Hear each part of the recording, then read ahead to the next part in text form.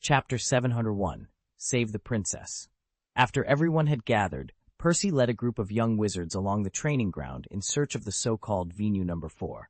He had no idea where it was located. In this training ground, Anduin had constructed a total of 7 or 8 closed gymnasiums. Among them, Venue number 1, number 5, and number 6 were designated as comprehensive training halls, pace and parry training halls, and shooting ranges, respectively. There were still many buildings whose purposes remained unknown to everyone. Fortunately, numbers were marked on the outside of these venues, making it easier to find them. After a short while, the group of 20 arrived at the entrance of Venue number 4. Percy stepped forward and tentatively touched the door handle, discovering that the door was not locked.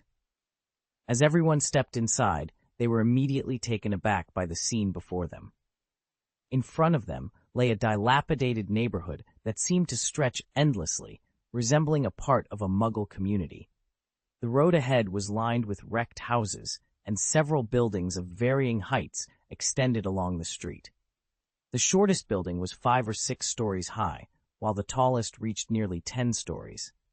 At the farthest end, there was a large building similar to a supermarket, but it too appeared abandoned. The spectacular sight left everyone in awe and confusion. The dilapidated residential area was enormous, at least 10 times larger than Venue number 1, which they had previously considered the largest. It was second only to Anduin's ranch space. The young wizards couldn't fathom why such an abandoned housing area had been created using the traceless stretching spell. It seemed inexplicable to them. "You guys are here, hurry up!" Anduin's voice suddenly came from nearby.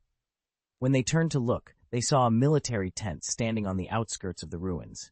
Anduin, dressed in a full set of tactical uniforms, was casually waving at them from the tent's entrance. "Professor, what's going on here?" Percy asked as he and the others approached Anduin, their eyes still fixed on the ruins. "Ah, I recently acquired something interesting, so I accidentally expanded the space," Anduin replied with a nonchalant smile, as if the large area next to him was of no consequence. "Accidentally?" Everyone looked at Anduin in disbelief. The area was almost as large as Hogwarts. It couldn't have been built casually. "Don't talk so much. You probably haven't eaten yet. Today is not the official assembly time, so everyone will make do at the headquarters. I'll explain why I called you here later," Anduin said, pointing into the tent before leading the group inside. "Command headquarters?" The young wizards felt even more puzzled by Anduin's description, but followed him obediently. Compared to the spectacular scene outside, the interior of the tent was relatively simple. Although part of it had been expanded with the no-trace stretching charm, the layout was basic. There was a long table, a set of sand tables, several cabinets, and 2 compartments divided by canvas. Nothing seemed particularly special. On the long table, Anduin had prepared simple food such as canned goods that were easy to preserve. Under his command, everyone quickly filled their stomachs and then looked at Anduin expectantly. "Everyone must be very surprised why I created such a large and strange ruin here and called you all together," Anduin began, seeing that everyone was ready. The young wizards nodded. They had been puzzled by Anduin's intentions for some time. "It's like this. This is a battlefield environment simulation area. I call it the number 0 test copy. The next thing you need to do is to go in and use. Everything you have learned will be put to the test in this mission," Anduin said, raising his finger to point at the distant ruins. "Mission accomplished? Test copy number 0? Most of the young wizards were intrigued by the mission Anduin mentioned, but Harry and his friends' eyes lit up at the mention of the number 0 dungeon. They had previously stumbled into the restricted number 1 dungeon. Could there be a connection between the two? Harry and Hermione exchanged glances, their curiosity piqued. "That's right," Anduin confirmed with a nod. "On one hand, this is to test some of what you have learned, and on the other, it helps me test a few things as well. Additionally, this mission won't be for nothing. To increase your motivation, I promise that anyone who successfully completes the test and achieves the final goal will receive a prize I've prepared." "Prizes?" The word immediately caught everyone's attention. Their initial curiosity about the ruins was now coupled with the excitement of potential rewards. It was a double incentive. "What's the mission? Let's get started," Malfoy asked eagerly, already imagining the legendary item that might be the prize. Hold on, Anduin said, raising a hand to calm the group. Let me explain the objective of the mission first. He pointed to a magical sand table beside him, which lit up with a three-dimensional image. The area in front of you is a small town that has been abandoned for a long time. A large number of undead creatures wander this town, and several humans have been captured and besieged by them, including a princess of the kingdom. Your task is to use all means necessary to penetrate the town and rescue the hostages, especially the princess. The 5 high-rise buildings and the deepest large department store in the area are the main search and rescue zones. Remember, your core mission is to rescue innocent people. You will earn 1 point for each hostage rescued and 5 points for rescuing the princess.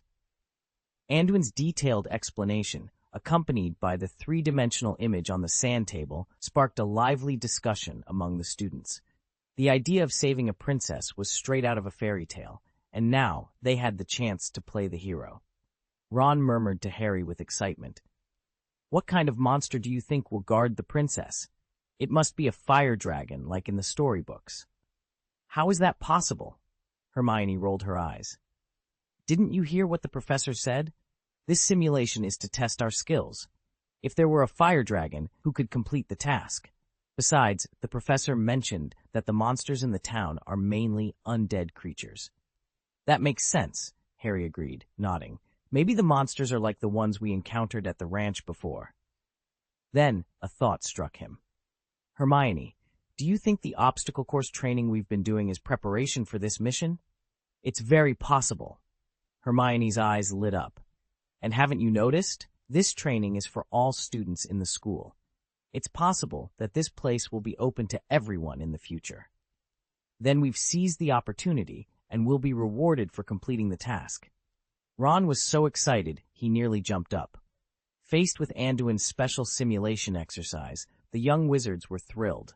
They were, after all, children, and this kind of hands-on combat simulation was far more engaging than cross-country training. While most were caught up in the excitement of Anduin's story, the more pragmatic Percy raised a practical question. "Professor, do we have any information about the distribution, number, and strength of the monsters in this area? Additionally, what about Do we have any information on the physical characteristics of the hostages? How can we tell them apart?" Percy asked, his tone professional. He had seen this kind of magical sand table during previous training courses, so he wasn't surprised by it. "Everything is unknown," Anduin replied with a slight smile. "You will need to identify and judge everything yourselves. I will only play the role of referee in this mission." "Understood," Percy nodded. "Will we have any support or help from our side? How should we arrange the staffing? Are we all going to rush in together?" "Good question." Anduin gave Percy an approving look. "This actual combat exercise is naturally not that simple. First, I will divide you into 5 combat groups, each with 5 people. I will take into account everyone's strength, so you don't have to worry about an imbalance in combat power. In addition, to carry out this mission, you will need to assemble a set of special tactical equipment. Only with this equipment can everyone's personal safety be guaranteed." Anduin's eyes showed a trace of teasing. "You know, the monsters in these ruins won't be friendly." With a snap of his fingers, 20 sets of equipment appeared on the long table. Among them were a pair of fashionable goggles and a vest similar to a tactical vest, though thinner and more formal, allowing it to be hidden under clothes. These 2 pieces of equipment are tactical goggles and a transmission vest, Anduin explained. The tactical goggles can protect your head from fatal injuries and have other magical functions, which you will need to discover on your own. The transmission vest has a simpler function. It does not offer any protective capabilities. Its only function is to transport you out if you are fatally injured. Of course, if this function is triggered, it means the mission has failed and you are considered killed. Fatal injury? Everyone's hearts skipped a beat. Did this mean that participating in this environmental simulation combat could be life-threatening? But what if we aren't mortally wounded? Malfoy asked nervously. If it's just a minor injury, the transmission vest will not be activated. You can then choose whether to continue the mission or give up. If you decide to give up, you only need to activate the coat of arms on the chest of the vest, Anduin explained patiently. He didn't expect these children to be as fearless as well-trained soldiers from the start, so he didn't mind if anyone chose to escape. I won't run away. Only a coward would use that function, Ron said, looking provocatively at Malfoy. Who are you calling a coward? I'll complete this mission before you, Malfoy shouted angrily at Ron. Let's just wait and see, Ron smirked. He had seen many constructs in Anduin's hands before, and guessed that the so-called monsters in the ruins might be these constructs. Malfoy, meanwhile, glared back at Ron, not noticing the sly look in his eyes. All right, let's start assigning teams now, and then everyone can prepare, Anduin said, taking out a recording board. The first team, Penelope is the team leader, with members Susan, Mandy, Ron, and Draco. What? Malfoy and Ron were taken aback. They hadn't expected Anduin to put them on the same team. They glared at each other, silently warning each other not to mess up. The second team, Leader Lead, with members Hannah, Ernie, Neville, and Terry. The third team, Leader Percy, with members Harry, Pansy, Daphne, and Cho. The fourth team, Leader Cedric, with members George, Fred, Terrence, and Hermione. After listening to Anduin's team arrangement, everyone began to understand the current team formation rules. The teams led by the 3 fifth graders were primarily composed of first and second year students. The fourth team, however, included 3 third graders to balance the combat power. After hearing this arrangement, no one had any objections. However, Harry and his friends felt a bit disappointed. They couldn't help but wonder if Anduin had deliberately separated them, which left them feeling somewhat uncomfortable. It wasn't just them. The team formations dispersed students from each house, meaning the team members were not the most familiar friends. They would need to get to know their new teammates during the upcoming missions. The only exception to this was the Weasley twins. Due to the need for balanced strength, Anduin had to place the two in the same team. Additionally, Cedric and his teammates were still neighbors, and Hermione was also very familiar with them. Although Slytherin was a Slytherin, he had the best temper among them. As a result, the fourth group had the best atmosphere. During the process of changing equipment, they even started discussing their next tactics enthusiastically. End of this chapter. Chapter 702, Explosive Equipment. Cedric, appointed as the team leader, addressed the group with a democratic approach, actively seeking everyone's opinions. What do you guys think we should do next? I observed that the entrance to the dungeon is mainly divided into 2 parts, the main road and the ruins. We can choose a path or go across those ruins. George was the first to speak up. Of course, we should take the main road directly to the target point. Did you notice what the professor said? The hostages are all in those tall buildings, and our main task is to rescue them. We don't need to worry about the monsters outside. Fred nodded in agreement. I think we should head straight for the central shopping mall. I can guarantee that the princess must be there. She is the most valuable. The twins had grasped the key point. The score was based on the number of hostages they rescued, not the number of monsters they defeated. Do you mean to go straight ahead with the shopping mall as the goal? Wouldn't that be a bit reckless? Terrence asked, frowning. What else? George wasn't upset by Terrence's rebuttal. Instead, he looked at Hermione, the youngest in the team. What do you think? The straight line between 2 points is the shortest, and the view in the center is also the best, isn't it? Hermione nodded thoughtfully. According to what you said, it does make sense, but I always feel that the ruins created by the professor may not be so simple. If there's a straight path, why is there such a vast area on the side of the road? Hermione is right, Cedric agreed. Since we are the 4th team and the last to take action, let's take this opportunity to observe more and then play it by ear. Cedric's suggestion was unanimously approved by everyone. However, they didn't realize that someone was quietly eavesdropping nearby. Hey, let's take the middle road and head towards the deepest shopping mall. It must be where the princess is trapped. Ron, who had eavesdropped on the 4th team, excitedly reported back to his team. How do you know? Malfoy looked at Ron suspiciously. The professor didn't say where the hostages are. Of course, I deduced this based on my wisdom, The important role of the princess must be placed in the largest building. Why are you so stupid? Ron didn't mention his eavesdropping at all, but spoke confidently. What Ron said makes sense, their leader Pinello nodded. And the main road has the best view. If we don't know the internal information, this may be a good idea. Then let's do it, Susan shouted. It's better than crossing those ruins with unknown conditions. As the teams discussed their action plans, Anduin spoke up. Attention everyone, the action is starting now. The first team is ready to enter. Yes, Professor. Pinello and the others from the first team responded loudly and walked out of the tent. Naturally, the other teams didn't want to miss this opportunity to gather information and gathered outside the entrance of the ruins, watching the first team walk onto the main road. Everyone, draw your wands and be careful. Pinello, a competent team leader, commanded without hesitation. The group of 5 walked down the main road, wands in hand, carefully observing their surroundings. However, after advancing 200 or 300 meters, the area remained eerily quiet. Not a single enemy appeared to obstruct their path. Isn't it a bit too quiet? Malfoy couldn't help but feel uneasy as he felt the uneven stone road beneath his feet and the silence around them. Doesn't this mean that the route we chose is correct? Ron said confidently.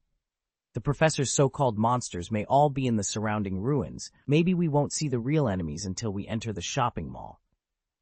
It's better to be careful. I have a bad feeling about this, Pinello said, her perception abilities alerting her to a potential danger approaching. Boom! Suddenly, a large hole exploded in the ground 5 meters in front of them, and an enormous figure emerged from it. As the smoke and dust settled, they saw a giant skeleton over 5 meters tall, wielding a long-handled giant hammer. Ow! The giant skeleton screamed as it swung the sledgehammer and charged at them. Concealment, Pinello shouted, immediately casting a disarming spell. However, her spell had no effect on the skeleton, as if it were merely a scratch. Realizing the danger, the young wizards quickly retreated about 10 steps and searched for cover. Ron was particularly shocked. He had never seen this giant skeleton in Anduin's construction warehouse and wondered if it was a new model or a special construct. The skeleton's sudden appearance caught everyone off guard, and some were unable to escape in time. The giant skeleton took 2 steps forward and caught Mandy Blocker, who was trying to flee. It swung its heavy hammer, hitting Mandy in the back and turning her into a white light. Mandy's disappearance triggered the transmission vest she was wearing, highlighting the skeleton's lethal power.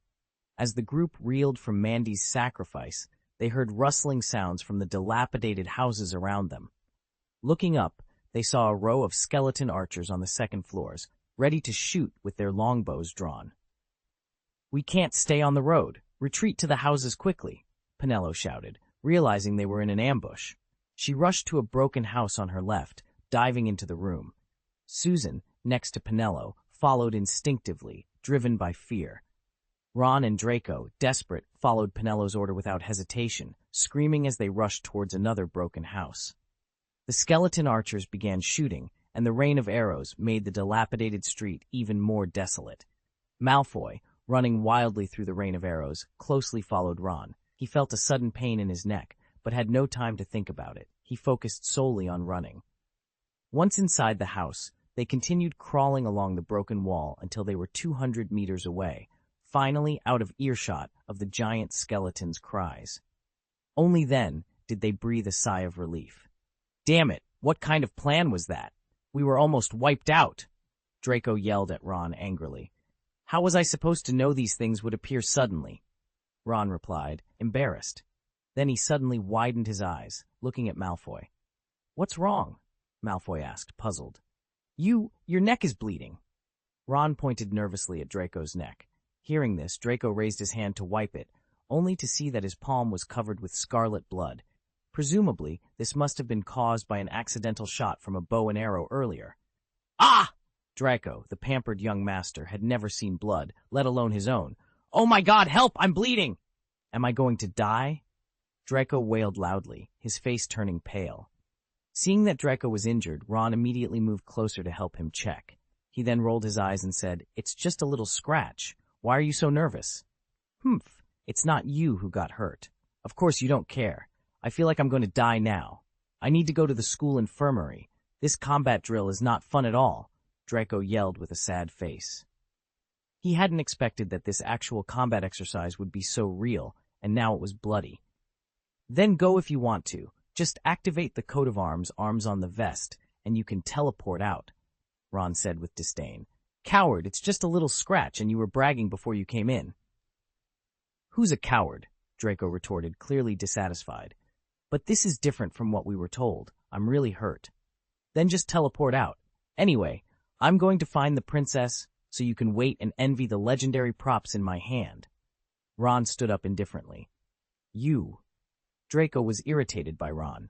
He gritted his teeth and said, You alone? I'm afraid you won't even see the princess before you die. Hurry up and help me bandage my wound. Shh, you're so hypocritical, Ron muttered, but he quickly tore off a piece of cloth from his robe and carefully wrapped it around Draco's neck. While Ron was dressing, the wound, Draco couldn't help but mutter, By the way, did you notice something about those skeletons that came out? Of course I noticed. The names and health bars appeared above the heads of those monsters. Ron nodded seriously. I guess that's another purpose of our glasses. They help us identify those monsters. The first one to appear was called Giant Skeleton. Its health bar was astonishingly long, while those skeleton archers had much shorter ones. But Penello's disarming spell didn't seem to have any effect on them. What should we do if we encounter a similar opponent again? Draco muttered worriedly. For normal-sized skeletons, it's better to use the Crushing Curse and the Repelling Curse. They are highly resistant to the Disarming Curse and Stunning Curse.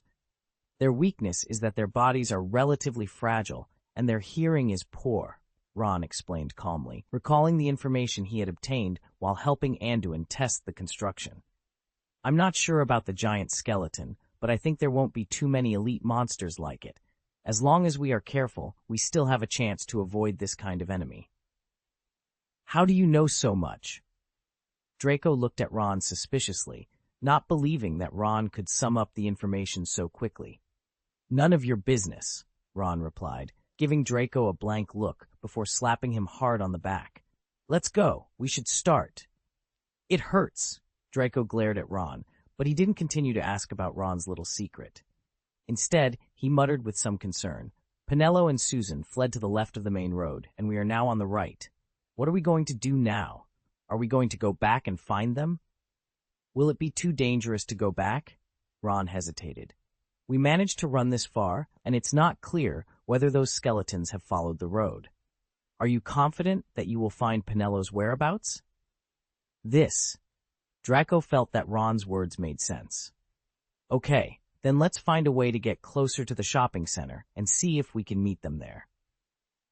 After discussing their plan, the two set off towards the shopping center, hoping to reunite with their friends. They carefully navigated through the wreckage of the building, avoiding the main road. As they moved towards the shopping center, they encountered two skeleton soldiers on patrol. It's a skeleton swordsman and a skeleton spearman, Malfoy whispered, retracting his head from the ruins. What should we do next? Should we avoid them? If these skeleton soldiers have poor hearing, as you said, we might be able to avoid conflict. I said they have poor hearing, not that they're deaf, Ron replied, rolling his eyes. What level is your Shattering Curse? Let's see if we can take them out in one go. I know a level 2 Shattering Curse and a binding spell. I haven't learned the Repelling spell yet, but I do know a level 3 dancing spell. Will that work? Malfoy asked, lowering his voice to avoid alerting the skeletons. 2 level 2 Shattering Curses should be enough. We can skip the dancing spell. I don't want to see a skeleton doing a funny dance, Ron said, glancing around cautiously. When they walk past this broken wall, we'll rush out and attack. I'll handle the swordsman on the left. You take the spearman. Be careful of the swordsman's shield. It can block many attacking spells. Got it? Malfoy agreed, unusually compliant in this critical moment. The two quietly waited behind the wall for the patrolling skeletons to pass. As the skeletons approached, Malfoy signaled to Ron. They rushed out from behind the wall, casting their spells simultaneously. Bones to pieces, they shouted in unison. The 2 shattering curses hit their targets, and the skeletons shattered with a loud bang. Hurry, scatter their bones. They'll resurrect if we don't, Ron shouted excitedly. Understood. I really don't know where you got all this information, Malfoy grumbled, helping Ron scatter the bones. Wait, look, Malfoy exclaimed, picking up a skeleton soldier's spear. This weapon has attributes. Huh? Ron looked over curiously and saw that Malfoy was right. A row of words flashed above the spear. Spear. Attack power, 7 to 12. Attack distance, 2.4 meters. Durability, 1920. Features, none. Could it be? Ron's eyes lit up. We can use the equipment dropped by these monsters? It seems so, Malfoy said excitedly, claiming the spear. Check the skeleton you defeated. Its equipment might be useful too. Ron quickly examined the skeleton swordsman's equipment and found attributes displayed in his glasses. Bone one-handed sword. Attack power, 5 to 10. Attack distance, 1 meter. Durability, 1820. Features, none.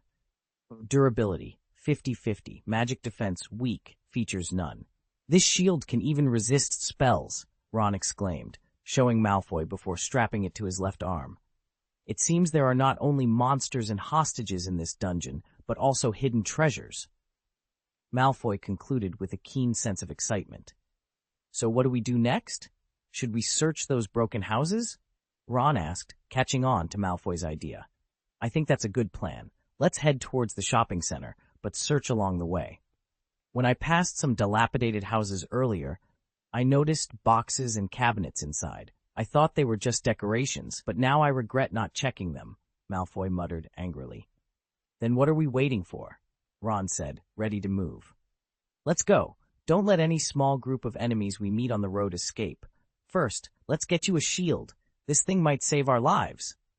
Ron was very excited. Both he and his companion were originally obsessed with alchemy props, but now that killing monsters could yield equipment, their eyes lit up with excitement. On the other side, the people watching around the ruins dungeon saw what happened to Ron and the others from a distance. The sudden appearance of giant skeletons and the ambush of skeleton archers from all directions was a shocking sight, even from afar. Mandy, who was instantly killed, turned into white light and reappeared in front of everyone, looking bewildered. What's wrong with me? Where is this? Mandy asked, feeling disoriented. It seems you were killed.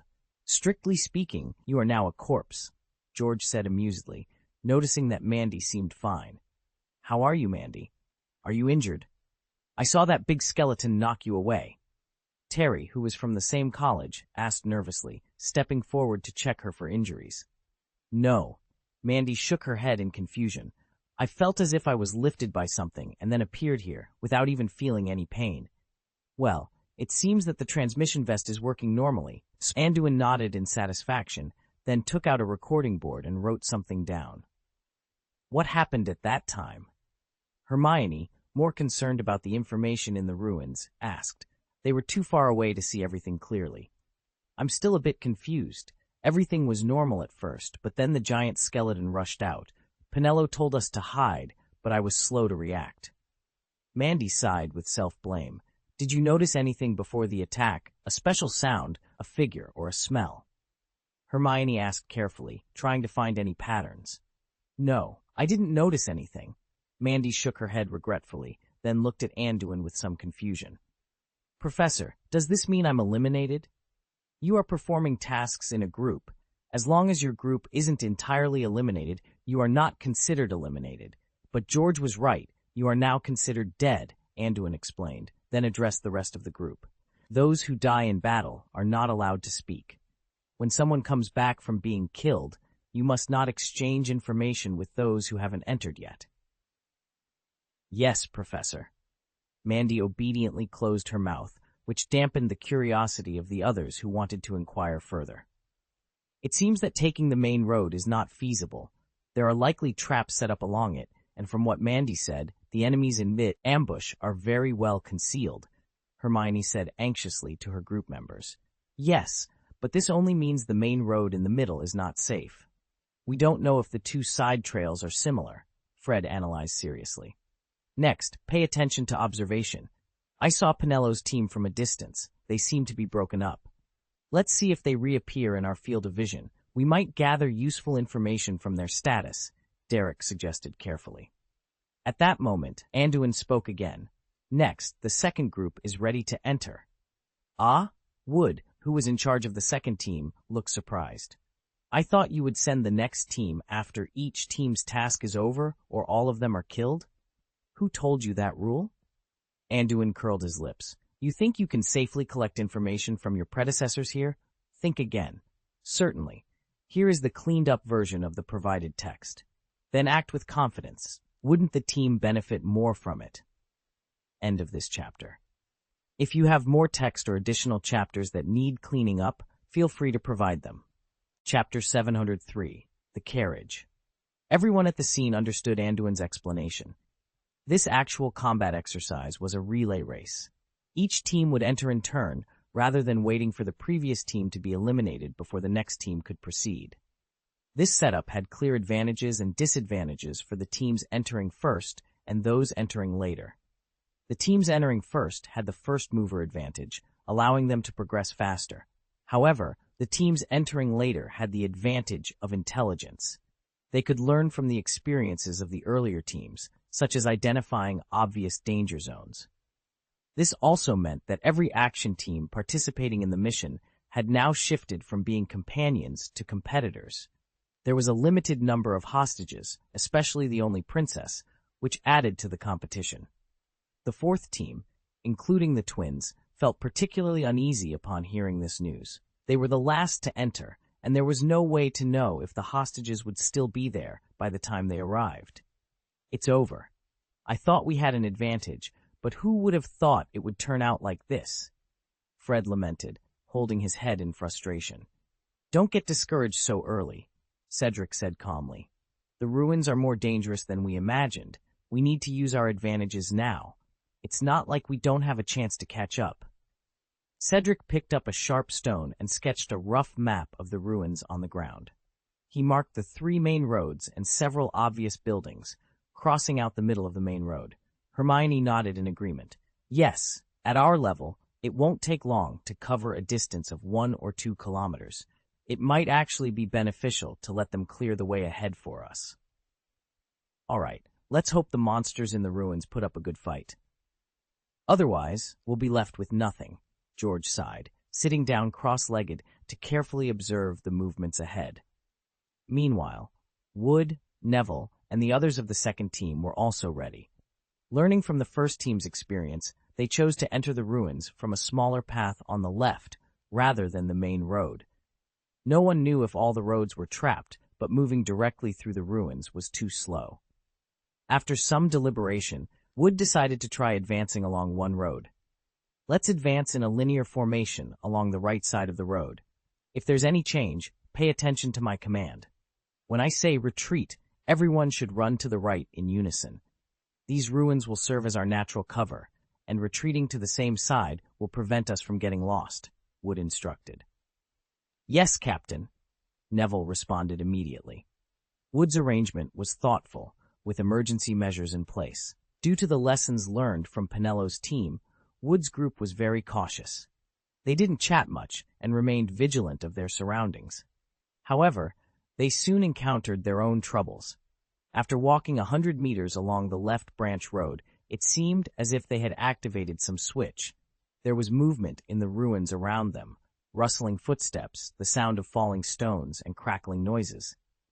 Yet, there was no visible threat in their field of vision. This was completely different from the silence the first team experienced on the main road, making Wood and the others immediately alert.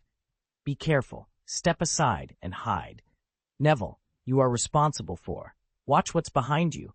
Everyone, play it by ear, Wood instructed, his voice low and cautious. Encountering such a vision, he wasn't in the mood to let everyone proceed recklessly. Instead, he led them to hide carefully. After a while, they finally saw the source of the sound. At the intersection not far from the crowd, a group of skeleton squads emerged. They moved with complete coordination, and their number was close to 20. Among them was a skeleton carriage dragging a strange stone box that resembled a coffin. The group of skeletons walked past the crowd slowly, seemingly unaware of the second team's presence, as if they were transporting the coffin to a funeral. Skeletons dragging coffins? What are they up to? Hannah Ibo, a member of the team, stared at the skeletons in front of her, speechless. She couldn't fathom why such a coffin would appear among undead creatures. I don't know. What should we do next? Should we wait for them to leave or engage them? Ernie asked nervously, lowering his voice to avoid alarming the monsters. Wood glanced at the skeleton queue and, after a moment of thought, turned around and whispered, "There are 22 enemies in total. 4 skeleton swordsmen, 6 skeleton spearmen, and 12 skeleton archers. The most challenging ones to deal with are the swordsmen. I can handle them, but are you confident in dealing with the rest?" In the second team, the honest Neville had shared his knowledge about skeletons early on, so they generally understood the strength of these monsters. "Let's just do it. There are no giant skeletons among them. If we catch them by surprise, we can take them down." Hannah, the only girl in the team, was eager to fight. The rest of the team also looked ready to try. After all, this was just a battlefield simulation, not a real battle. They had seen Mandy, who was killed and teleported back safely before, so they weren't too scared. "All right, let's ambush them once they move a bit further. Focus on the archers, and I'll deal with the swordsmen." Wood, who hailed from the Lion Academy, had been itching for a fight. He had to consider the others' opinions, but it turned out they were more excited than he was. Gah! Just as they were discussing their ambush, a hoarse howl suddenly came from the coffin on the carriage. The skeleton convoy stopped, and the skeletons turned their heads in unison, looking towards Wood and his party's hiding place. No, they were discovered. Wood reacted quickly, getting up and blasting a shock spell that he had already charged. At the same time, he shouted, "Do it!" Hearing his command, the rest of the team didn't hesitate. Neville and the others shot 4 shattering spells in unison, knowing that the most effective way to deal with these enemies was to shatter their bodies to pieces. Bang, bang, bang! As soon as the battle started, the second team's attack achieved initial success. Wood's charged repelling spell penetrated the entire convoy, instantly smashing a skeleton swordsman and a skeleton spearman to pieces. The spells of the other 4 were also well prepared, and their accuracy was high, defeating 4 skeleton archers. Ow! The skeletons, having lost 6 members instantly, seemed enraged. They roared loudly, quickly adopting fighting postures. Skeleton swordsmen and spearmen rushed towards the crowd, weapons at the ready, while the archers began drawing their arrows and bending their bows. A head-to-head battle was about to begin. Ernie, Terry, you two climb to the high point and deal directly with those archers. Even if you can't defeat them quickly, you still have to interfere with their attacks. Neville and Hannah will follow me to meet the enemy head-on. As a Quidditch captain, Wood was extremely calm when commanding the battle. He was used to giving orders. Yes, Ernie and Terry didn't hesitate. After extensive tactical training, they were no longer the inexperienced kids they once were. They stepped on the rubble and wreckage next to them, as if climbing stairs, quickly reaching a dilapidated house on the right. From the balcony on the second floor, they cast spells on the archers below. Flying sand and stone. There are many obstacles. Neither of them had the confidence to hit the enemy directly from such a distance, so they opted for interference strategies. The sand and rocks splashed by the flying sand and rock curse disrupted several skeleton archers, causing them to lose their aim. The obstacle curse even knocked down 2 archers directly. Although it didn't destroy them, it delayed their attack. Break into pieces. Quickly knock back. With the cover from his teammates, Wood didn't need to worry about the arrows and could attack freely with powerful spells.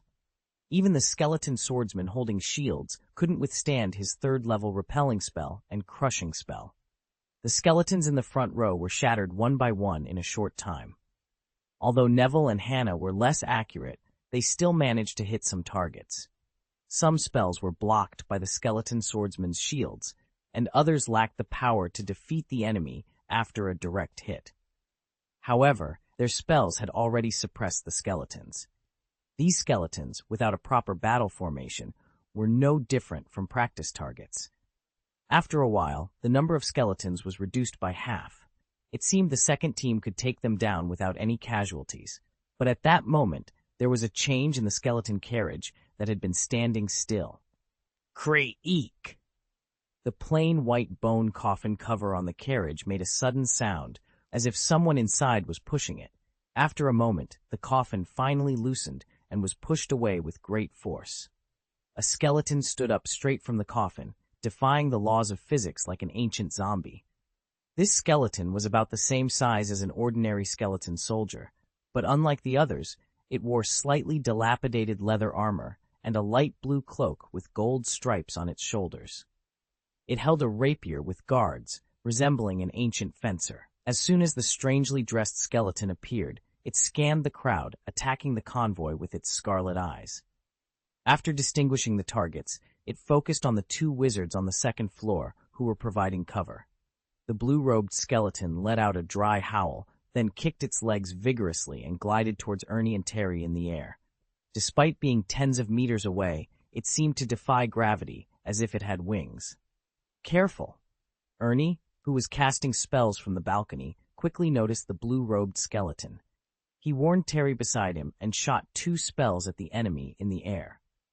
But the blue-robed skeleton, gliding like a flexible swallow, easily dodged the attacks and quickly closed in on them. "Come down, there's something wrong with this skeleton. Don't engage it directly." Wood, who was facing the enemy, also noticed the situation and shouted to Ernie and Terry to evacuate. In the face of Wood's curse, the blue-robed skeleton effortlessly swiped its sword, cutting through the magic bullet of the repelling curse. Without hesitation, it relentlessly attacked Ernie and Terry. The menacing skeleton swordsman caused the two to panic, ignoring Wood's warnings and blindly casting spells at each other. However, the rapier in the blue-robed skeleton's hand was like a razor-sharp blade, slicing through their spells as if they were mere paper. Ernie instinctively jumped back, barely avoiding the attack, but the blue-robed skeleton moved with a swiftness far beyond that of the ordinary skeletons below. After missing its initial strike, it quickly raised its sword and thrust forward again. This time, Ernie wasn't so lucky. He was struck and vanished in a flash of white light. Seeing this, Terry trembled in fear. Could this skeleton be so formidable? Just as the blue-robed skeleton raised its hand to attack Terry again, its rapier was suddenly intercepted by another long bone sword. Terry looked up to see Neville had jumped onto the balcony. Neville had been anxious when he saw the blue-robed skeleton rushing towards Ernie and Terry. Knowing his spells might not be effective, he had grabbed a one-handed bone sword from a fallen skeleton after Wood had smashed it. He then rushed to the balcony to provide close support. Unfortunately, Neville couldn't save Ernie in time, but he arrived just before Terry was in danger. "Terry, get down! I'll try to hold this guy off," Neville shouted. He wasn't arrogant enough to think he could single-handedly defeat this elite monster, but he had carefully observed its moves. The skeleton's attacks were rigid, consisting of horizontal and vertical slashes and straight stabs, with fixed attack ang. The limitations of its constructed form were evident, though its attack speed was daunting. After simulating the fight in his mind, Neville judged that he could barely block its attacks. "Okay." Terry, knowing Neville's capabilities, didn't argue. He jumped off the balcony to quickly support Wood. The sudden appearance of the blue-robed skeleton had disrupted the rhythm of the battlefield. The previously disturbed skeleton archers had regained their composure and were now firing arrows, adding to Wood's burden. End of this chapter. Chapter 704, Deadwind Saber and Sapphire Blue Wings. After a wave of switching opponents, the second team had evolved into a group mainly consisting of Wood, Hannah, and Terry. They were responsible for consulting the remaining miscellaneous soldiers on the frontal battlefield. On the other side, Neville was in close combat with an elite skeleton swordsman who was obviously stronger than the other ordinary mobs. His task was to hold down the opponent to buy time. Neville's mission was going well. Although the blue-robed skeleton was far superior to ordinary skeleton soldiers in terms of speed, strength, and flexibility, it was still just a construct. It lacked flexibility, its moves were repetitive, and it didn't even know how to change targets to support the frontal battlefield. As long as someone could keep up with its speed, the blue-robed skeleton had no way to quickly resolve the battle. Of course, Neville's situation was not as good as it seemed. The attributes of the blue-robed skeleton were much higher than his, making it very difficult to deal with. He was barely holding on.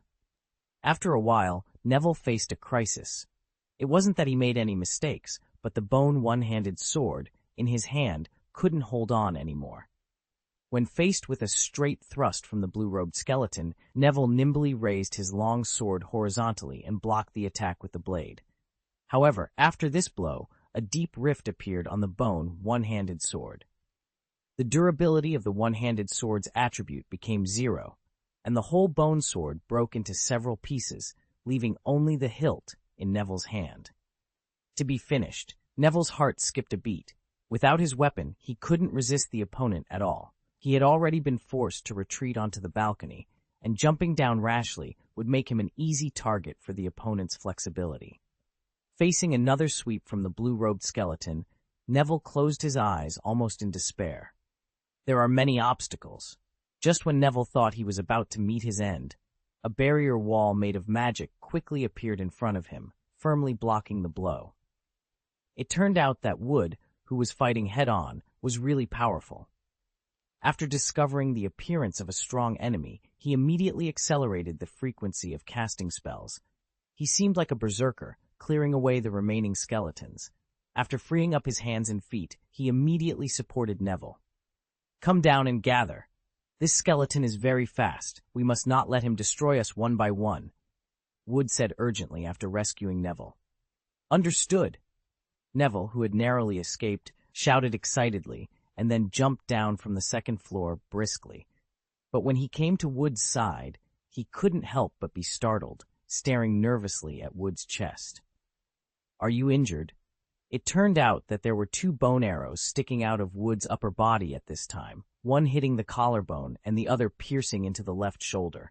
"No way! How could we get rid of those miscellaneous fish quickly without paying a price?" Wood smiled nonchalantly. "Don't worry. I've suffered much more serious injuries in the Quidditch team than this. It's trivial." After that, Wood raised his hand aggressively and pulled out the 2 bone arrows forcefully. Apart from baring his teeth in pain, he didn't even groan. Wood's macho performance shocked the spirits of the 3 little wizards around him and boosted their confidence. What did they have to fear with such a fierce captain by their side? The blue-robed skeleton on the balcony observed the target a little dully after finding out that the target had escaped. Then it jumped up and ran back and forth, as if not planning to give up. Wood and the other mermaids prepared to fight. "He wants to escape. Don't let him get away. The equipment on that monster has attributes," Neville shouted urgently. He had previously fought against blue-robed skeletons wielding bone swords and knew they could use the equipment on these creatures. The cloak and lawn sword of this blue-robed swordsman looked particularly valuable, and he couldn't let it slip away. "Don't worry, it can't escape," Wood responded with a cold smile. He quickly waved his wand, casting 3 consecutive binding spells. These spells not only attacked the opponent, but also sealed the space on either side of it. Despite the blue-robed skeleton's alert attempts to dodge the incoming spells, it was inevitably hit by one, causing it to plummet to the ground like a bird with its wings bound. "Shatter it!" Wood didn't hesitate. He stepped forward and cast a shattering spell, smashing the skeleton into pieces. Phew, that was close. Fortunately, this guy wasn't very smart. If he had attacked with the main force, we might not have been able to handle it, Hannah said, wiping the sweat from her forehead. The pressure had been real, even though the threat was high. It's a pity Ernie was killed. We should have suspected something was wrong with this carriage. This blue-robed skeleton is probably an elite monster, similar to the giant skeleton the first team encountered, Terry added, exhaling deeply. Luckily, it wasn't a giant skeleton. Otherwise, it wouldn't have been so easy to deal with. This one even tried to escape, which means they have some intelligence. We need to be careful when encountering similar monsters in the future, Wood agreed. This was his first time fighting head-on, and he had been a bit flustered. However, his experience with the Quidditch team had helped him stay calmer than the others. "Check their equipment. The one-handed sword I picked up has attributes. I bet their gear is good," Neville said, already thinking about the spoils. Wood nodded with a smile, and they began to examine the corpses of their enemies. The equipment dropped by the ordinary skeleton soldiers was the same as what Ron and Malfoy had seen, standard gear. However, there was a new type of equipment for skeleton archers this time. Bone longbow. Attack power, 2 to 12. Damage calculated based on distance and strength. Attack distance, 50 meters. Durability, 1620. Features, none. Stores arrows, 1220. Wood picked up the archer's equipment, glanced at it, and then discarded it in disgust. In terms of long-range attack methods, these bows and arrows were not as convenient as magic spells. The bone shield from the ordinary skeletons was more useful, at least as a poor-quality iron-armored spellcaster. The equipment dropped by the blue-robed skeleton, however, was much more interesting. Upon closer inspection, they realized that this elite skeleton was called a swift swordsman. It had 2 pieces of equipment with attributes, the western rapier in its hand and the cloak on its back. Twin saber. Attack power 20 to 30.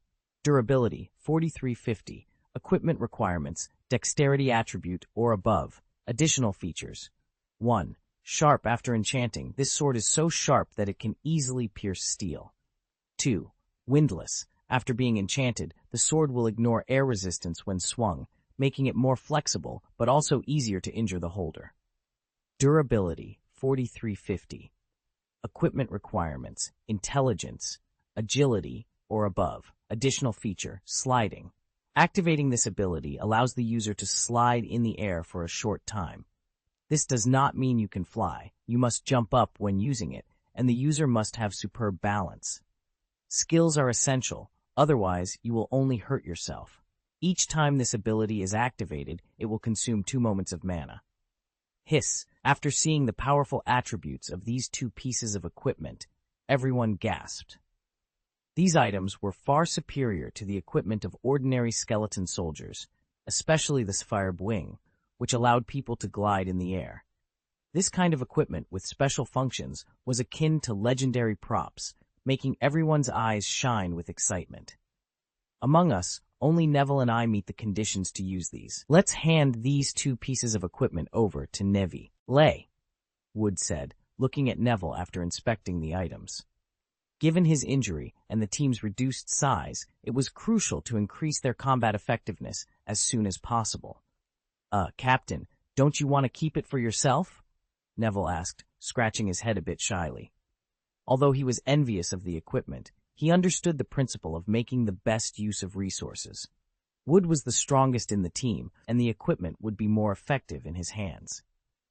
This level of equipment offers limited improvement for me, and I'm not very good at melee combat.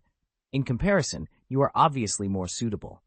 I know you are the best at melee combat among the first graders, Wood replied, shaking his head lightly. Given his injury, he was not suited for close combat. Hannah and Terry nodded in agreement, recognizing Neville's fighting ability. Okay, then I won't be polite. Neville chuckled, eagerly equipping the 2 items. He then jumped high to test the gliding function of the Sapphire Blue Wing. Very good, you can control them. This will give us a better chance of winning in our subsequent actions, Wood said, nodding in satisfaction at Neville's calm demeanor. Captain, what should we do next? Should we continue on this road and take care of your injury as well? Hannah asked, looking at Wood with concern. Although they had briefly treated the wound and stopped the bleeding, Wood had still lost part of his fighting power. Wood pondered for a moment before saying firmly, Let's head towards the nearest high-rise building first. We can collect other loot along the way and try to capture a building. Then should we give up on the deepest shopping center? Terry asked, frowning. He was still thinking about the princess. Let's try smaller targets first. We still don't know the strength of the monsters in this dungeon. I speculate that there may be more troops guarding the hostages than those we just encountered. Just this small enemy has reduced our staff. It is not wise to rush towards the biggest goal. My idea is to test the level of one of the high-rise buildings first. If the defensive strength is average, we can continue deeper. If there are many strong enemies, we will focus on rescuing ordinary hostages and give up the princess, Wood explained rationally. His strategy was simple. Like a Quidditch game, you could score points with a quaffle shot, and you could score big points by catching the snitch. But the snitch was hard to catch. It was better to focus on earning more manageable points. I understand what you mean, Hannah nodded. A princess gets 5 points. As long as we rescue more than 5 ordinary hostages, we will score more points than rescuing a princess. That's right, Neville agreed. And the other teams are probably targeting the princess. Besides the enemies stationed there, we have to beware of them. It would be easy to end up with nothing. Exactly, Wood smiled. Everyone, pack up quickly, bring all the useful items, and then move through the ruins to avoid being seen by the 2 teams that haven't entered yet. Yes, the 3 of them responded in unison. The group moved in unison, gathering a few essential weapons, with the swordsman's shields being the most crucial. The rest of the equipment was largely unnecessary. The previous battle involving Wood and his team had been clearly observed by everyone outside the ruins, as they had encountered the enemy much closer than the first team. I didn't expect Wood and his team to take down the entire skeleton squad, including that flying blue-robed skeleton. They are really strong, Fred remarked, smacking his lips in contemplation. But they also lost a member, and Wood seems to be injured. He's acting like it's nothing, though. Hermione looked into the distance, speechless. She was also surprised at the intensity of this combat drill. There was real bloodshed in the battle, indicating that the professor was serious about this exercise.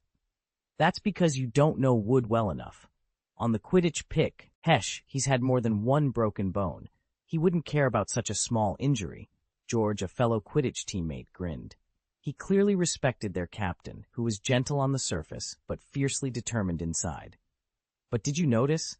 After approaching the group of skeleton soldiers, Neville donned the cloak and wielded the long sword of that blue-robed skeleton.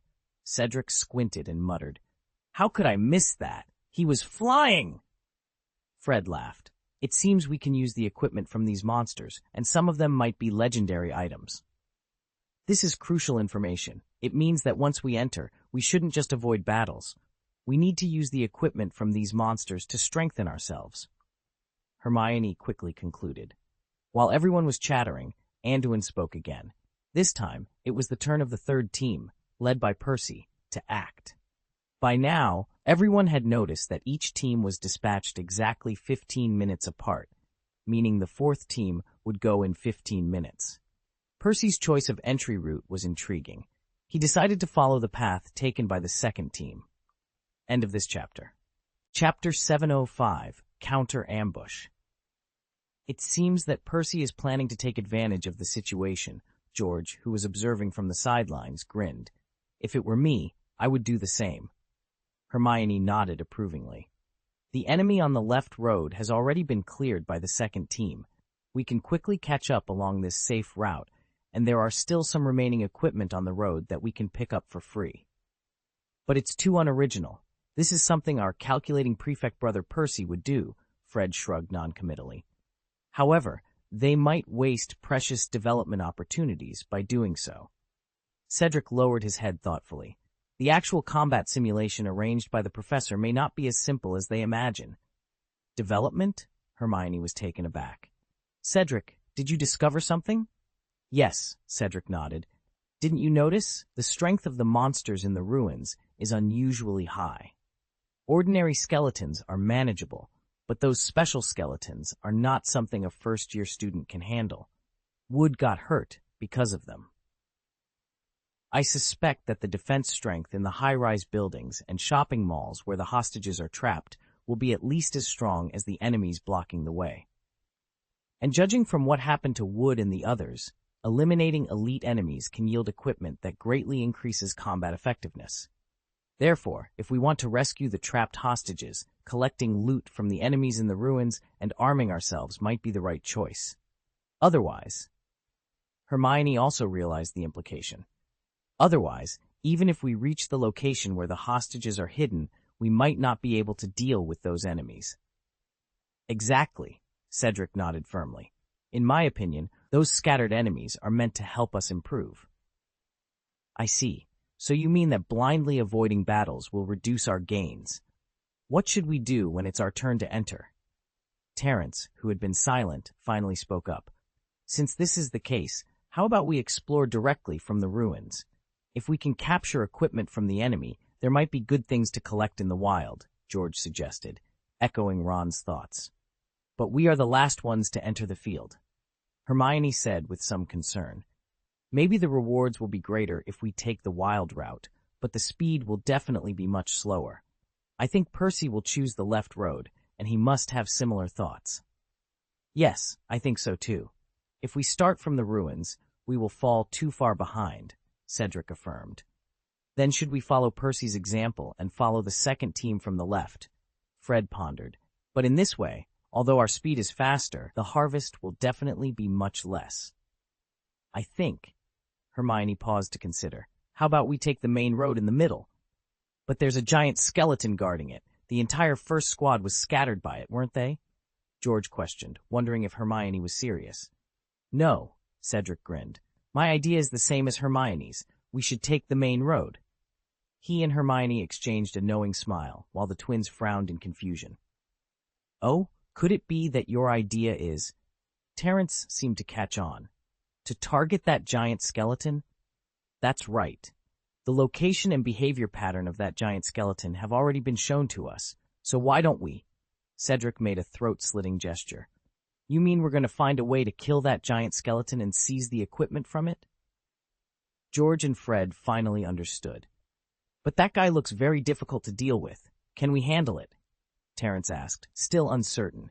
His side of the task called out to Fred, who was on the opposite side of the street. All clear here, Fred responded, giving a thumbs up. George, standing beside him, nodded in agreement. Great job, everyone, Cedric said, a sense of relief washing over him. Now, Terence, it's your turn. Remember, your job is to lure the giant skeleton out. Be quick and keep your distance. Terray? Ence nodded confidently. Got it. I'll be as fast as a firebolt. Cedric turned to the rest of the team. Hermione, George, Fred, get ready with your spells. We need to hit it hard and fast once it appears. The team took their positions, wands at the ready. Terence took a deep breath and sprinted towards the center of the street, where the giant skeleton was expected to emerge. As he approached the designated spot, the ground began to tremble, and a massive skeletal figure burst forth from the earth, towering over Terence. Now! Cedric shouted. Terence darted to the side, narrowly avoiding a swipe from the giant skeleton's bony hand. The rest of the team unleashed a barrage of spells. Hermione and George cast powerful transfiguration charms, aiming to bind the skeleton's movements, while Fred and Cedric launched a series of explosive spells to weaken it. The giant skeleton roared in frustration, its movements hindered by the transfiguration charms. It swung its massive arms wildly, but Terence's agility kept him out of harm's way. Keep it up, Cedric encouraged, his voice steady despite the chaos. We're wearing it down. With each spell, the giant skeleton's bones began to crack and splinter. Finally, with a resounding crash, the creature collapsed into a heap of bones. We did it, Hermione exclaimed, her face flushed with excitement. Cedric grinned, wiping sweat from his brow. Great work, everyone. Let's see what kind of equipment this thing was guarding. The team gathered around the remains of the giant skeleton, sifting through the bones until they found a chest hidden beneath the rubble.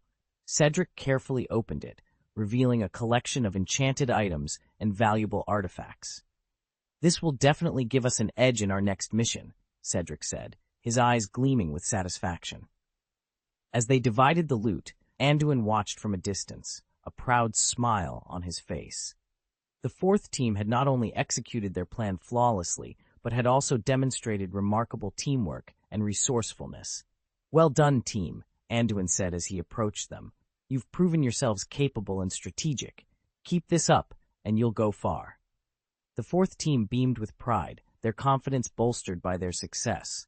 They knew that the challenges ahead would be tough, but with their combined skills and determination, they were ready to face whatever came their way. Cedric stepped onto the balcony and shouted to the twins across from him, "It's a piece of cake!" Fred poked his head out and grinned. George almost got hit by an archer, but it was just a false alarm. All right, let's start the operation. Cedric nodded and glanced at Terence, who was waiting below. Seeing this, Terence knew it was his cue. He pulled out his wand and moved forward cautiously, uncertain of the exact location of the giant skeleton. Boom! After some probing, Terence finally found the ambush spot.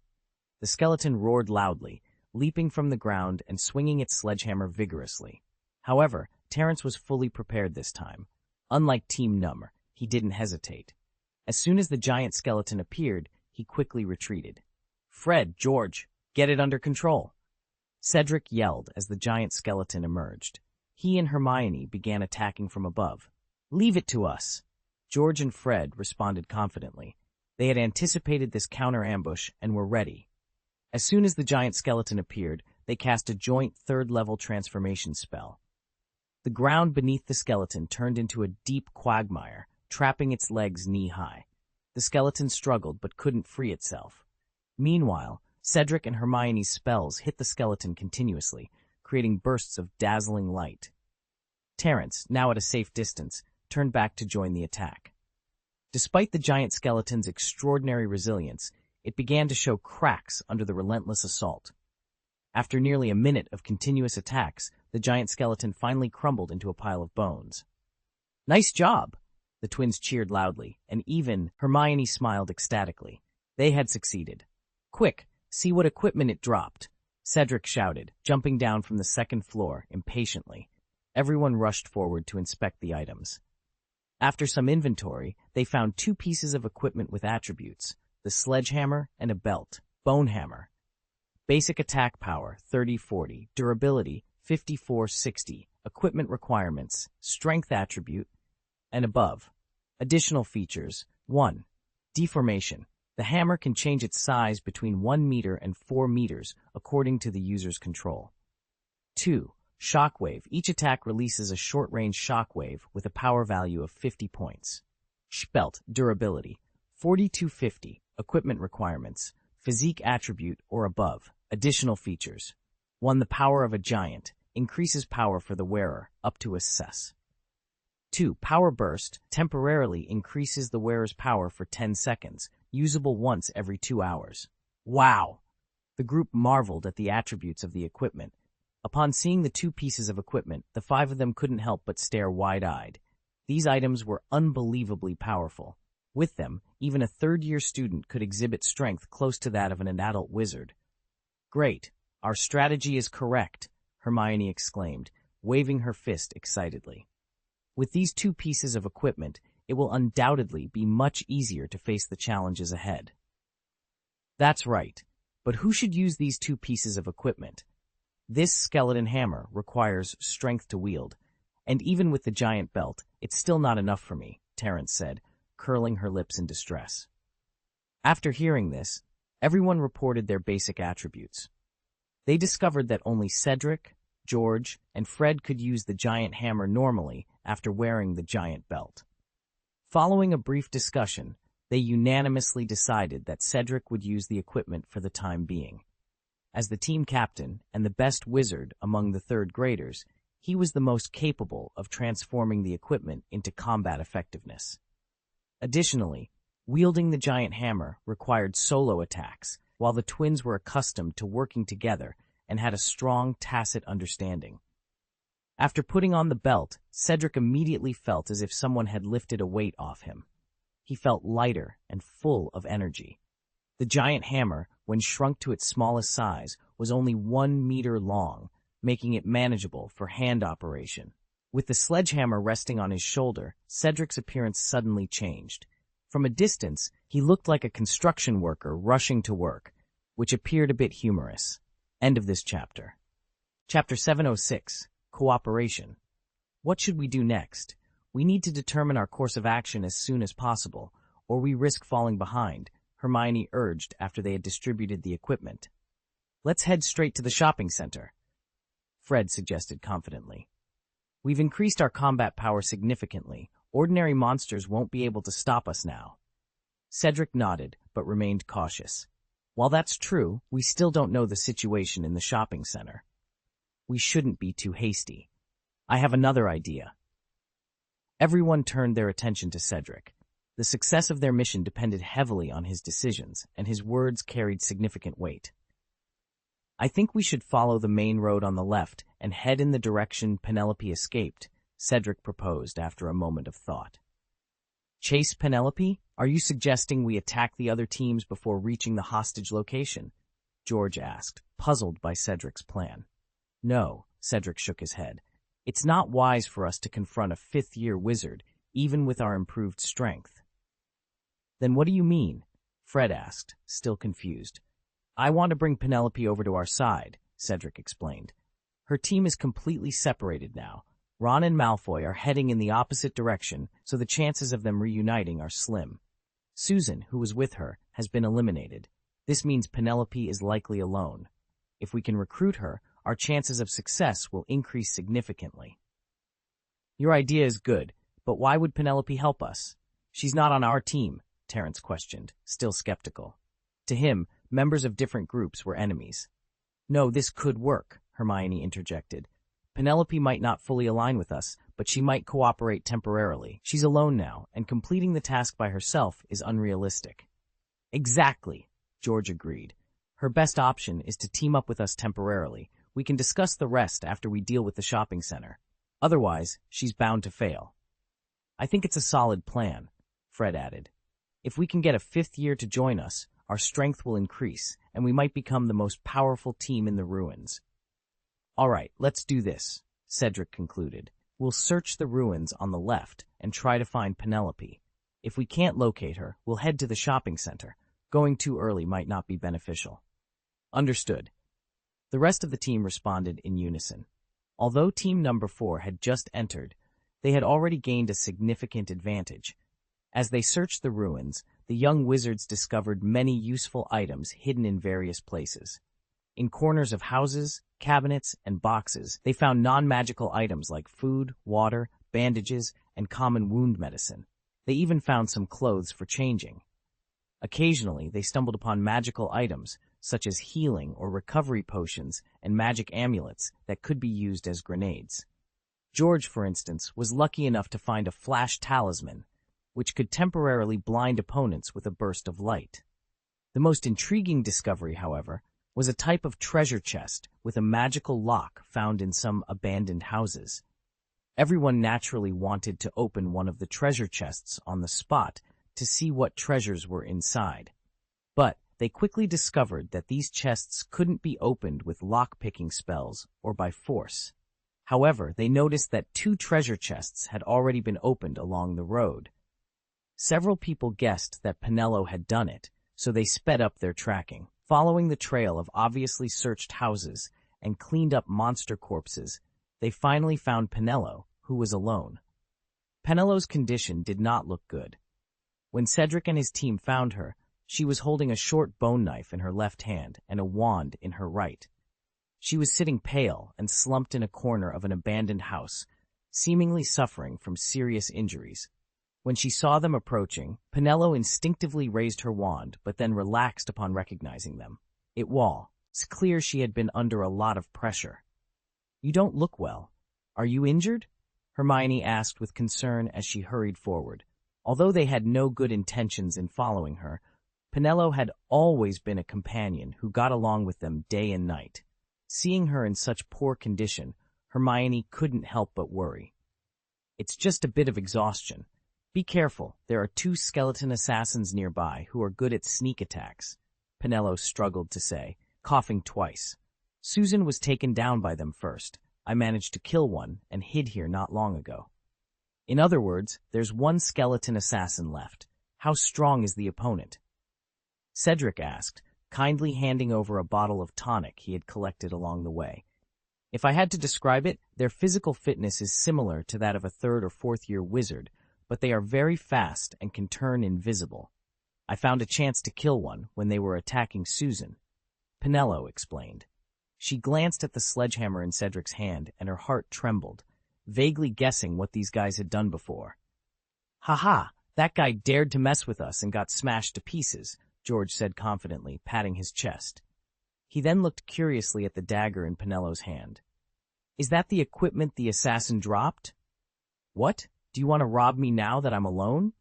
Penelope took a sip of the tonic and looked at them with a teasing expression. It shouldn't be a coincidence that you suddenly appeared here. Have you been chasing me all this way? Don't worry, we have no intention of harming you, Cedric said with a slight smile.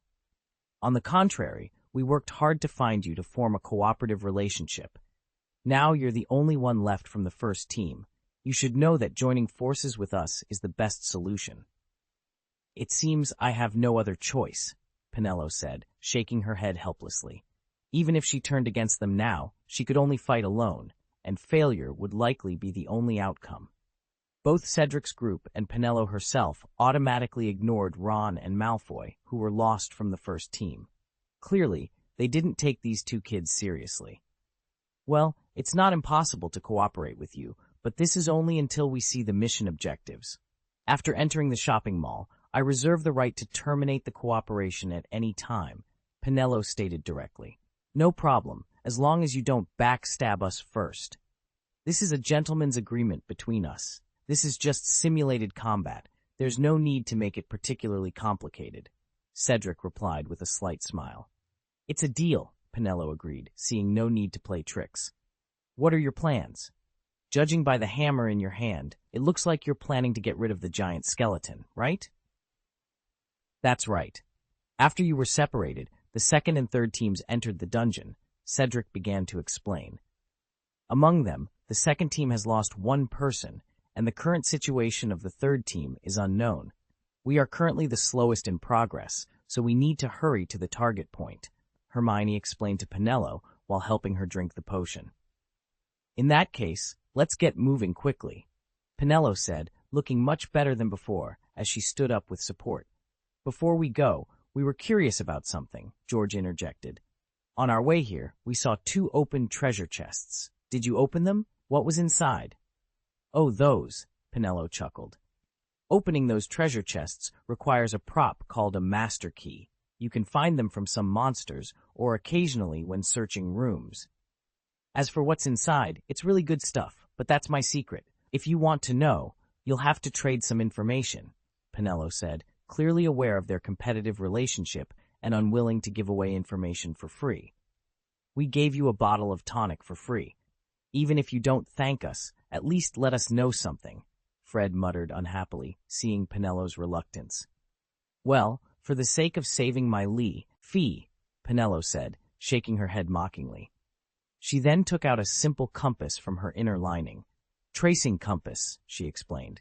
This compass can point to the nearest hostage hiding place. The description of the item was simple and clear, but everyone could see its extraordinary value. With it, they could locate the mission targets faster. After seeing this prop, they all exchanged glances, joy hidden in their eyes. It seemed wise to have found Penelo. I didn't expect there to be such things as mission props, Fred said emotionally. Then what are we waiting for? Let's go. The victory of this actual combat exercise must belong to us. Seeing their excitement, Penelo pouted speechlessly. These bastards didn't take her seriously at all. After packing up, everyone set off immediately, aiming for the deepest part of the shopping center. Although they encountered many patrolling skeleton soldiers along the way, they didn't see the skeleton assassin Penelo had mentioned. The miscellaneous soldiers they did encounter were no match for Cedric, who wielded the skeleton hammer. The rest of the group saw the importance of having equipment, as Cedric easily dispatched ordinary skeleton swordsmen and spearmen with a single hammer blow. Often, the group didn't even need to cast spells. Cedric alone pushed them forward to the shopping center. When they arrived at the core building, they could clearly see the true structure of the shopping center. It was so huge that it almost matched the size of a Quidditch pitch. Several skeleton squads patrolled outside the building, and several skeleton cavalry, obviously elite monsters, were also present. The long spears they carried glowed faintly with magical auras, indicating they were alchemical equipment with attributes. I've roughly observed that there are 3 entrances and exits in the whole shopping mall, the main entrance in the middle and the side entrances on both sides. There are 4 elite monsters, Skull Knights, defending, 2 at the front and 1 at each of the side entrances. What should we do next? George reported to everyone as soon as he returned from his reconnaissance. How is it? Which direction is the hostage closest to? Cedric asked, turning to Penelo for information. She had the prop that could detect the mission target. On the way back, I kept checking. The compass showed that there were at least 2 groups of hostages in this shopping center. One group is concentrated at the front, Penelo began. Penelope spread out the compass in her hand and observed it closely. It seems the hostages are concentrated on the 3rd floor, with some on the right side. This indicates that the princess should be on the 3rd floor. Exactly, Fred speculated. The princess must be in the center, otherwise there wouldn't be 2 elite guards at the main entrance. The hostages on the right must be another group. In theory, that makes sense, Hermione nodded in agreement. Important hostages would be in the most heavily guarded area. Should we enter from the right then? Terence asked tentatively. If there are more hostages over there, rescuing them could earn us more points. Yes, Cedric agreed, then turned to Penelope. If there are enough hostages, we can give you a few more. That way, the first team's score won't look too bad. Heh, should I thank you for that? Penelope shot them a glare, clearly annoyed by Cedric's condescending tone. However, she didn't say anything further and instead bowed her head, seemingly preparing for something in silence. As they discussed their plan, a sudden burst of smoke and dust erupted from the left side of the shopping center. 5 wizards rushed out from that area, heading towards the side door. It was the 3rd team, led by Percy. Those guys have reached the shopping mall too. We need to hurry, or they might beat us to it, Fred shouted urgently. End of this chapter. Chapter 707, The Guardian's Halberd. It's not too late, let's hurry up, Cedric urged, surprised by the sudden appearance of Percy and the others. It made sense, though. The 3rd team had set off before them, so it was expected they would arrive at the shopping mall first. Despite the urgency, they couldn't rush straight in. They needed to circle around to the right to avoid attracting the guards at the main entrance.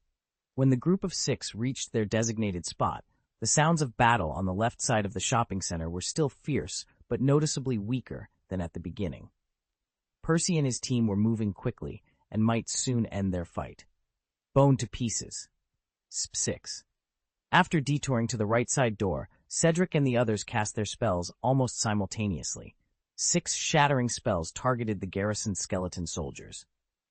Ow! The skeleton knight, clearly an elite monster, howled dryly upon seeing them. He raised the long spear with a flag high in the air. A faint wave of magic spread from the spear, gradually covering the soldiers stationed at the side door, seemingly blessing them with some form of protection. Boom! The 6 shattering curses hit the skeleton soldiers accurately. However, to everyone's surprise, only Penelo's spell successfully shattered an enemy. The rest of the skeleton soldiers merely staggered back a few steps before charging at the group as if nothing had happened. The flag spear in the skeleton knight's hand is enchanted. Penelo immediately alerted everyone. I see. That equipment seems to enhance the defense of the surrounding soldiers. We must take him down first, or we'll be in for a tough fight. Hermione shouted anxiously, realizing she had to cast 2 shattering spells in a row to crush a single skeleton. This is really troublesome. Leave that guy to me. You handle the others. Cedric, reacting quickly, instructed the group. He then charged into the fray with a heavy hammer in hand. The 6 wizards attacking the right door split into 2 groups. Cedric went after the skeleton knight, while the rest tried to fend off the other soldiers. Cedric's assault was fierce. No one could withstand him wielding the skeleton hammer. He quickly cleared a path and headed straight for the skeleton knight. The skeleton soldiers tried to surround Cedric, but the Weasley twins provided cover, tripping any skeletons that got too close with binding spells. After a while, the team noticed that the skeleton soldiers were not only enhanced in defense, but also in strength. Everyone had captured 1 or 2 bone shields, so they weren't particularly afraid of melee combat. However, the attack strength of these skeleton soldiers was significantly higher than before, causing the shields to wear out quickly. This ferocious offensive shocked everyone, forcing them to fight and retreat. Fortunately, Penelo, a 5th-year student, was in the team. Her spellcasting was notably stronger than the others, and each shattering spell she cast could kill a skeleton soldier. But there were at least 30 skeleton soldiers attacking, half of them being skeleton archers. The strength and rate of fire of these long-range arrows had also been significantly enhanced. Everyone was scattered like rats under the relentless assault. If this continued, they would be captured or even killed in no time. The enemy's attack was so fierce that it made everyone suspicious. They were all curious about how Percy's team, attacking from the left, was handling these adversaries. However, Cedric did not disappoint his teammates who were covering him. After breaking through a layer of skeletal soldiers, he quickly confronted the skeleton knight. Despite the knight's imposing appearance on its tall horse, its performance in close combat was underwhelming. Strangely, when the skeleton knight saw Cedric approaching, it neither charged forward nor retreated. Instead, it froze in place like a statue. Of course, it wasn't completely immobile. As Cedric approached, it bravely brandished a long spear and thrust it at him. But with the knight standing still, Cedric easily dodged the attack by simply bowing his head. He then swung his heavy hammer, smashing the skeletal warhorse's head and neck to pieces. The skeleton knight fell instantly. Cedric's subsequent hammer blows left the knight with little chance to parry before he found an opening and struck. Boom! With a loud noise, the skeleton knight was shattered by Cedric's bone hammer. The dozens of skeleton soldiers, previously bolstered by the knight, quickly weakened and lost their initial ferocity. After defeating the skeleton knight, Cedric didn't even check the loot. He immediately turned to support his teammates. Even without the knight's boost, the remaining skeletons were still a significant threat. Terence and Hermione already had bone arrows embedded in their bodies, and any delay could result in casualties. With Cedric's support and the skeleton soldiers' diminished combat effectiveness, the team finally managed to clear them out without any losses. Everyone, heal and recover quickly. From the sound of it, the battle at the left door seems to be over. We can't let them get there first. Cedric instructed while taking healing potions like White Fresh Potion, which they had collected along the way. Don't worry, we're only slightly injured. It won't affect the follow-up battle, Hermione said, pulling a bone arrow from her arm without flinching despite the blood. Terence did the same. Their calmness in the face of such injuries wasn't due to a lack of nerves. It was thanks to Anduin's rigorous training over the past 6 months, which included surprise inspections and safety drills. They had become somewhat desensitized. Daily training often resulted in injuries, and the high-intensity sessions over the past month had left them bruised and swollen. Even Hermione had grown accustomed to the pain and didn't mind a bit of bleeding. Anduin's training had clearly been effective. These young wizards' resilience was likely stronger than many adult wizards who had grown used to peace. Seeing their calm demeanor, Cedric nodded in relief. All right, I'll go check the loot. Let's rest for 10 minutes. He then walked towards the flag gun dropped by the skeleton knight. When he saw the attributes of the equipment, his eyes lit up. Attack power, 1825. Durability, 4250. Equipment requirements, intelligence attribute or higher, strength attribute or higher. Additional skills, Guardian Aura. Guardian Halo, effect, provides a minor strength increase to surrounding allies and grants a full-body magic shield with a strength of 20 points. Radius of action, 50 meters. Consumption, after activation, it consumes 10 ticks of mana per minute and 5 ticks of magic power for each friendly soldier covered. The maximum number of people covered is 50. The holder cannot move while the aura is activated.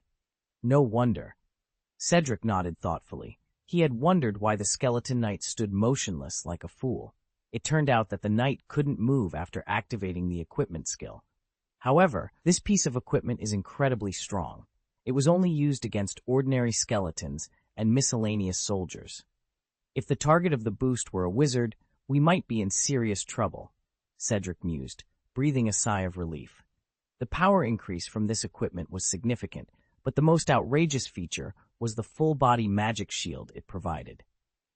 These underage wizards had previously practiced on humanoid targets. The spells cast by first graders had a power of about 10 points, while third graders could manage around 30 points. This meant that once the Guardian Halo was activated, The shield could withstand at least 2 spells from a first-year student, and a third-year student would need 1 spell to break through the defense. Only 5th-grade student spells could more easily penetrate this layer of protection. Essentially, this equipment gave them an extra margin for error, especially since none of these lower-grade students knew the powerful protective spell, Iron Armor Curse. Unfortunately, the conditions for using this equipment are too harsh. The owner cannot move, and the consumption is too high. To cover 6 people, it would consume 40 ticks of mana every minute. Even I can't sustain that for long, Cedric lamented. Also, if the skeleton knight on the left can produce this item, it proves they also have a Guardian's War Halberd in their possession. Cedric shook his head in distress and turned to Hermione and Terence. How much magic do you two have left? I have about 50 ticks left, Hermione replied, glancing at the silver flash talisman. I still have more than 80 ticks left, so I should be able to persist through 2 more battles, Terence added. Cedric nodded and handed the Guardian's halberd to Terence. Then I will entrust this halberd to you. It may be the key to our next victory. Terence took the long gun and examined it with surprise. This long gun is incredibly strong, but if I use it, I can only activate it for 2 minutes. Isn't that too short? The battle between wizards changes rapidly. 2 minutes is enough to decide the outcome, Cedric reassured him with a smile. And remember, Percy's team has 4 first-year students. Their mana reserves are probably lower than Hermione's at this point. In other words, if they also have such a long gun, they can only activate it for 1 minute at most. They can't let Percy use this equipment by himself. We already have an advantage. I understand, Terence nodded. It seems that at critical moments, we have to rely on it to decide the outcome. Yes, but you need to be mindful of the timing and location when using this equipment.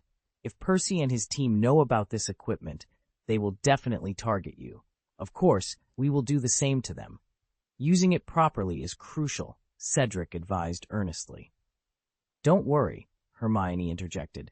When Terence uses this equipment, I will guard him. All right, then it's up to me, George, and Fred to fight head-on. You should protect yourselves first, Cedric concluded, not counting Pinello, who would stand on the same front. After discussing tactics on the spot, the members of the 4th team had almost finished their rest. Without hesitation, they marched into the shopping center. Pinello, who had been acting alongside them, glanced thoughtfully at a corner behind her. She subtly slowed her pace, discreetly dropped something on the ground, and then followed the team through the gate. Once the members of the 4th team exited through the door on the right, 2 sneaky heads popped out from a distant corner.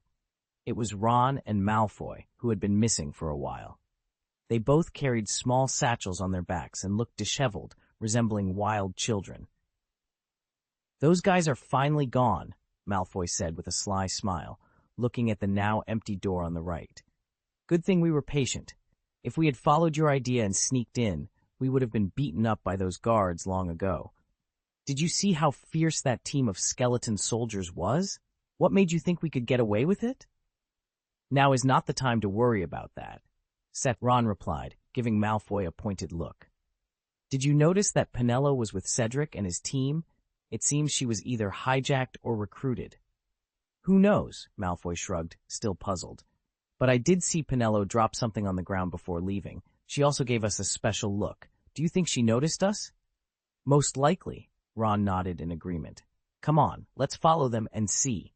We need to find a way to take advantage of these guys before they realize we're here. End of this chapter. Chapter 7 and 8.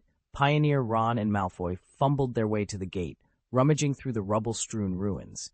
Soon, they extracted an item from a crack in the stone. Upon seeing the specific properties of this item, both Malfoy and Ron couldn't help but gasp. Hiss! Could it be that Penelope is preparing? Malfoy muttered hesitantly, his eyes widening in surprise. I didn't expect Penelope to have such a valuable item. It seems we have a chance to turn defeat into victory. Ron cheered excitedly, his eyes wide with anticipation. It's not too late. Let's hurry up, Malfoy urged, eager to act after seeing the function of the item. Don't rush. We still have to deal with the monster guarding inside. Plus, the Percy team should have entered the shopping mall by now. Our priority is to hide ourselves, usually the more impulsive of the two, advised calmly. Malfoy, who typically enjoyed confronting Ron, didn't argue this time. Instead, he murmured in agreement. Their previous experiences together had fostered a surprising level of mutual understanding.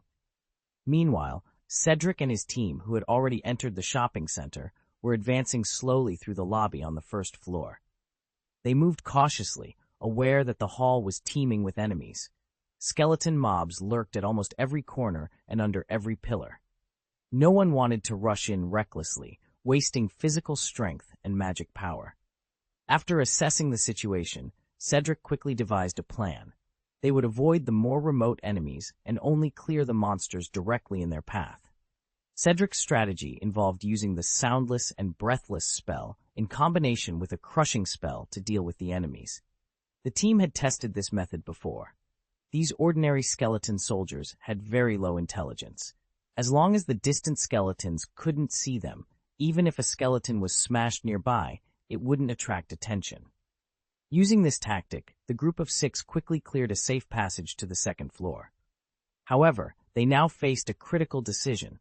Should they search for and rescue the hostages on the second floor first, or proceed directly to the third floor to find the most important princess? Penelo, who was in charge of detecting the hostages' locations, had determined that another group of hostages was being held in 2 directions from the road leading to the third floor. What should we do? Should we go to the third floor or stay on the second floor? Penelo asked calmly, holding a compass and looking at Cedric and the others. What do you think? Cedric, who valued democratic decision-making, asked the group. To be honest, there are pros and cons to both options, Hermione said after some thought. Staying on the second floor allows us to rescue a group of hostages first, which can earn us points, but it will also slow down our progress. We entered later than Percy's team. If we delay too long, the princess might fall into their hands. But if we go straight up, we might collide with them, leading to a chaotic battle. If we lose, we might not even be able to rescue the hostages on the second floor. Everyone nodded in agreement with Hermione's analysis. It was a tough decision. Should they secure the points within reach first, or take the risk for a higher score? I think we should search the second floor and grab some points first, Fred suggested, surprisingly steady in his reasoning. We still don't know if we can handle a direct confrontation with Percy's team. Fred knew very well that Anduin had no shortage of terrifying defenses. If a steel golem was guarding the princess upstairs, it would be a nightmare. But I think it's a good idea to go directly to the main target. If we get stuck on the second floor for too long and the princess falls into Percy's hands, it will be much harder to retrieve her.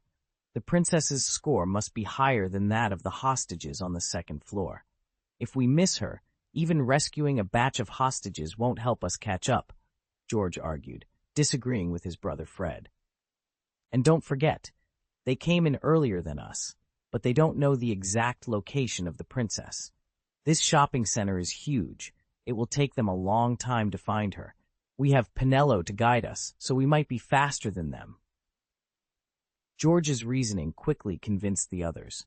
They had a tool that could point directly to the mission target, allowing them to head straight for the princess. Percy and his team, on the other hand, would have to search bit by bit, unsure if the princess was on the second or third floor. But what if they arrived just as we're fighting the enemies on the third floor? Wouldn't it be too risky to be caught in a crossfire? Hermione asked, concerned. That can't be such a coincidence, George muttered, resting his hand on his chin. Why don't we go upstairs to check the situation first? If the defense on the third floor is too strong, we can always come back down. That's a good insurance policy. Hermione agreed, and Fred and Terence nodded in concurrence.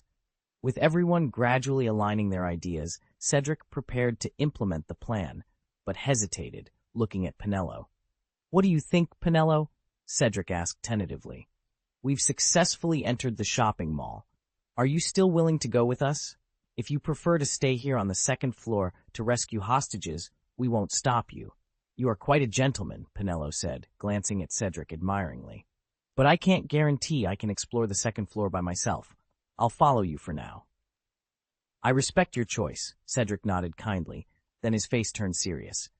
But at this critical moment, we need to be clear. We can't afford any surprises if you decide to betray us. You are really cautious, Penelo rolled her eyes. Our previous gentleman's agreement still stands. I promise I won't turn against you until we see the princess. Then, you have to keep your word. George interrupted suddenly. Don't try to pull any tricks on us. If you do, we won't play nice after this is over. George's comment referred to the fact that once the Dungeon of the Ruins was released, they all knew there would be an official dungeon later, possibly requiring cooperation. Trust between them was crucial. Don't worry, I'm not that nasty, Penelo replied, looking dissatisfied. Did she look like someone who would backstab teammates? Satisfied with her response, Cedric said, All right, let's set off now. We'll head to the 3rd floor, aiming for the princess's location. We'll decide on the rescue after assessing the defense.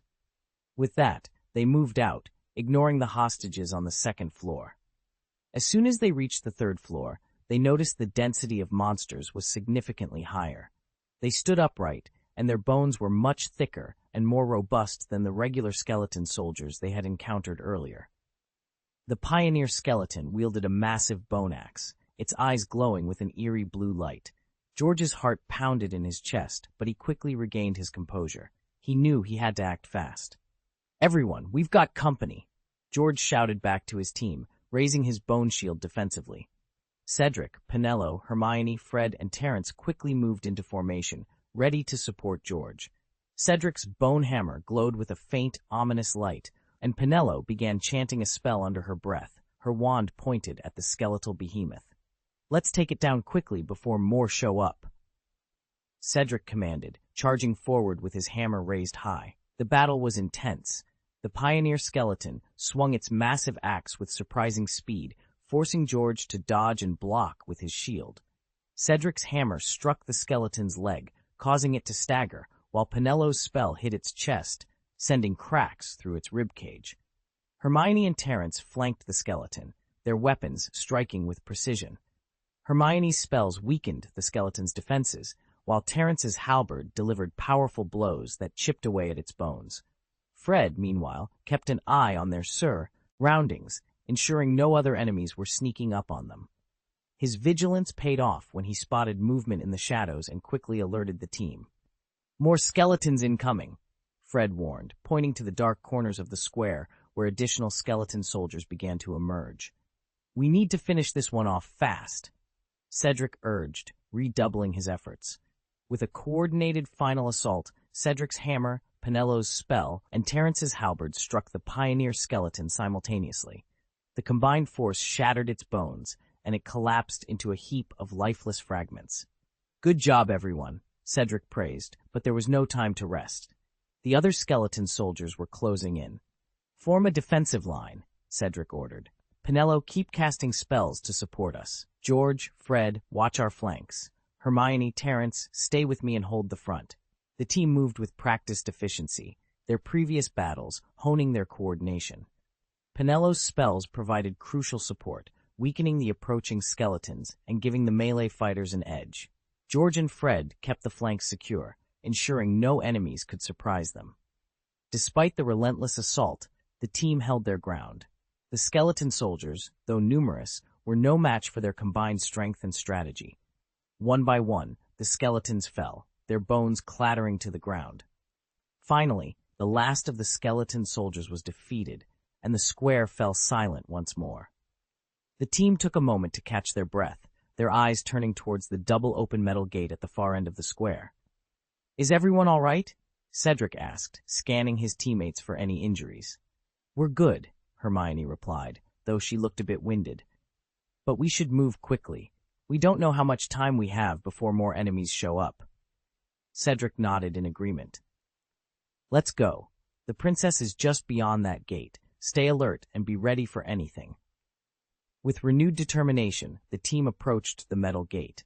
Cedric pushed it open, and they stepped into the unknown, ready to face whatever challenges lay ahead in their quest to rescue the princess. He stood upright, his entire body a bronze hue, exuding an aura that warned he was not to be trifled with. In his right hand, he held a metal spear, its tip deeply embedded in the ground. His left hand bore a kite-shaped shield that shimmered with a dazzling light. Ow! The vanguard skeleton, having landed with a brazen thud, realized it had failed to kill its target. It roared in anger, yanking the spear from the floor with a resounding bang. Its scarlet eyes locked onto George, who stood not far away. "Merlin's beard!" George exclaimed, having narrowly escaped death. A cold sweat trickled down his back. The skeleton's menacing stance was terrifying. "Hold on! We're coming!" Cedric and the others, seeing the enemy at last, emerged from their hiding places. They shouted encouragement while continuously firing spells at the vanguard skeleton. "Buzz!" The vanguard skeleton, unfazed by the oncoming spells, waved its left hand with a flourish. The kite-shaped shield intercepted the spells with a sound like rushing wind, effortlessly blocking them all without so much as a ripple. Even Penello's powerful spell failed to breach the skeleton's defense, causing a sinking feeling among the group. This enemy was far more formidable than the elite monsters they had faced before. Their attack now seemed rash and ill-prepared. Boom! After deflecting all the spells, the vanguard skeleton turned its attention to Cedric and the others. It stepped forward, each stride making the floor vibrate. With a deliberate motion, it positioned the spear beside the kite-shaped shield, readying itself for battle. Then, with a sudden burst of speed, it charged towards Cedric and his companions. End of this chapter. Chapter 709. The Princess. The 3-meter-tall, burly skeleton exploded into action with astonishing speed. Each step it took left a massive crater in the ground, reminiscent of an enraged armored rhinoceros charging forward. "Get out of the way," Cedric shouted, realizing that none of them had the confidence or courage to stop the skeleton's ferocious charge. The rest of the group quickly reacted, darting to the sides to avoid the oncoming threat. The pioneer skeleton covered 2 meters in just over 30 seconds, ruthlessly destroying everything in its path. The force of its charge filled the entire indoor square with smoke and dust. Witnessing the terrifying and destructive power of the skeleton, the 5 who had just avoided its path couldn't help but gasp in shock. "Good grief, does it have to be this terrifying?"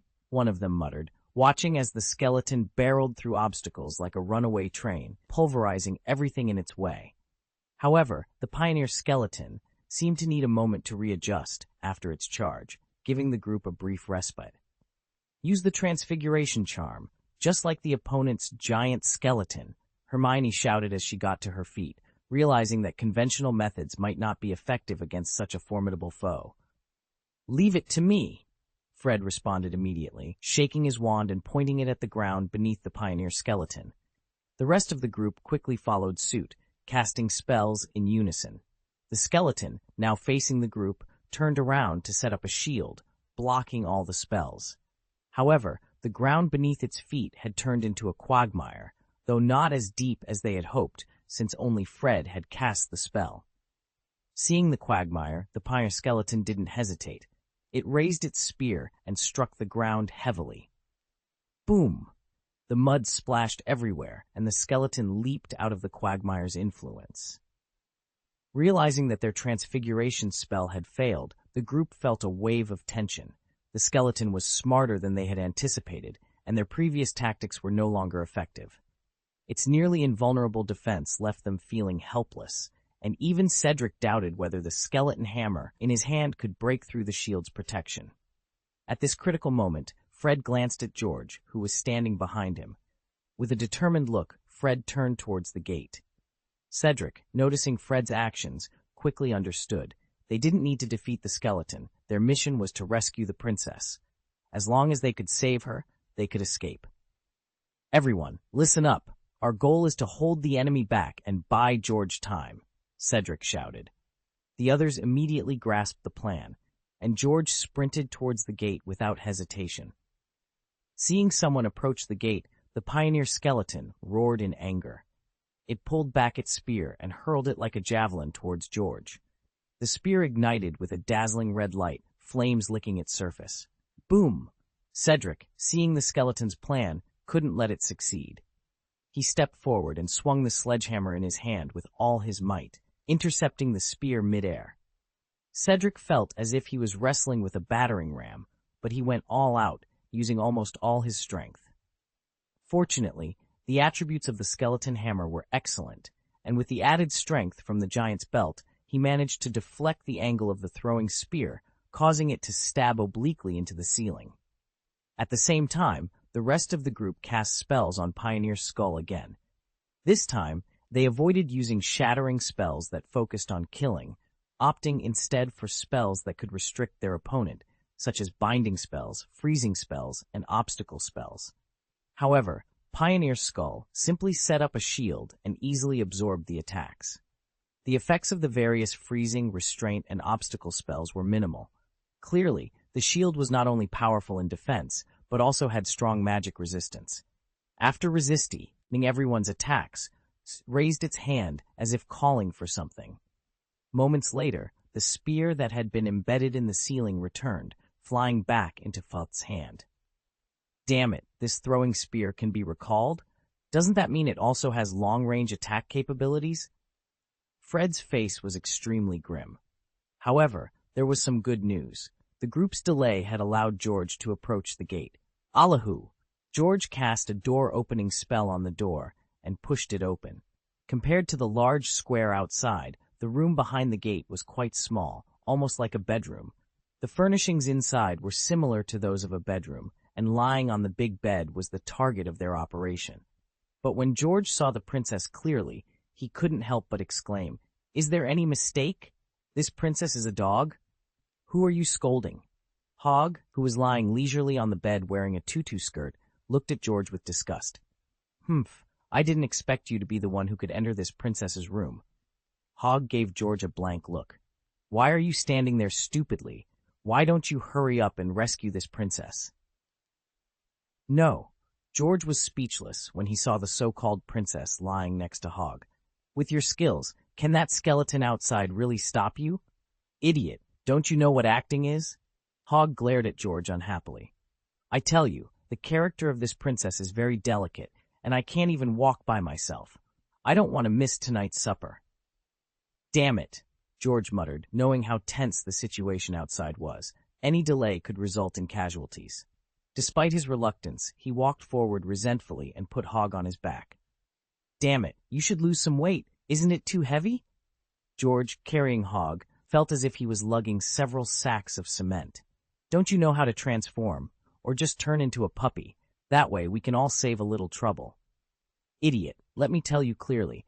My task is to incapacitate at least one of you," Hog laughed. "Besides, you'd better be careful. As a princess, I'm very precious. Any attack on me will count as a failure of your mission." Hateful. Hog was restless on George's back, always looking around, making George's task even more strenuous. But he had no choice but to carry on. Meanwhile, outside in the square, the battle between the group and Pioneer Skeleton had reached a fierce state. Since Terence and Hermione couldn't get involved in the battle, and the Guardian's halberd was their most important protection, Cedric had them retreat to the edge. Cedric, Pinello, and the others continued to fight valiantly. Fred and Cedric were engaged in a fierce battle at the front lines, struggling against the formidable Pioneer Skeleton. The skeleton's speed, reaction time, and strength far surpassed theirs, making it nearly impossible to land a direct hit. Cedric had risked getting close several times, but to no avail. Their fight resembled a game of whack-a-mole, with the three of them as the moles being relentlessly pursued by the Pioneer Skeleton.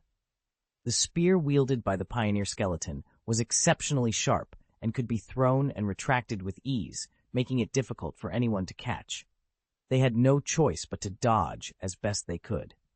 Amidst the chaos, George emerged from a room with a dog on his back, causing the others to widen their eyes in disbelief. "Merlin's beard? Don't tell me the princess is that bastard Hog?" Fred exclaimed, his face mirroring George's incredulous expression. "Hey, you guys look busy," Hog, lying on George's back, remarked nonchalantly, even managing a sarcastic sneer. "It seems you can't handle a little skeleton." "Bastard!" Cedric, usually even-tempered, was visibly annoyed. Had they gone through all this trouble just to save this insufferable dog? But he quickly regained his composure. "George, your task now is to take Hog and get out of here. Terence and Hermione, cover them and don't hesitate to use your skills if there's danger. Understood. Terence nodded, gripping the halberd in his hand. George, without wasting any time, began to retrace their steps through the passage they had opened earlier, Hog still on his back. Just then, another group appeared on the other side of the square. It was the third team led by Percy. Percy hadn't expected the place to be so chaotic, with the indoor square nearly reduced to ruins. He was also surprised to see Cedric's team ahead of them, despite their own rapid pace. Spotting George carrying a husky in a princess dress, Percy quickly deduced that this was the princess mentioned in their mission.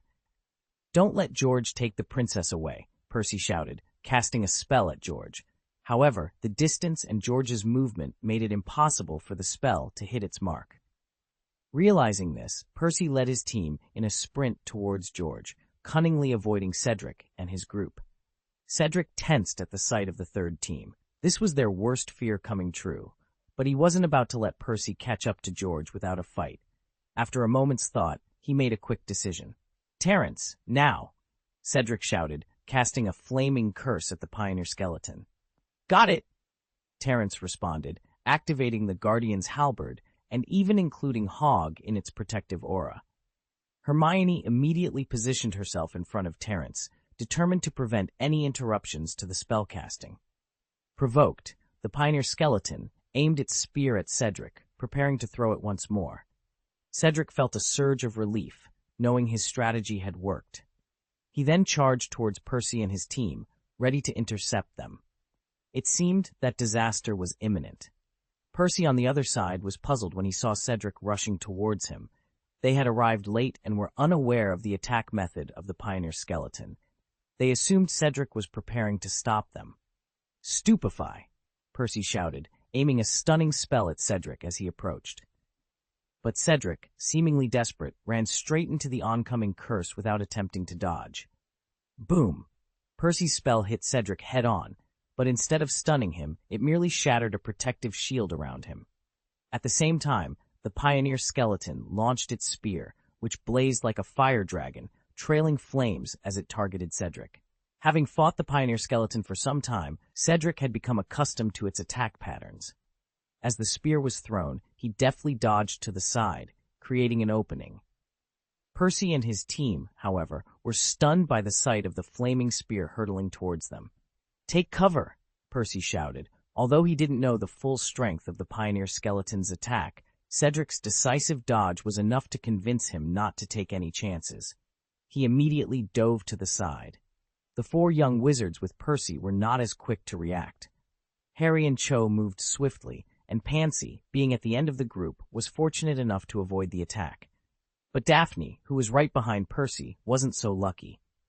The flaming spear struck her directly. She didn't even have time to scream before she was instantly killed, disappearing in a flash of white light.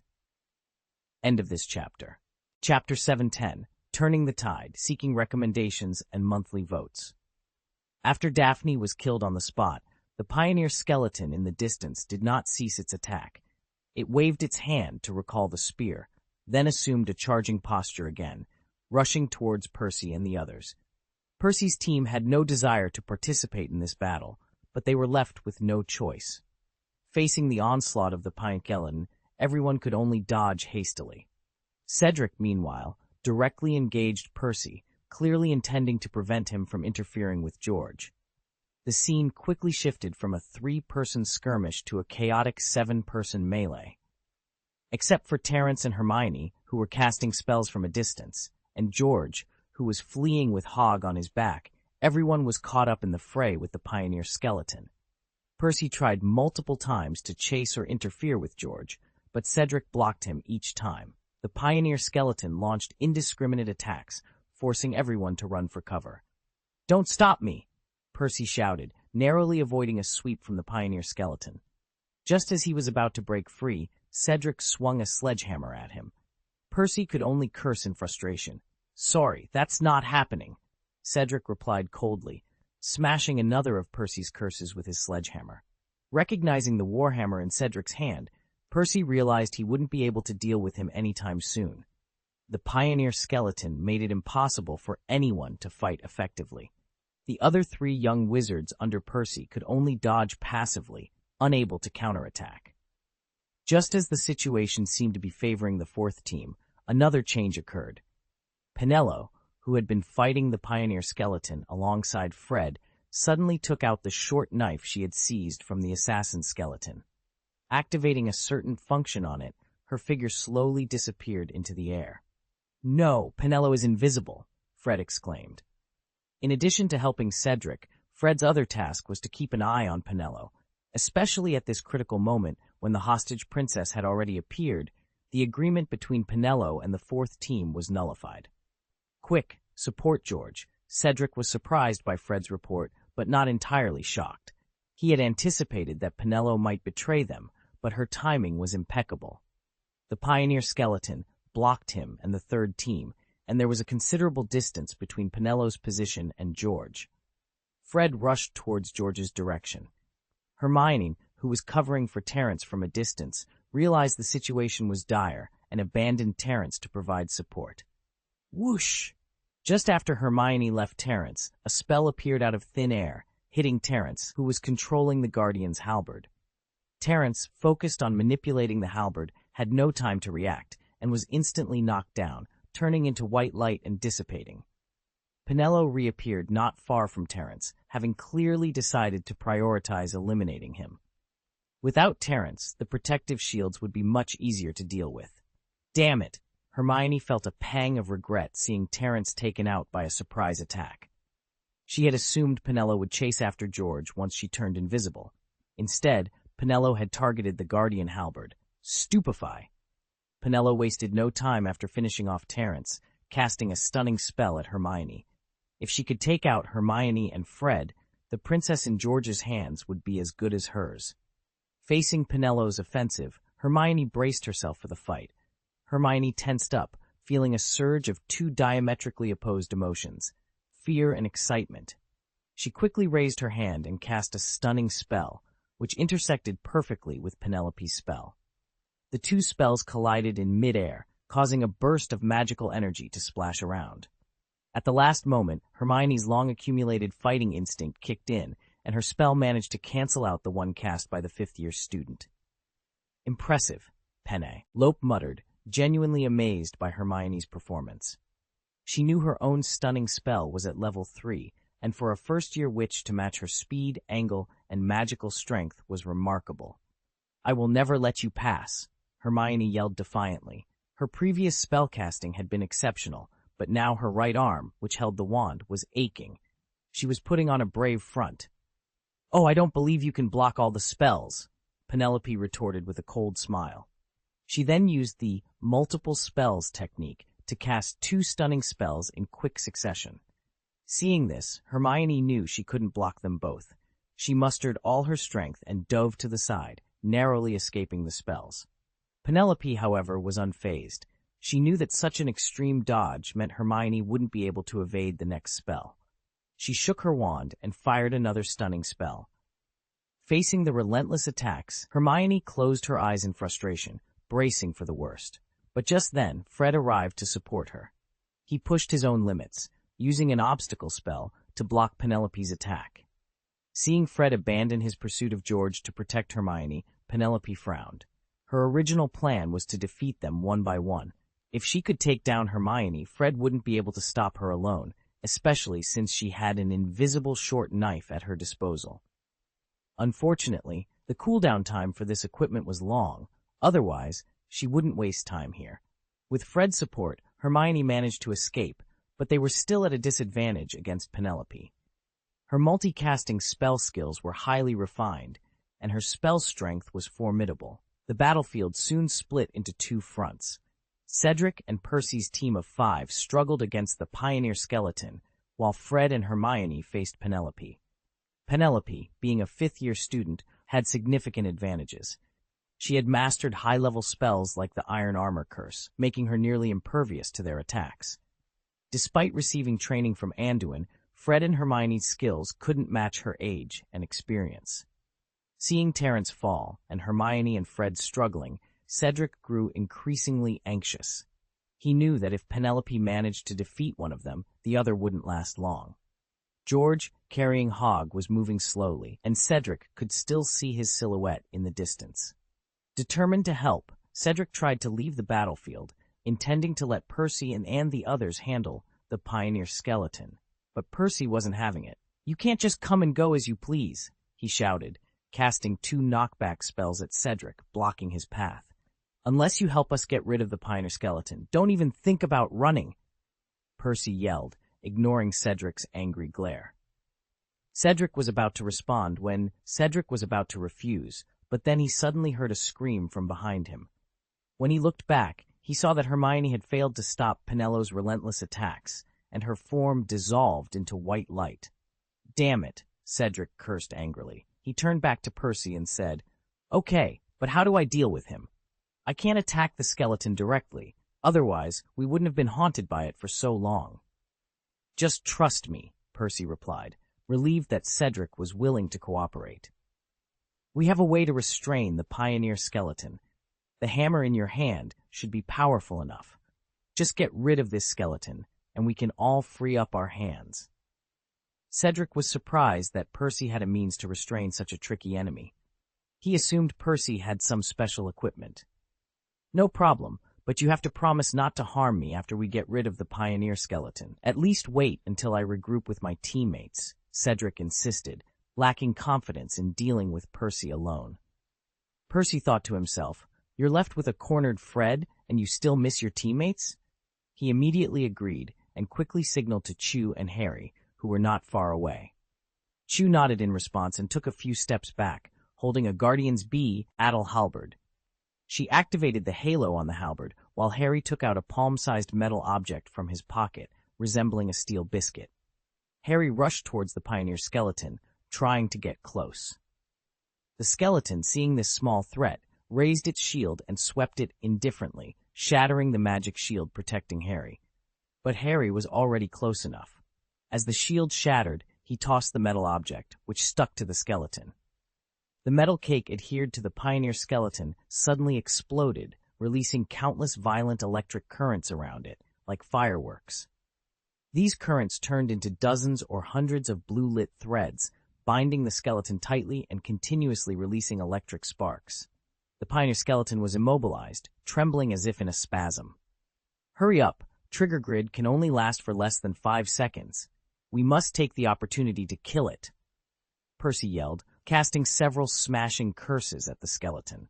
Despite the powerful defense of the pioneer skeleton, which relied not only on its shield, the direct hits from the spells only produced a harsh sound of bones rubbing together. It was clear they were close to breaking it.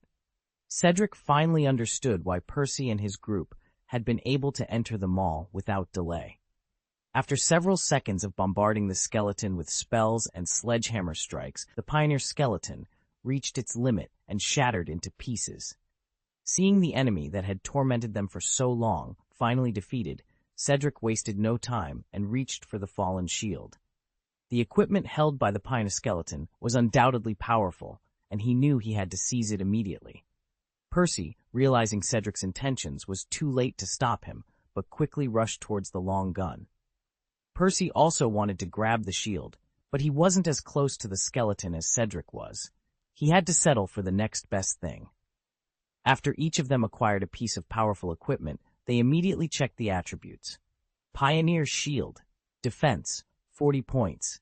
Ignores all damage below 40 points. Durability, 97-100. Equipment requirements. Strength attribute, and above. Passive skill. Damage block, 60% chance to block 100% of damage below 100 points. 30% chance to block 100% of damage between 100 to 200 points. Active skill. Charge. Consumes 10 to 20 mana to launch a charge of 20 to 50 meters, causing 50 points of impact damage along the way. During the charge, the wearer enjoys the protection of passive skills from all angles. Red Flame Spear. Attack power, 80 to 100. Durability, 81 and 90. Equipment requirements, strength attribute, or higher, agility attribute, or higher. Active skills. 1. Powerful throwing, consumes 10 mana to throw the spear. The projected spear is engulfed in flames, causing 80 to 100 points of weapon damage and 50 fire damage to the enemy. If ignited by the flame, the enemy will suffer 5 points of continuous damage per second. 2. Spear Recall. Consumes 3 mana to recall the thrown spear. Cedric and Percy, who had just acquired these 2 pieces of equipment, couldn't help but feel ecstatic after seeing their attribute descriptions clearly. These items were incredibly powerful. In comparison, Cedric felt that the skeleton hammer in his hand was simply a toy. No wonder his attack felt like tickling when it hit the Pioneer's shield. It turns out that this shield can directly avoid damage. After fighting with them for so long, the durability of the Pioneer's shield had only dropped by 3 points. Most of their attacks had been ineffective, leaving Cedric at a loss for words other than to describe it as outrageous. End of this chapter. Chapter 711. Stealing Chickens. As soon as he obtained the Pioneer Shield, Cedric immediately equipped it on his left arm and launched the charge skill without hesitation, targeting Pinello in the distance. Upon activating the skill, Cedric transformed into a ferocious bull, charging forward with heavy yet swift steps. He felt an odd sensation, as if the shield was propelling him forward. Percy, observing Cedric's actions from the other side, quickly threw the red flame lance he had just acquired. He couldn't allow Cedric to join his teammates. If Cedric, now equipped with 2 pieces of advanced gear, managed to save Fred, Percy doubted his ability to bypass Cedric and capture the princess. The flaming spear accurately struck the charging Cedric, but a magical aura suddenly emanated from the Pioneer shield, deflecting the red flame lance effortlessly. Cedric realized that luck was on his side. Percy's attack had triggered the damage block skill on the Pioneer shield, nullifying the damage. Pinello, seeing Cedric's approach, felt a surge of anxiety. Facing Fred, who was struggling to parry her attacks, she quickly cast a multicasting spell technique, launching 3 stun spells simultaneously. Since learning the multicasting technique from Anduin, Pinello had barely managed to perform double-casting spells. This time, she pushed her limits to cast 3 spells at once, and their power was indeed formidable. Fred, cornered by Pinello, had been relying on his long-practiced parrying techniques to hold on. However, he couldn't keep up with the relentless assault and was hit by the spells, dissipating into white light. With Fred finally dealt with, Pinello drew a short knife and used its skill to conceal herself. Cedric, losing sight of his target, halted his charge but quickly switched to his wand, casting flying sand and rock at Pinello's last known position. The spell forced her out of her invisible state. Damn! Penelope cursed under her breath. She was giving it her all, but still couldn't shake off Cedric. Defeating him seemed nearly impossible now. If Cedric only had the skeleton hammer, she might have stood a chance, but with the Pioneer shield in his possession, she was outmatched. Pinello glanced sideways and saw George, carrying the princess, getting farther away. He was close to reaching the 2nd floor, making it even harder to catch up. Cedric only needed to hold everyone back to ensure George's success, and with the Pioneer shield, he could certainly do that. The battlefield's initiative was now in Cedric's hands. Realizing this, Pinello exchanged a meaningful glance with Percy. They nodded simultaneously and launched a coordinated attack on Cedric. Both sides understood that no one could claim the princess unless Cedric was dealt with. While Percy attacked Cedric, he signaled Cho and Pansy to pursue George. Cedric, noticing the tacit alliance forming against him, felt a surge of nervousness. Logically, a 3rd grader like him stood no chance against 2 5th graders. However, with 2 powerful pieces of equipment, he could at least delay them. As long as he kept them occupied, George should be able to complete the task. With this thought, Cedric steeled himself and activated. Cedric activated his charge skill again, this time targeting Chu and Pansy in the distance. He had already noticed Percy's actions and wanted to catch him off guard. Steal a victory? Totally impossible.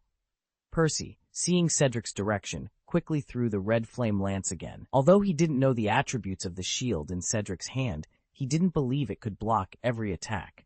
Sure enough, this time the Pioneer shield's blocking damage skill failed to trigger. Cedric, who was running wildly, was forced to stop when he was hit by the spear. Although it didn't cause much damage, it was enough to prevent him from catching up with Pansy and Chu. Percy, Penello, and Cedric then engaged in a melee. In reality, it was mainly Percy and Penello besieging Cedric. The two bombarded Cedric with various spells, filling the square with sparks and lightning, creating a lively scene. Cedric barely survived with the shield in his hand, but Pansy and Chew had already chased far ahead. Now, even he didn't know if George could handle it. Meanwhile, George carried the lifeless hog down to the second floor with difficulty. It wasn't until this moment that he felt a bit more relaxed. The previous fierce battle had shaken the ground and caused panic. George didn't even dare to look back. "Hog, the dust has basically settled now. Can't you make yourself smaller? You're so heavy. How long will it take to move you back to the starting point?" George muttered, dissatisfied now that the environment was no longer tense. "It's better not to relax so early, kid. Opening champagne at halftime is not a good habit," Hog teased vaguely, as if he had discovered something. "Besides, your professor's ordered that I can't lose weight in the mall, so hurry up." "You mean Pansy and Chew, who are about to catch up?" George didn't pay attention to the movement on the third floor, thinking Hog was referring to them. "If they dare to catch up, I'll show them what a real gap is." George deliberately turned his head to look behind him, unafraid of the two junior wizards. "Stupefy! Stupefy!" Just as George focused his attention behind him, two stunning spells shot from the corner in front of him. Before George could react, he was instantly turned into a white light. Immediately afterward, Malfoy and Ron, who had been lurking for a long time, sneaked out. After confirming that George was defeated by their sneak attack, they excitedly gave each other a high five. "Nice one. Haha, George never dreamed we would be here," Ron shouted excitedly. "That's right, let those idiots fight to the death upstairs. The final victory belongs to us." Malfoy laughed proudly with his hands on his hips. It turned out that Ron and Malfoy had secretly followed Cedric and the others, witnessing their battle on the third floor and the Percy team emerging from behind. The chaotic scene had scared them so much that they didn't dare to approach. They saw George returning with Hog on his back and decided to ambush him on the way to the second floor. They didn't expect their plan to go so smoothly. The mission target that the three groups had competed for fell into their hands so easily. "I didn't expect you two kids to actually steal the victory," Hog remarked. He had noticed them long ago, but didn't remind George due to the rules, at least not too clearly. "Hey, this is the power of wisdom. I knew this strategy would work," Malfoy boasted, then looked at Hog speechlessly. "But why is the princess actually Hog? This must be the professor's strange bad taste again. He likes to tease us," Malfoy concluded, shaking his head. "Why did they make this bastard our instructor when the school started?" Ron grumbled, feeling the urge to kick Hog twice. However, he was quickly intimidated by Hog's menacing glare. "I advise you not to celebrate too soon," Hog warned, rolling his eyes at them. "Do you think you can return to the starting point safely after snatching this princess? Pansy and Chew will catch up soon, and you'll regret it then." "Hey, we came prepared," Ron said confidently, turning to Malfoy. "Malfoy, set up the teleporter." "It's been ready for a while," Malfoy replied with a grin. He pulled out a palm-sized metal device shaped like a petal and threw it on the ground. Hog looked at the device with mild surprise before laughing mockingly. "So you came prepared. It seems the third and fourth teams are in for a surprise this time." As Malfoy activated the device, the petal-like parts of the magical item slowly unfolded, emitting streams of milky white light that formed an oval-shaped temporary space door. This was the quest item called Transmission Beacon that Penello had left for them. Its function was simple, to establish a temporary portal that could connect to the initial location, specifically for transporting hostages. The moment the temporary portal was created, Ron and Malfoy roughly lifted Hog and threw him into it. They knew better than to get complacent. Just as they finished packing up, Pansy and Chew arrived, surprised to see Ron and Malfoy. "Where are George and Hog?" Pansy asked, puzzled. Ron and Malfoy exchanged a knowing smile, drew their wands, and charged.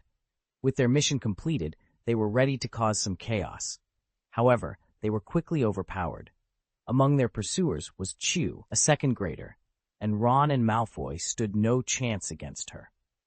When they reappeared in the open space outside the command headquarters, having been defeated, they couldn't help but feel annoyed. Being beaten by two girls was not a pleasant experience. A crowd had gathered outside the headquarters, most of them having been sent back after being killed in battle. Harry and Hermione, who had been in different camps during the previous battle, were discussing their experiences in the dungeon. Others chatted in small groups, and those who were slightly injured received help from their companions. Even the second team, led by Wood, had returned, seemingly unscathed. "You two bastards!" George, who had been killed in a sneak attack, stormed over to Malfoy and Ron, pinching their ears. "You should have warned me. See if I don't make you pay for this." "Ha, it's not our fault you're too stupid," Ron retorted, slapping George's hand away. "It doesn't feel good to be ambushed by us, does it? Be smarter next time." Ron stuck out his tongue at George, mocking him, which only made George angrier. He was about to teach his younger brother a lesson when Anduin, who had been standing nearby, intervened. "George," Anduin said sternly, nodding at him, "although Ron's words are harsh, they're true. You were careless and got ambushed. Don't cause trouble here." "Yes, Professor." George replied reluctantly, giving Ron one last glare.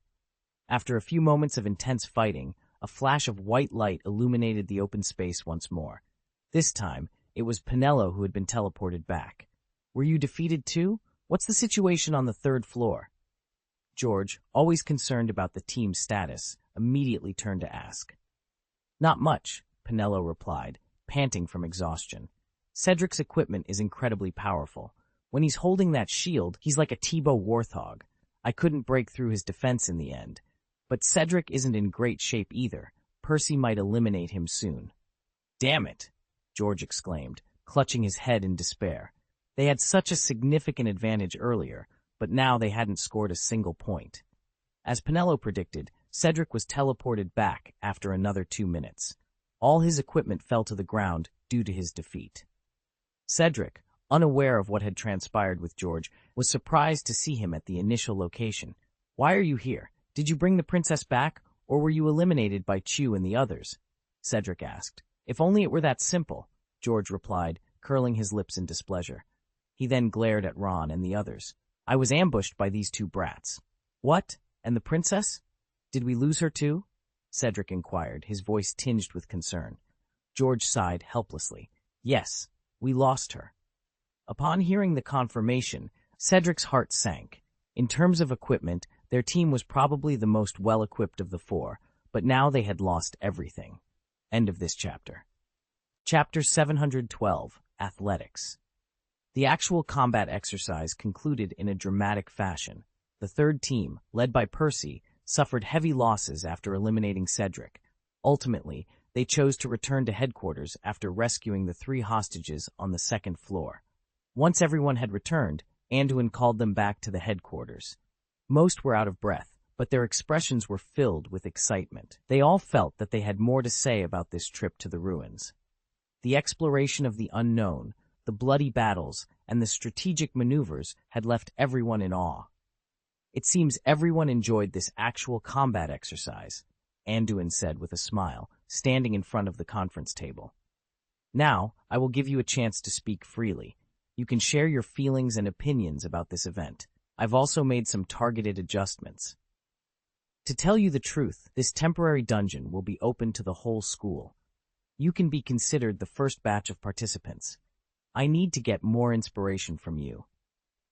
Everyone nodded in understanding.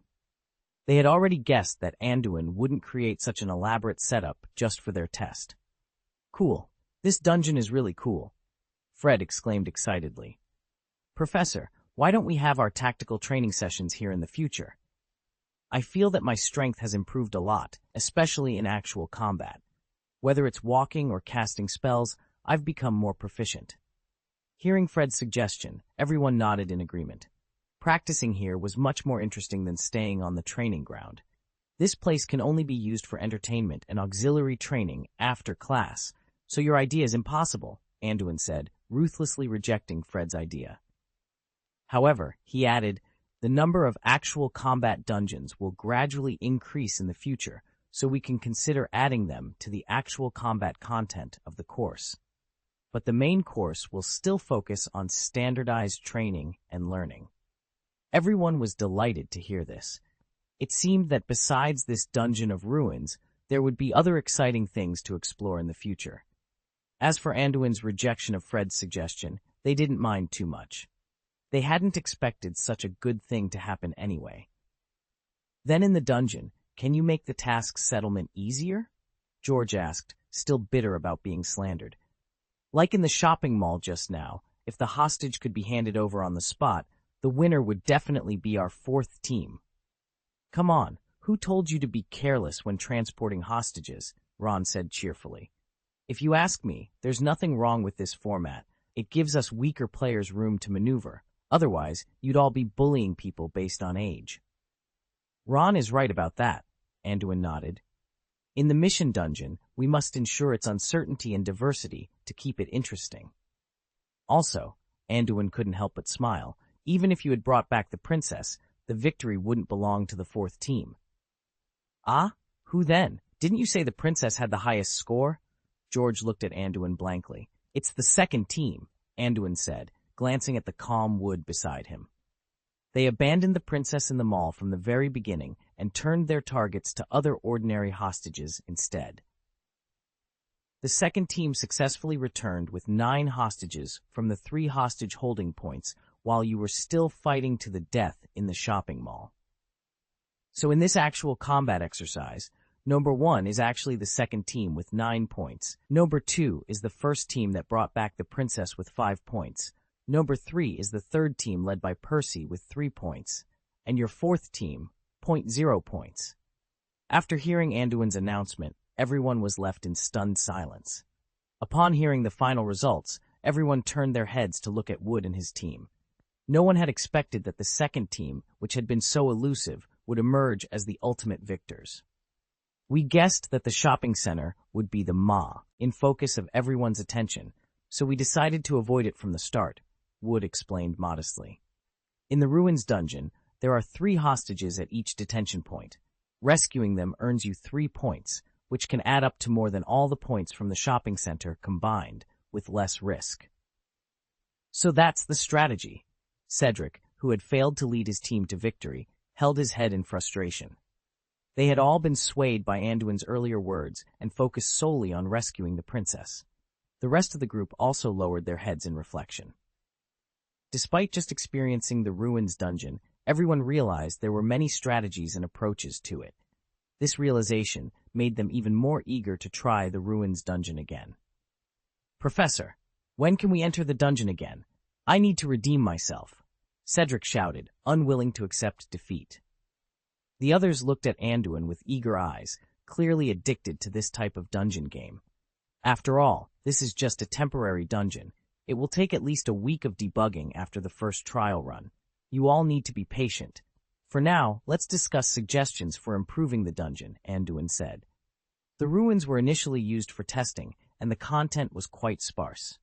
He hadn't expected it to be so captivating. Professor, Hermione raised her hand solemnly and, after receiving Anduin's nod, asked, are you planning to create a place where both underage and adult wizards can engage in actual combat and competitions in this dungeon? Yes, your insight is quite sharp, Anduin replied, not denying her observation. I can tell you that in the future, I plan to release a series of similar scenarios and even put them on the market once they are fully developed. My vision is to create a competitive event comparable to the Quidditch game and promote it to the international wizarding community. Anduin didn't mind sharing some of his future business plans with these young wizards. Comparable to Quidditch? Promote it worldwide? So we're part of such a grand project? Is the professor trying to expand Silver Flash Trading Company's business into the sports field? They've already created a chess and card game called Magic Mahjong. Hearing Anduin's answer, everyone couldn't help but whisper excitedly. They hadn't expected that today's drill would be part of such a significant project. However, upon reflection, it made sense. The excitement and adrenaline they felt during the rehearsal were indeed unmatched by a Quidditch game. The various monsters, thrilling battles, and fascinating props were far more engaging than playing on a Quidditch field. Hermione, who had asked the question, nodded in understanding. She had wondered why Anduin had gone to such lengths to create such an elaborate scenario. The dungeon's content combined both actual combat and entertainment. If it were just an ordinary combat drill, there wouldn't be a need for so many vivid enemies and props. Professor, so besides being challenging, the dungeon you create needs to be visually appealing and interesting, right? Hermione seemed to have grasped the essence of the dungeon. Exactly. If a product isn't popular, its technical sophistication doesn't matter, Anduin said, giving Hermione an appreciative look. Then I think it's important to distinguish the strength and rarity of the monsters and props in your scenarios, Hermione suggested after some thought.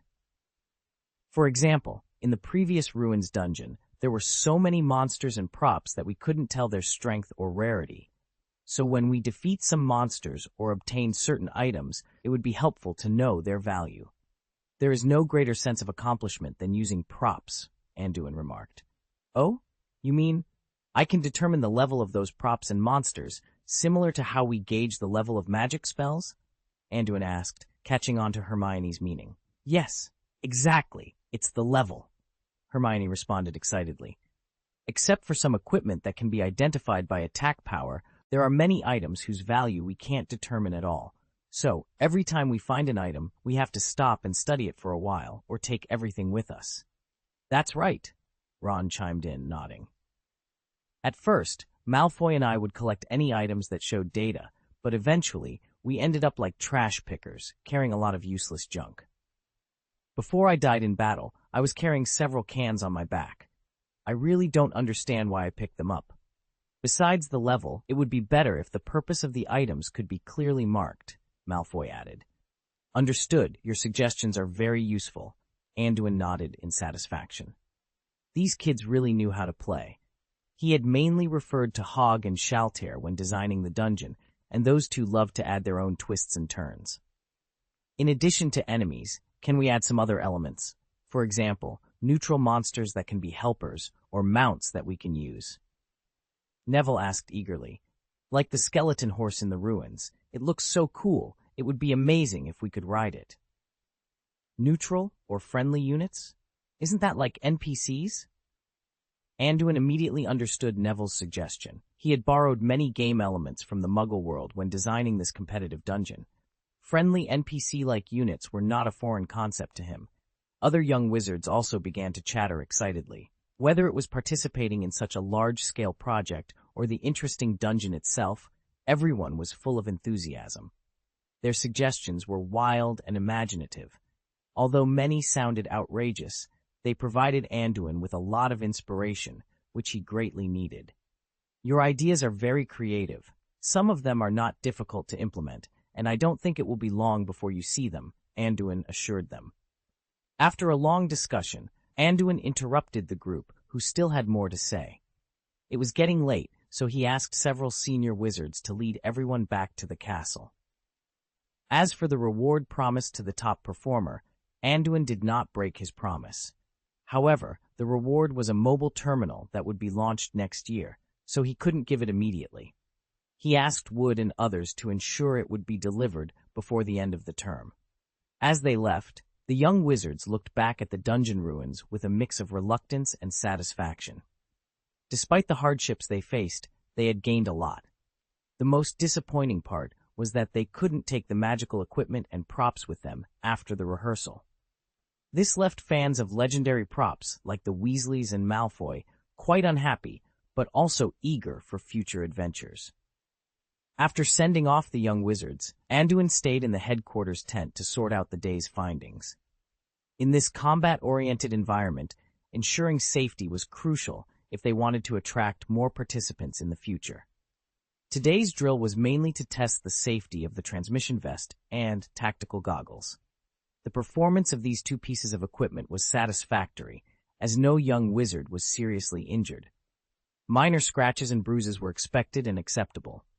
Killed in battle. If that were to happen, these young wizards would likely be the first to voice their dissatisfaction. A strong man like Wood, with several arrows lodged in his chest, still standing as if nothing had happened, demonstrates that these young wizards are thriving both physically and mentally. My lord, do you really plan to open this dungeon to the entire school? When I first suggested it, I thought it would be a temporary dungeon, used only a few times, Hog said, still wearing his peculiar princess dress. He had recently become quite obsessed with cosplay. No way. I suddenly found myself with an extra magic stone, and as I used it, the dungeon kept expanding.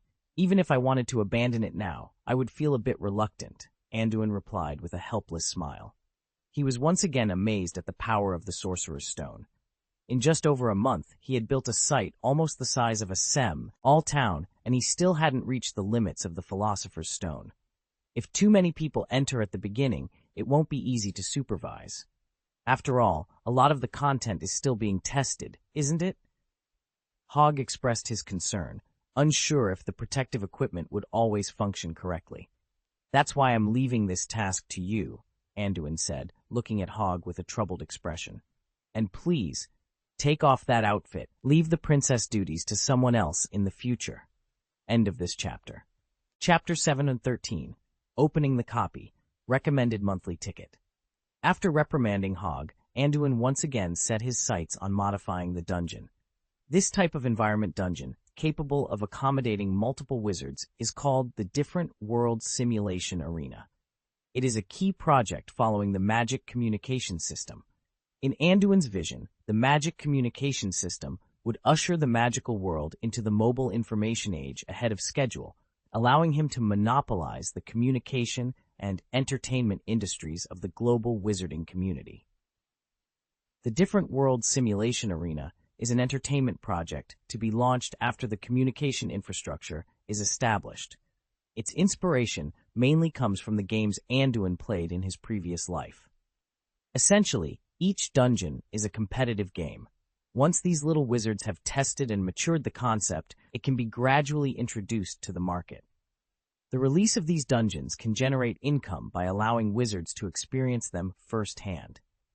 Additionally, they can be turned into programs and broadcasted on the Magic Broadcasting Company Anduin plans to establish. In the future, the Magic Mobile Terminal will be as convenient as a smartphone, enabling users to watch live broadcasts and replays anytime, anywhere. Even before this project matures, Anduin is prepared to release some simplified messaging terminals to generate initial revenue. His business acumen has become quite proficient. Anduin envisions that wizards will be able to access new competitive content, such as singing and dancing, various variety shows, traditional sports like Quidditch, and environment dungeons through the communication terminal. In other words, he is preparing to build a complete entertainment ecosystem around the Magic Communication System.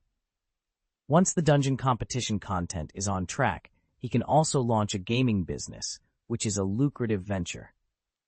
The blind box business is actually paving the way for this. The Different World Simulation Arena project holds a significant place in this entertainment ecosystem. Anduin realized early on that the current entertainment industry in the wizarding world is quite lacking. The wizarding radio station, supported by a few singers, can gather tens of thousands of galleons annually.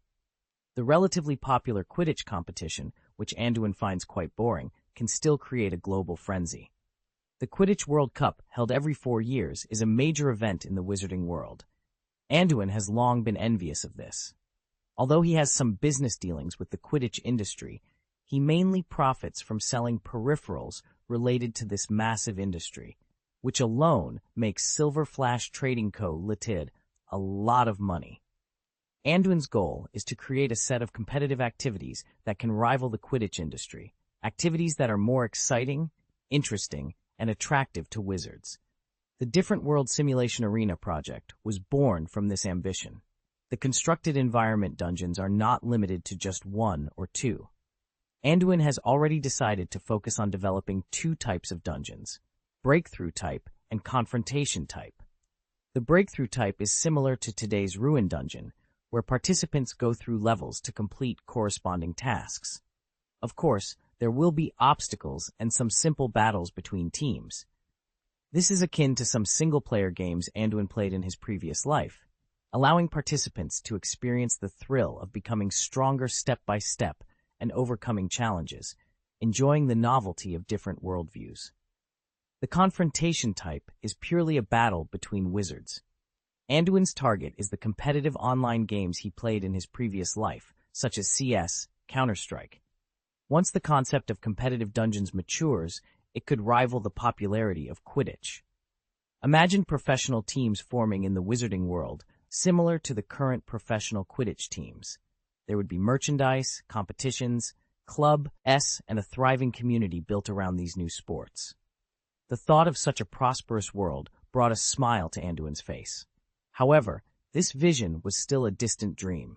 To achieve it, Anduin had a lot of work ahead of him.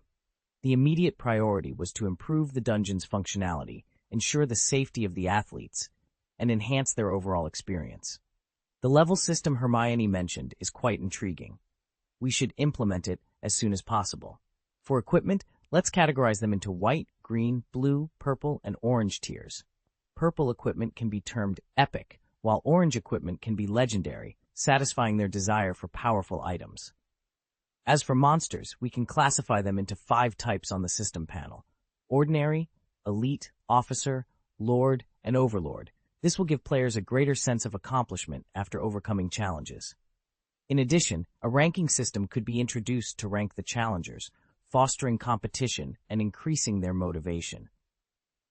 Anduin continued to sketch and refine his designs late into the night, constantly improving the dungeon's content.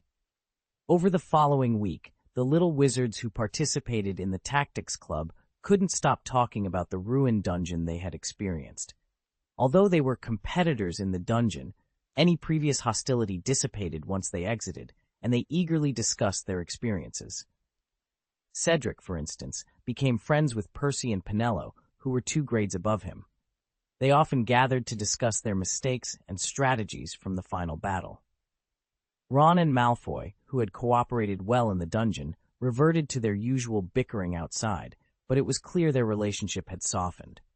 However, due to the confidentiality agreement they signed with Anduin, they couldn't share their dungeon experiences with others, leading to widespread curiosity and complaints throughout Hogwarts. Anduin's intensified training sessions only added to the students' frustration, and the tactical club members couldn't reveal the truth. 2 weeks later, the entire school's perception of Anduin changed dramatically. He had finally opened the Ruins dungeon to everyone, igniting a wave of enthusiasm among the students. They had never experienced anything like it: peculiar enemies and a real battlefield where they could fight without fear of injury. Within days, most students had tried the dungeon. The reopened dungeon had new rules. Teams of 4 could form freely, with no age restrictions. Junior and senior students could team up, and mixed-grade teams were allowed. To ensure balance, teams had to register with Hog and wait until 6 to 7 teams of similar levels were gathered before entering the dungeon. This way, lower-grade teams would face lower-grade opponents, and mixed teams would encounter similar competitors. The official opening of the Ruins dungeon marked a new era of excitement and camaraderie at Hogwarts. The newly opened dungeon has introduced a time rule. Each entry allows a maximum stay of 1 hour. When the time is up, participants are teleported out, similar to when they are killed. At the end, scores are settled based on the number of hostages each team rescues. This ensures that points are awarded even if the hostages are rescued but the participants are not sent out in time. These new rules make the dungeon's pace more intense and add more playability and variables. As soon as the Ruins dungeon opened, the young wizards were instantly captivated. The Tactics Club members, in particular, were quick to fuel the excitement. Their enthusiasm piqued the curiosity of other students, and soon this new competitive event spread throughout Hogwarts. However, the Ruins dungeon can only accommodate 30 people at a time, leading to long queues outside the training ground. To address this, Anduin designated an open space outside Training Ground Number 4 and set up live broadcast equipment. This allowed everyone to watch the actions of the participants in the dungeon. On one hand, it alleviated the boredom of waiting, and on the other, it tested his broadcast equipment, which was intended to be a main product of Silver Flash Trading Company. The live broadcasts made the Ruins dungeon even more lively.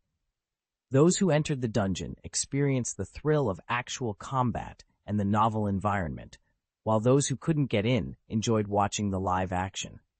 Many found watching the live broadcast more entertaining than participating, as they could see their familiar classmates battling in the ruins. As a result, even those who had no interest in the dungeon or didn't want to queue up would come to watch the live broadcast. At almost any moment, of people gathered outside training ground number 4, happily watching the live feed.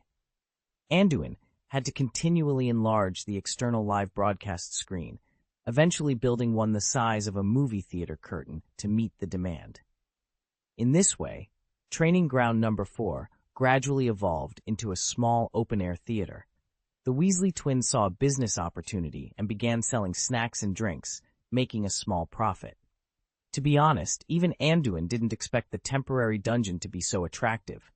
Not only were the participants extremely excited, but the spectators were also very enthusiastic. In his view, the dungeon's content was quite monotonous, with similar types of monsters like skeletons. He had opened it purely to test the dungeon's functionality, expecting the young wizards to get bored after a few tries. Contrary to his expectations, a month after the opening, the Ruins dungeon remained popular. The young wizards even organized a schedule among themselves: Mondays for grades 1 and 2, Tuesdays for grades 3 and 4, Wednesdays for grade 5, Thursdays for grades 6 and 7, mixed teams on Fridays, and weekends allocated by time periods. Curious about the dungeon's appeal, Anduin sought feedback from the participants. He learned that the ranking system was a significant factor in its continued popularity. The development of the dungeon was a great joy for everyone, and the little wizards eagerly sought to improve their rankings. The team that reached the top could proudly show off in the school. When Anduin learned of this enthusiasm, he immediately adjusted the ranking system. He divided the original unified rankings into several categories: grade rankings, team rankings, racing rankings, kill rankings, rescue rankings, and more. Additionally, he erected a real-time leaderboard display outside training ground number 4, allowing everyone to see their rankings instantly. As a result, the little wizards became even more enthusiastic about the Ruins dungeon, frequently entering it to achieve higher rankings. Some of the more dedicated students even organized dungeon strategies in private, leading to the formation of semi-professional fixed teams with the goal of climbing the rankings. Consequently, Anduin's high-intensity tactical training course became the favorite among the young wizards, as their training results directly impacted their dungeon performance. Seeing the popularity of the Ruins dungeon, Anduin was further convinced of the potential in developing this competitive entertainment industry. He believed that once this new type of competitive sport matured and spread, it would create a significant wave in the wizarding world. However, not everyone welcomed Anduin's dungeon. The professors of other subjects had the biggest concerns. The little wizards were so obsessed with the dungeon that they became absent-minded in class. Even Professor Flitwick struggled, as many students constantly urged him to teach combat spells, showing no interest in common life spells. Because of Anduin, nearly a quarter of the students rushed to the training ground after class every day, causing their scores in other subjects to decline. In just a month since the dungeon's release, half of the students in the school were suffering from battle mania. Some even became neurotic, using tactical movements while walking in the corridors. This made the professors' lives miserable. They just wanted to greet the students, but the students' first reaction was to find cover, which was somewhat embarrassing. Due to the complaints and protests from the professors, Anduin had to set some standards for the Ruins dungeon, mainly regulating its opening times. This ensured that the dungeon was only accessible on specific days, allowing students to focus on their other studies as well. End of this chapter. Chapter 7-14, The Rune Disc. In addition to restricting the opening times of the dungeon, Anduin also established grade requirements for the young wizards. He stipulated that only students who have met the homework and teaching progress of each subject could enter the dungeon. The determination of whether a student has achieved the necessary progress is left to the subjective judgment of the professors. Anduin granted the main course professors the authority to prohibit access to the dungeon as a form of classroom punishment. If these professors find that some students have neglected their studies due to playfulness or failed to complete their homework, they can issue a ban on dungeon access. This rule undoubtedly caused much despair among the young wizards, but the professors soon realized that the appearance of the Ruins dungeon was not a bad thing at all. Previously, when students made mistakes, the punishment measures were limited to writing self-criticisms or, in worse cases, confinement and cleaning toilets. Such disciplinary measures had lost their effectiveness for many naughty students. However, the new dungeon ban was different. Once a student made a mistake and received a dungeon ban, they would immediately beg for forgiveness, making the punishment more effective than ordinary confinement measures. The young wizards began to view this ban as a severe punishment, leading to a significant improvement in school discipline. Additionally, the existence of the dungeon environment provided a venue for wizards who had conflicts to settle their differences, resulting in a decrease in the number of fights at the school. Even Professor McGonagall was unsure whether this new situation was entirely good or bad.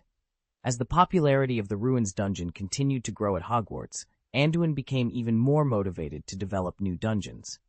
His first official creation was the Well of the Abyss, located deep on the 4th floor of the main tower. At this time, Anduin was contemplating where to store the Philosopher's Stone and the Mirror of Erised, following Dumbledore's wishes. Dumbledore's idea is to use the Philosopher's Stone to test Quirrell and the power behind him. If possible, it would be best to create a situation where Harry faces the opponent directly to assess Voldemort's current state, Anduin mused. Then it's better to place the Mirror of Erised in the depths of the 1st floor.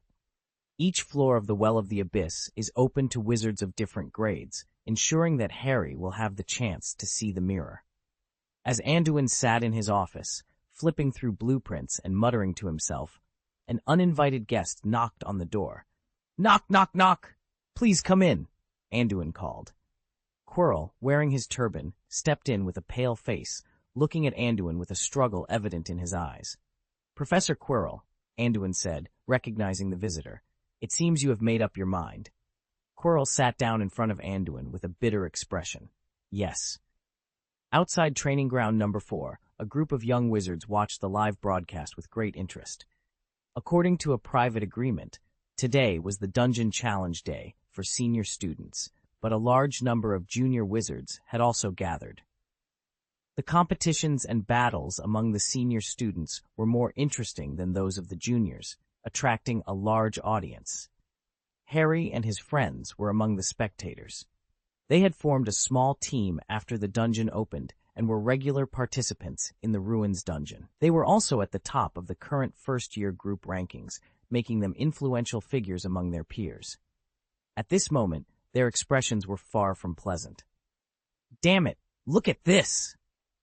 Ron wasn't watching the live broadcast like the others. Instead, he pulled everyone over to the leaderboard. "Malfoy's team has changed members again. I didn't expect him to recruit Terry.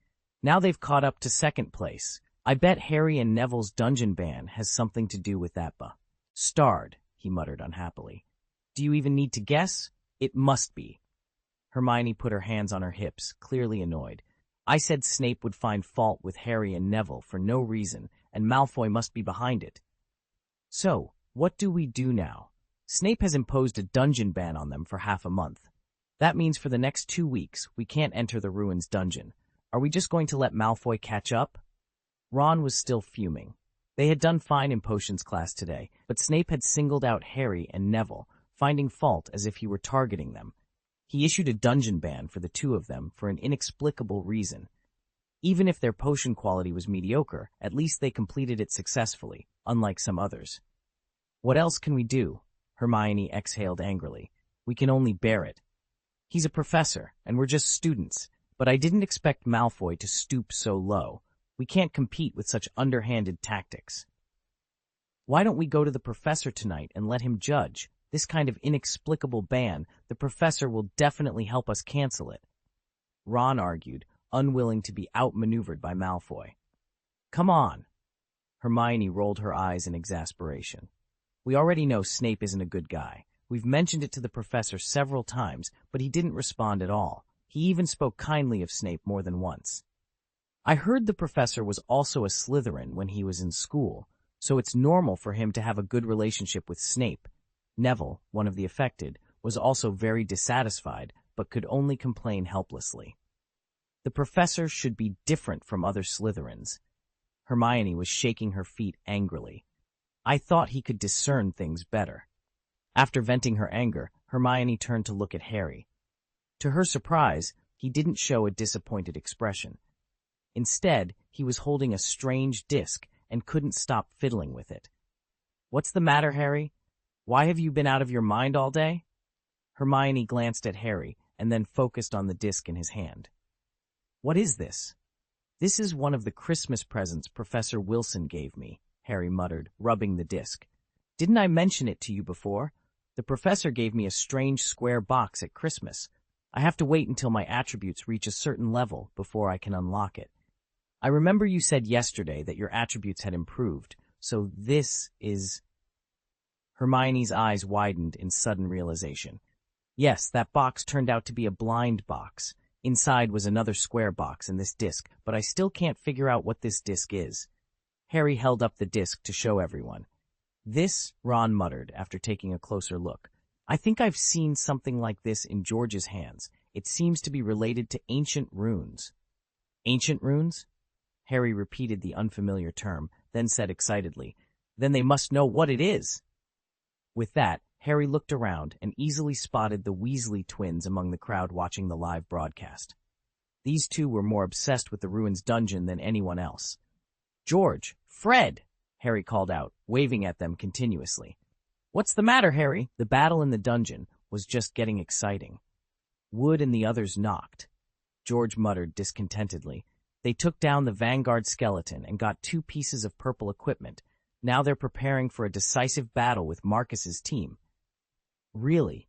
Then Wood must beat Marcus and his crew. Those bastards took a group of hostages from Wood and Percy last time. Ron exclaimed excitedly after hearing George's words, but he quickly bowed his head in embarrassment under Hermione's stern gaze. "That's right. I want to ask you to take a look at this.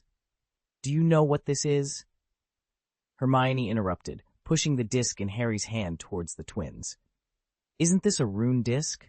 Fred laughed as soon as he saw the object. "This is a professional tool for studying magic runes, and ordinary people can't buy it. How did you get it?" George, examining the raw unplate, exclaimed, "What an old model! This must be a rune plate from 10 years ago. I remember the new rune plates produced by Silver Flash Trading Company looked different." "A rune disc? From 10 years ago?"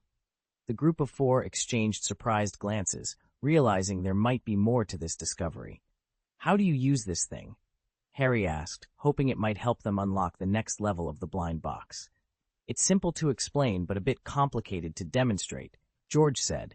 He drew his wand and pointed it at the rune plate, uttering a short sound that wasn't a spell. The foursome thought he was just coughing, but as soon as George's voice ended, a word with a faint aura floated on the rune plate. It seemed to have no power, but gave off a warm feeling. "This is the rune of light, an important part of the fluorescent curse rune. Usually we can't see it or feel its existence," George explained with a smile. "The rune plate allows us to observe, research, and combine runes intuitively." "We actually have a similar rune disc," Fred added, "but we've just started learning ancient runes, so we don't know many. To display the runes, you need a relatively good ability to control magic power. Otherwise, it's very difficult." "Why did you buy this kind of thing?" Hermione asked curiously. This seemed like very specialized academic equipment, not something ordinary students would have access to. "Understanding the composition of runes is the basis for developing alchemy props and joke props," Fred said proudly. "That's right," George nodded. "Didn't we tell you before that we've been researching various joke props?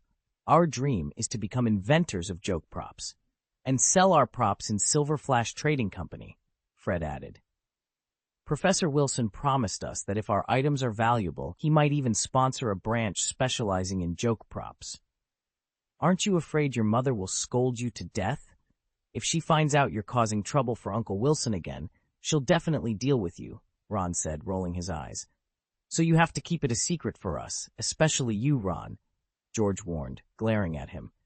If Mom stops our plan, I'll make sure you don't get away with it. What does this have to do with me? Ron grumbled. While the brothers bickered, Harry looked thoughtfully at the rune plate in his hand.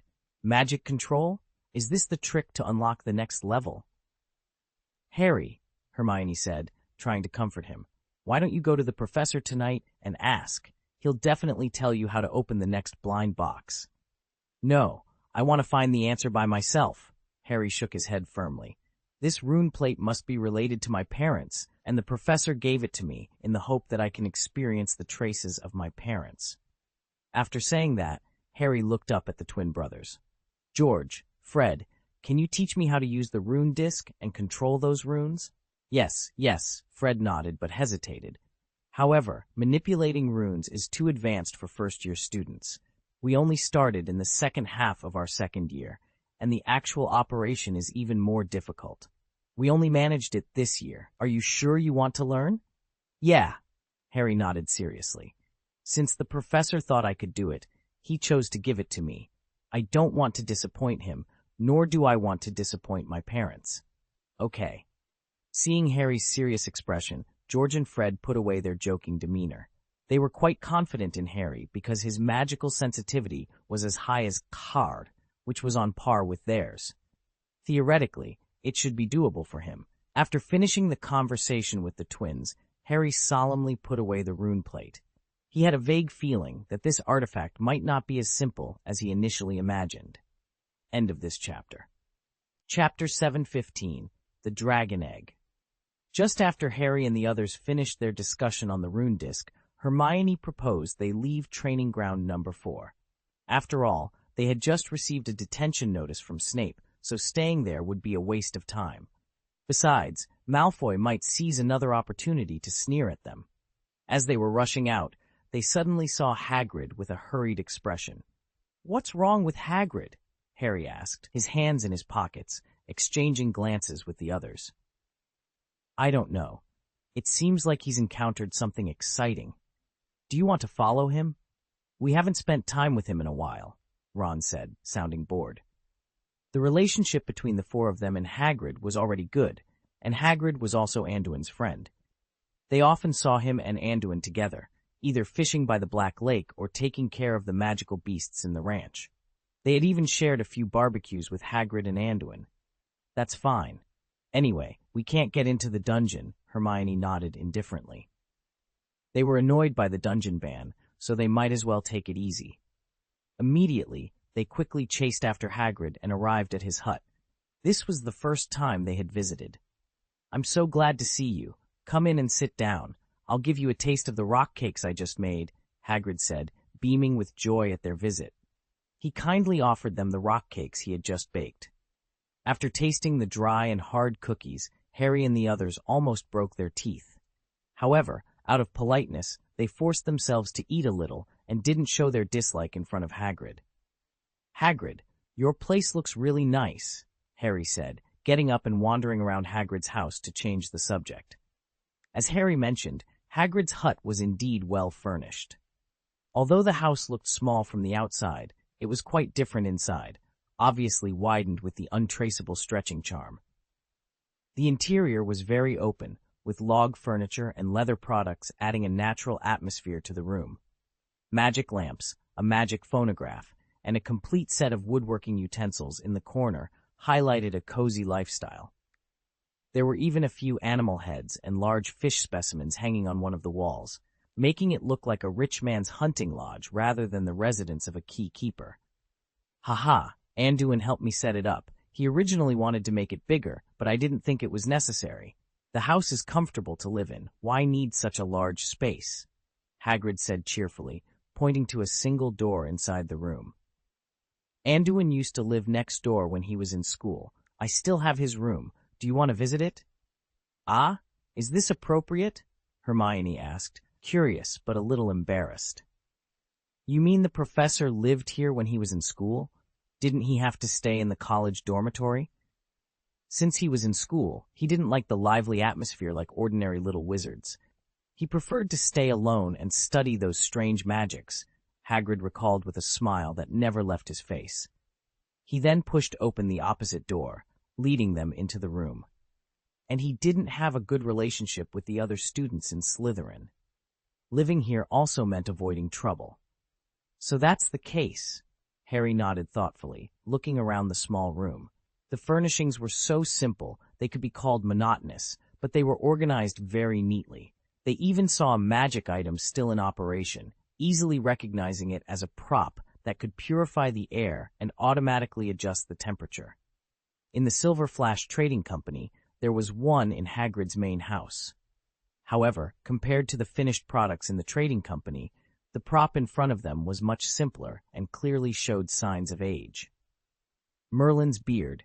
Did the professor already develop alchemy props when he was in school? Ron exclaimed in amazement as he moved closer to the alchemy equipment, observing it carefully. That's right, Hagrid said proudly, always eager to talk about his friend Anduin. When he had nothing to do, he would lock himself in his room and fiddle with the rune plate. Sometimes he stayed there for an entire day. When he finally came out, one or two novel things would appear in the room. Rune disc? Is this what you mean? Harry asked, taking out the rune disc he had with him and showing it to Hagrid. That's it. Why do you have this? Hagrid was emotional upon seeing the familiar rune disc. This little prop helped Anduin a lot back in the day. The professor gave it to me at Christmas. He said it has something to do with my parents, Harry explained, looking at the plate in his hand and muttering to himself. I see, Hagrid nodded knowingly. Indeed, this prop was given to Anduin by your mother. He always regarded it as a treasure. My mother gave it to him? Harry asked in surprise. Can you tell me the story of the professor and my mother? Well, Hagrid scratched his head in embarrassment. I don't know much about that past. Anduin only mentioned it in passing when we were chatting. If you want to know more, you should ask him directly. Is that so? Harry lowered his head in frustration. He had hoped to learn something about his mother from Hagrid, but it seemed he was back to square one. Crack! A crisp sound interrupted their conversation, as if something had broken open. Hagrid's expression changed, and he immediately rushed back to his room, with the others following closely behind. As soon as they returned to the main house, Hagrid excitedly ran to the stove and carefully opened a leather parcel. Harry and the others saw a huge egg underneath, now covered in cracks, indicating that something was about to hatch. This is a dragon egg? Hermione recognized it immediately, having read many related books and often helped take care of magical animals with Anduin. Hush! Hagrid gestured for silence. I finally won this little baby from the tavern, so keep it a secret. Holy shit, it's cracking! Ron watched helplessly as the dragon egg shook, and then a small wing popped out, pushing the eggshell and mucus away. A small, handsome dragon struggled to emerge, its body slick with mucus, making it look quite comical. Everyone widened their eyes, witnessing the miraculous sight of a dragon hatching for the first time. It's really interesting. Ron grinned, staring at the petite dragon. He had seen many adult dragons while visiting Charlie, so he was no stranger to them. After a while, Ron seemed to recognize something. Merlin's beard? Is this a Norwegian ridgeback? Yes, isn't it beautiful?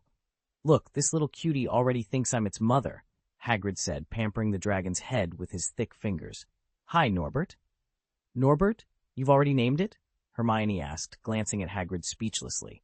Yes, look how interesting it is, Hagrid said, teasing Norbert. But the little dragon quickly coughed and spewed out a ball of flame like a lighter, setting Hagrid's beard on fire. Oh, Hagrid exclaimed, taken aback, and quickly, Hagrid slapped the flames to extinguish them, and then said, somewhat embarrassed, but it seems to need some training, like Lu Wei. Seeing Hagrid being teased by the fire dragon, several people couldn't help but laugh. Harry then asked curiously, who is Lu Wei? Do you have another dragon here?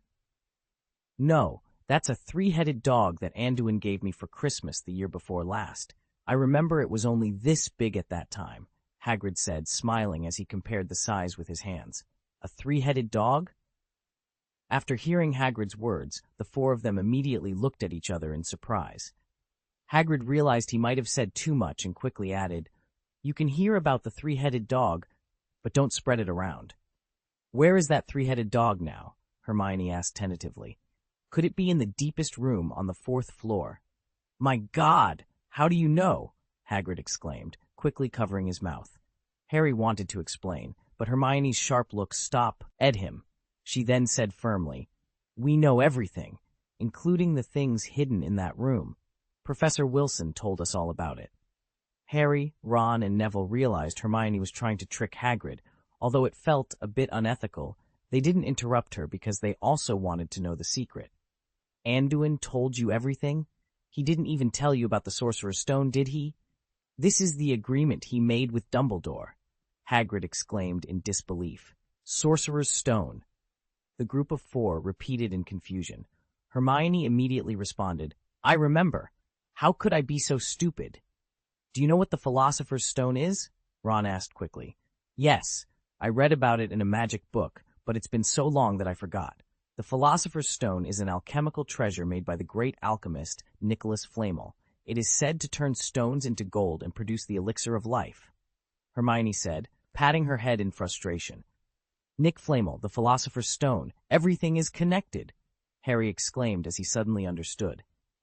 Ah, you didn't know the Philosopher's Stone was hidden there, Hagrid reacted, covering his head in confusion. Why did I reveal such an important thing? If Anduin and Dumbledore find out, they'll scold me to death. Seeing Hagrid's troubled look, Hermione quickly comforted him. I'm sorry, Hagrid, but you've been a great help. You know, that fellow Snape is after the Philosopher's Stone, and we decided not to let his plans succeed. Why is Snape involved again? Hagrid shook his head in disbelief. That's impossible. Snape is definitely not that kind of person. Don't slander a Hogwarts professor. Why don't you believe us? Ron raised his voice excitedly. We saw Snape trying to enter that room and getting injured by the 3-headed dog, Lu Wei.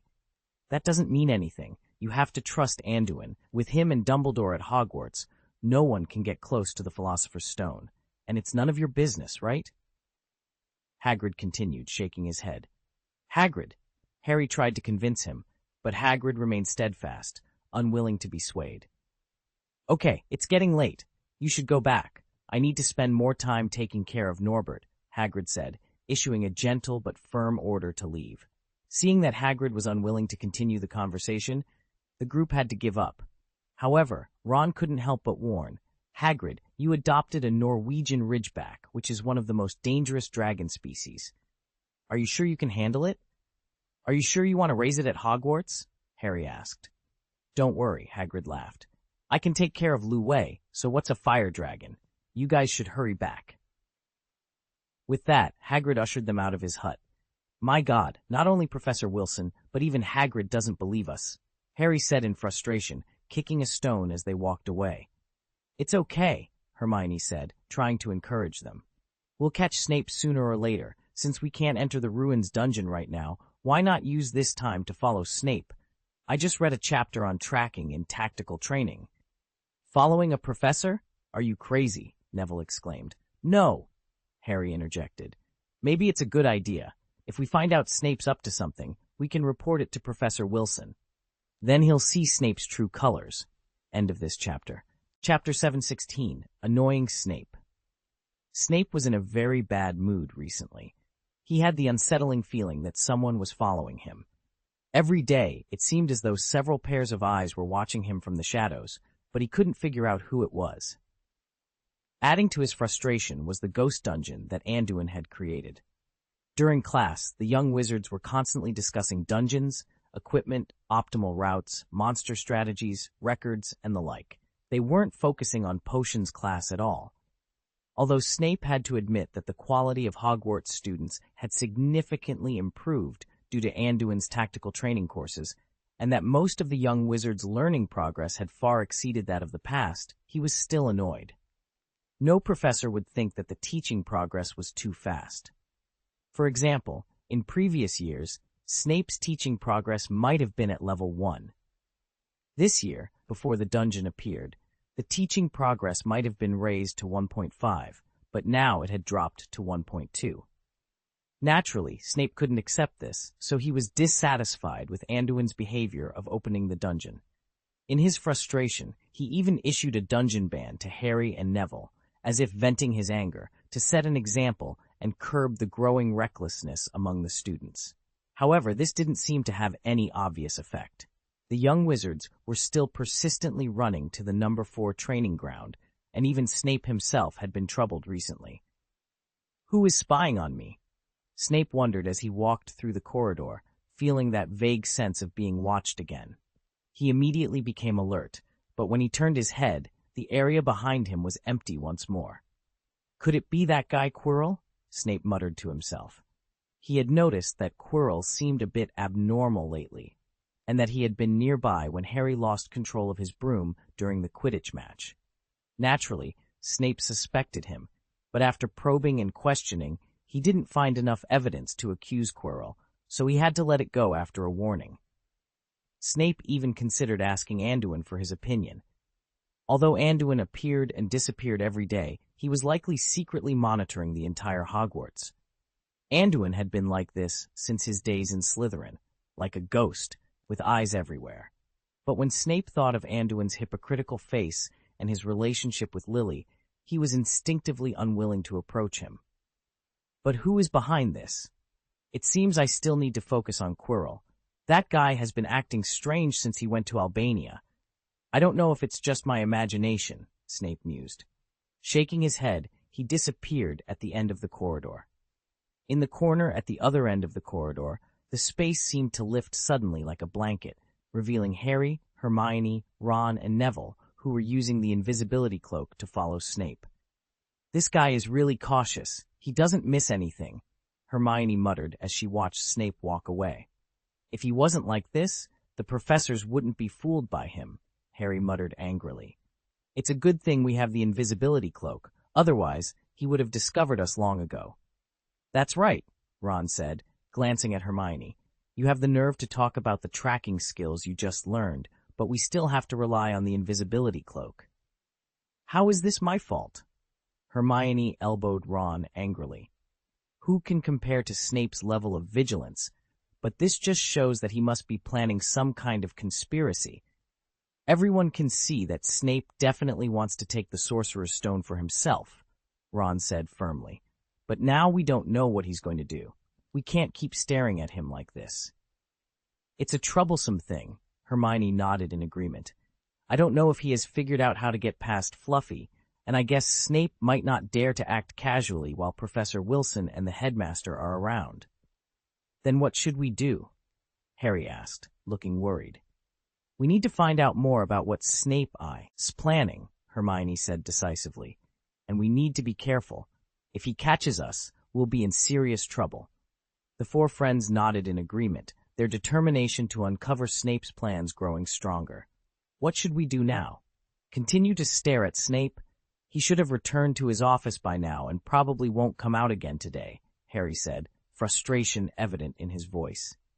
For nearly 2 weeks, Harry and his friends had been following Snape, and they had come to understand his routine quite well. That's it for today. Let's go to Hagrid's and see if we can get any information. We can also visit Norbert, Hermione suggested, though she sounded somewhat disinterested. Fine, but when we went last week, Norbert had already grown a lot. The growth rate of a dragon is really scary, Ron said, his tone tinged with bitterness as he recalled their last visit. After a brief discussion, the group decided to head to Hagrid's hut. As they walked out of the castle, they passed the circular stone pile and couldn't help but glance at training ground number 4. They noticed that Malfoy had caught up to their long-held ranking record, which only deepened their resentment towards Snape. If it weren't for him, they wouldn't have wasted their time stalking him and could have continued their adventures in the ruins dungeon. With this anger simmering, the 4 of them complained about Snape all the way to Hagrid's cabin. However, their grumbling was abruptly cut short by a ferocious roar as they approached the hut.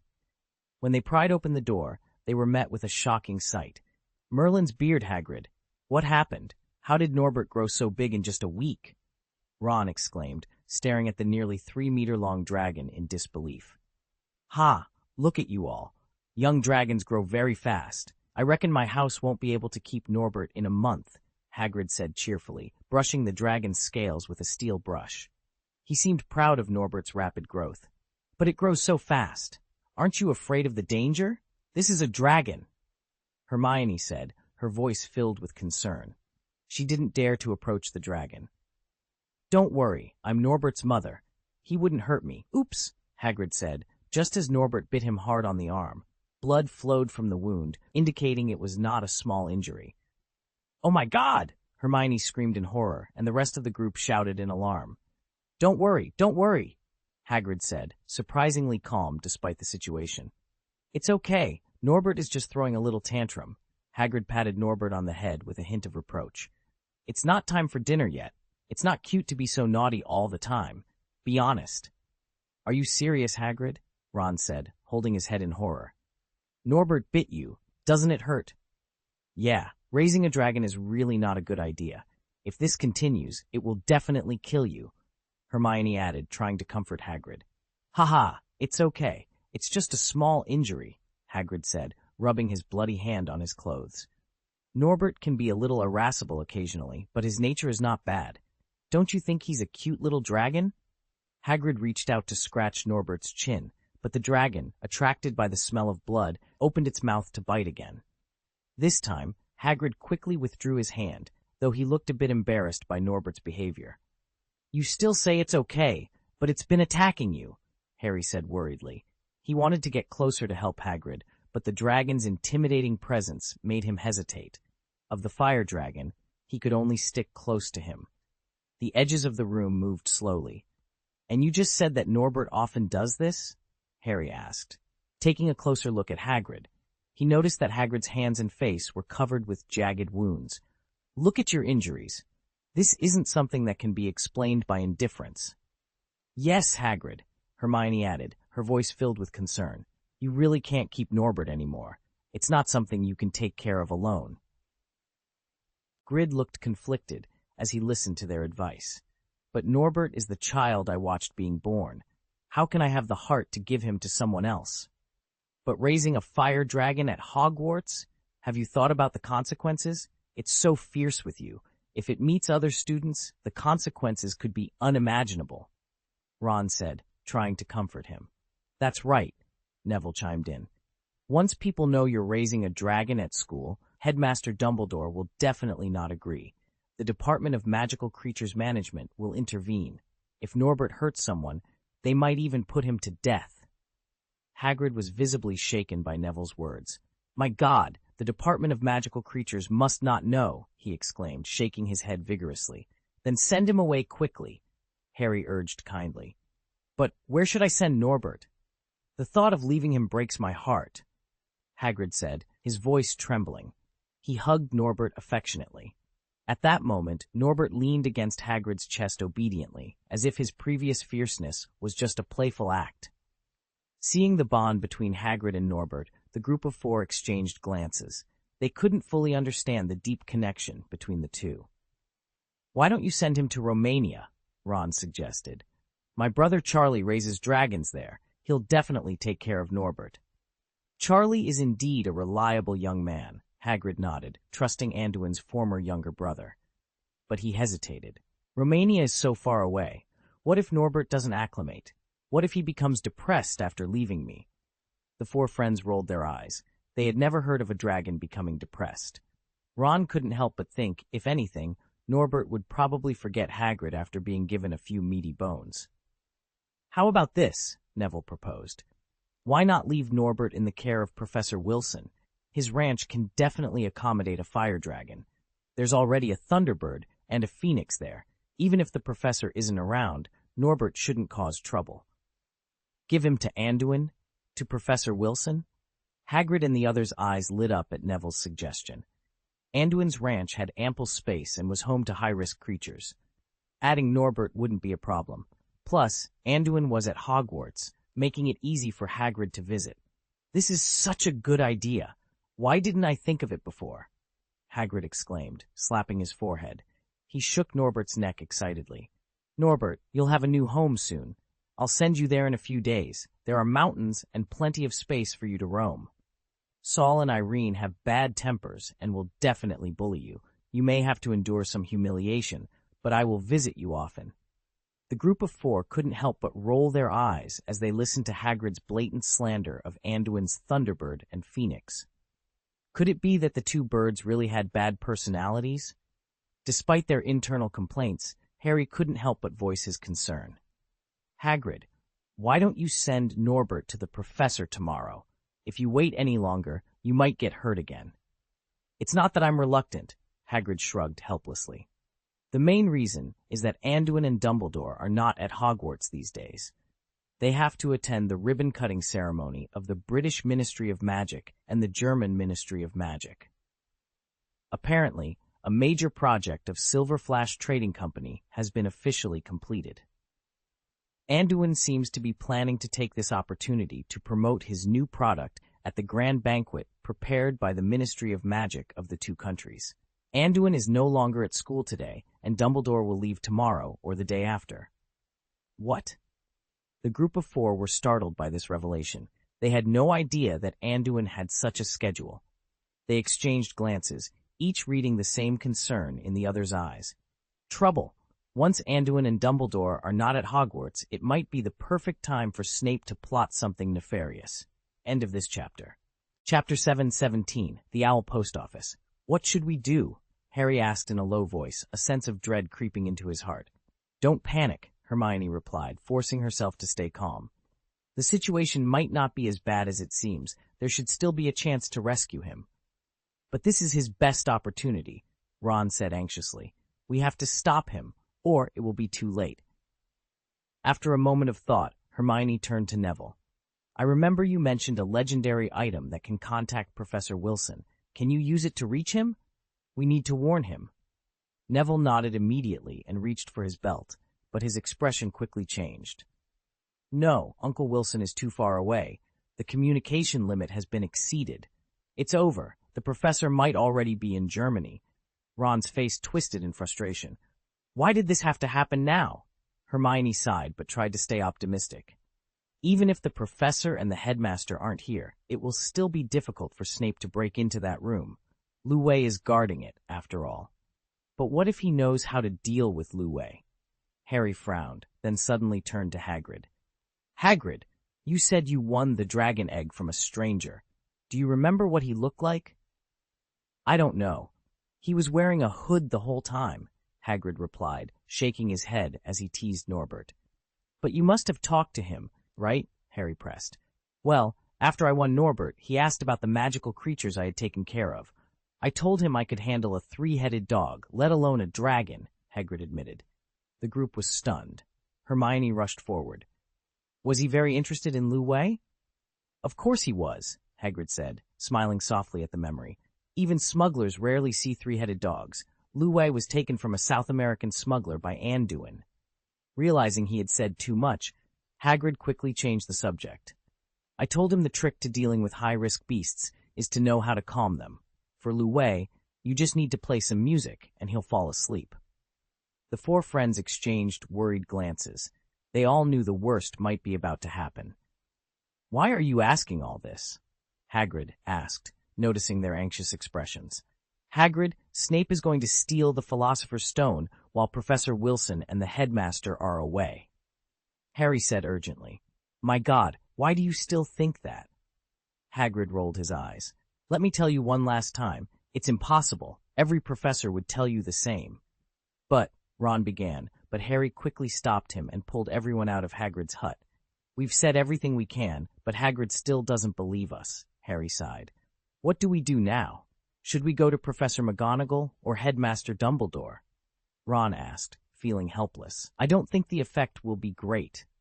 They definitely don't want to believe the words of our little wizards, Hermione said, crossing her arms angrily.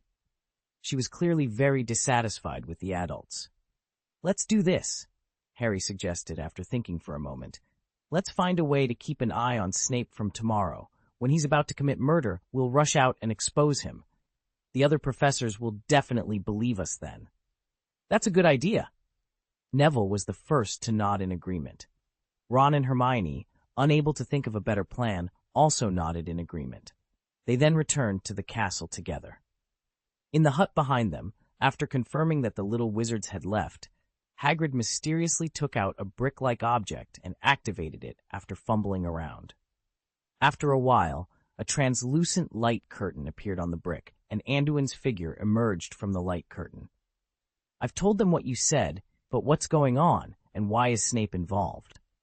Hagrid asked, looking at Anduin's face in amazement. It was clearly his first time using this device. "It really has nothing to do with Snape. Just take it as a wonderful misunderstanding." Anduin smiled slightly in the light curtain. "Thank you, Hagrid. You've been of great help this time.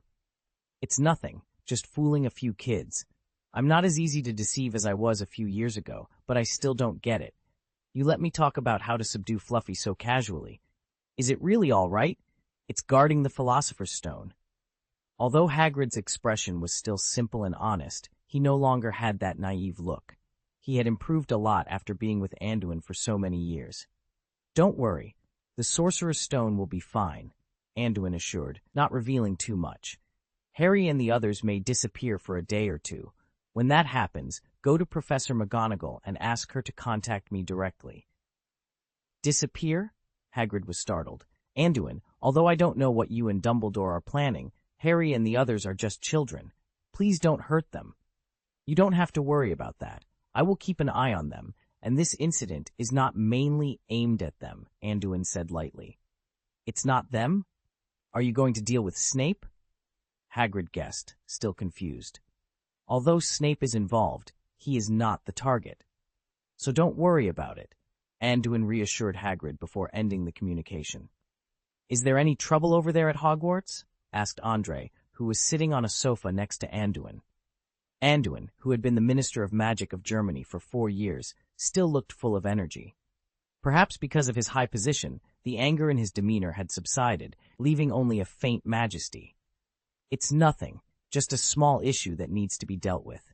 It won't delay our business here," Anduin chuckled nonchalantly. "Well," Andre nodded indifferently, then took out a document and pushed it in front of Anduin. "Several newspapers and magic radio companies in Germany have already agreed to your conditions and promised to integrate their business into the magic communication system. This is the approval document." "Thank you." Anduin nodded in satisfaction after briefly flipping through the stack of documents. "They will not be disappointed. My magic communication will be the future of the wizarding world, and this is a mutually beneficial arrangement." "Ha-ha! I have enough confidence in you, although I still don't quite understand what your system is," Andre grinned, then looked at Anduin seriously. "By the way, when the communication base station was being built and debugged a few months ago, several owl post offices in Germany heard the news and came to me to complain. The industry. After all, with magical communication, who will continue to use letters? Not to mention, you plan to connect the communication systems of several countries to the internet in the future. The market for cross-border communication will be seized by then. Just be careful not to be harassed during the ribbon-cutting ceremony 2 days later. It won't look good." "Heh," Anduin sneered. "They can't cause any trouble. You don't know, but all the owl post offices in Germany are now named Wilson." "Ah?" Andre stared at Anduin with wide eyes. "You bought them all? When did this happen?" "Not long ago. Remember when Shaltair came to Germany last time? She was here to handle this for me," Anduin recalled. "I remember," Andre nodded. "I thought Shaltair was only here to help you negotiate with those media companies. But why did you buy those owl post offices? You can't be that kind-hearted. You must know that the benefits of these owl post offices were good in the past. Most wizards have their own owls, and their income is far less than that of alchemy companies. The employees are all mouths waiting to eat." Andre grinned and glanced at Anduin with disbelief. He knew the young man in front of him quite well.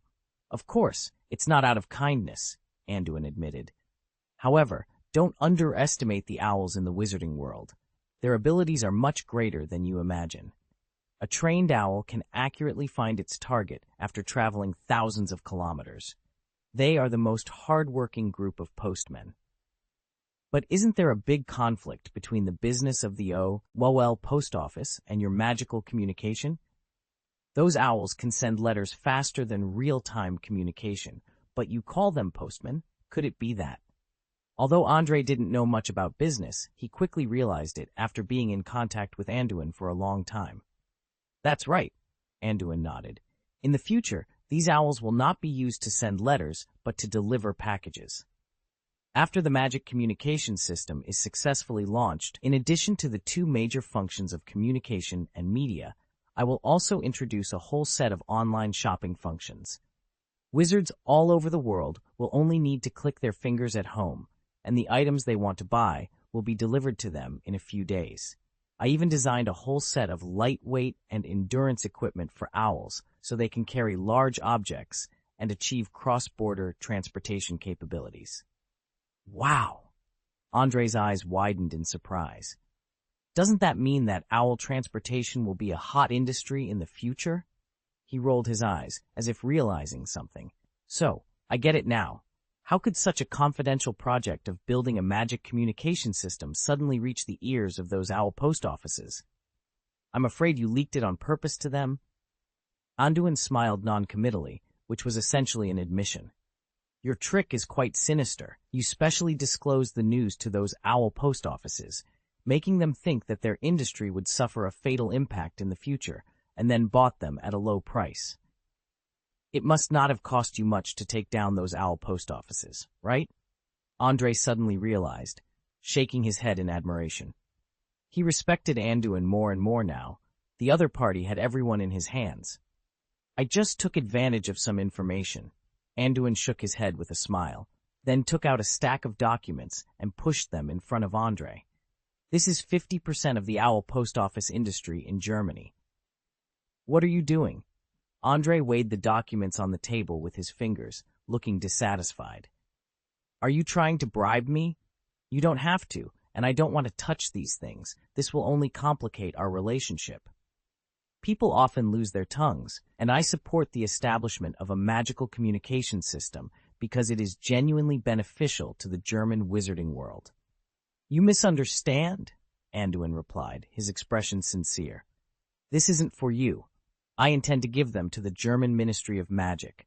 Monopolizing the entire transportation industry in Germany is a very dangerous thing. If it were Britain, you could consider it as the protection fee I paid to the German Ministry of Magic in advance. Anduin understood that if he truly monopolized the entire owl logistics industry in Germany, it would inevitably lead to objections, not just from others, but even from the German Ministry of Magic itself. Especially in the future, when the logistics industry is bound to become a hot topic, who would allow a foreigner to control all of it? Even Andre might have special ideas at that time. Therefore, it was better to give up part of the benefits and tie his interests to those of the German Ministry of Magic. You really think far ahead, or rather, you have a lot of confidence in the future, Andre mused, understanding Anduin's thoughts. He was surprised by Anduin's confidence in the future. Are you so certain that you're not afraid the owl industry will decline in the future? End of this chapter. Chapter 718, Desperate Town. After finishing his meeting with Andre, Anduin stayed in Germany to continue his career as a profiteer. Over the next 2 days, he met with numerous local merchants, media personnel, and wizarding celebrities at the German Ministry of Magic to promote and publicize his magical communication system. At the same time, he had to dispel the concerns of some conservative wizards. In fact, the commissioning of the magic communication base station in Germany was completed a little later than that in the UK. However, the German wizarding community, with the support of the Silver Flash Trading Company, pushed this magic communication system to the forefront of European countries. Therefore, Anduin prioritized taking care of the business here. The magic communication network that was to be released was named Magic Network by Anduin. The next series of communication, media, entertainment, and shopping content would be built on this platform. No wonder he attached so much importance to it. Meanwhile, at Hogwarts, Harry and his friends launched a surveillance campaign against Snape. During 2 consecutive days of continuous monitoring, Harry and the others discovered that Snape had indeed become a little sneaky recently, as if he was also following someone. The strangeness of Snape's behavior made them more certain that he was brewing some conspiracy. During this period, they tentatively reported Snape to Professor McGonagall. However, Professor McGonagall's attitude was similar to Hagrid's. She didn't think that Snape, as a professor, had any evil intentions, and even warned the group in turn. Recognizing the situation, Harry and the others resolutely decided to use their own strength to defend the property of Anduin and Dumbledore. On the day Dumbledore left Hogwarts, Harry and the others found Snape wandering in the corridor of the main tower, as if he was looking for something. Seeing this, they quickly followed, but they knew that Snape was very vigilant, so they didn't follow too closely. As Snape's route gradually became clear, they quickly guessed his destination, the Forbidden Room at the end of the 4th floor. Snape seems to be heading straight to that room. Should we go back and call for backup, or release an alert signal? Ron suggested nervously, looking at Snape's faint figure in the distance. Not now. Before that guy is caught red-handed, it won't help at all, and it will reveal that we are following him, Harry said firmly, staring ahead. Then shall we follow? Neville muttered in a low voice. If we catch him by surprise, we might have a chance to subdue Snape. I think we can try it, Hermione said, unable to hide her excitement. After several months of hard training and experience in the Ruins dungeon, they all had inexplicable confidence in their own strength. At this moment, they even thought that as long as the 4 of them worked together, it might not be a problem to take down Snape. Go! Harry didn't hesitate any longer, and immediately led the group towards the end room. To be honest, they all had a lot of psychological shadows about this weird room, but now they could only bite the bullet and rush in. Boom! After Ron unlocked the door with the unlocking charm, he kicked it open. Harry, Neville, and Hermione leaned on the doorframe, pointing their wands inward, ready to fire without hesitation. But the situation inside the room was beyond everyone's expectations. The statue of the knight they had seen last time had been smashed to pieces. Luwei, the 3-headed dog, was lying on the ground, sleeping soundly. Next to it was an automatically playing harp, and the trapdoor on the floor in the center of the room had been opened. As for Snape, he had disappeared without a trace. Damn it, he's already in! Hermione exclaimed. Hermione rushed in after seeing the scene in front of her. We have to follow quickly. We can't let him get the Philosopher's Stone. Snape is crazy for even daring to destroy the warning statue, Harry exclaimed, looking at the Messier, and clenching his fists angrily. Without hesitation, the 4 of them jumped into the hole under the trapdoor. They were determined to teach Snape a lesson through their actions. However, as they fell, they realized something was wrong. They couldn't see any light, as if they had entered a bottomless abyss. Hermione, with her keen senses, noticed the abnormalities around them. The fall was taking too long. Even if the pit was hundreds of feet deep, it shouldn't take this long. She faintly felt that the surrounding space was changing during their descent, and they might not even be in Hogwarts anymore. Boom, boom, boom. After falling for more than a minute, their eyes suddenly lit up, and they landed on a wooden floor with a crash. Surprisingly, despite the long fall, they didn't feel much pain, as if they had only fallen from a height of about 1 meter. Where are we? Ron rubbed his head, his face stiff from the cold wind that had blown during their fall. As they stood up, they realized they were in a dimly lit wooden house.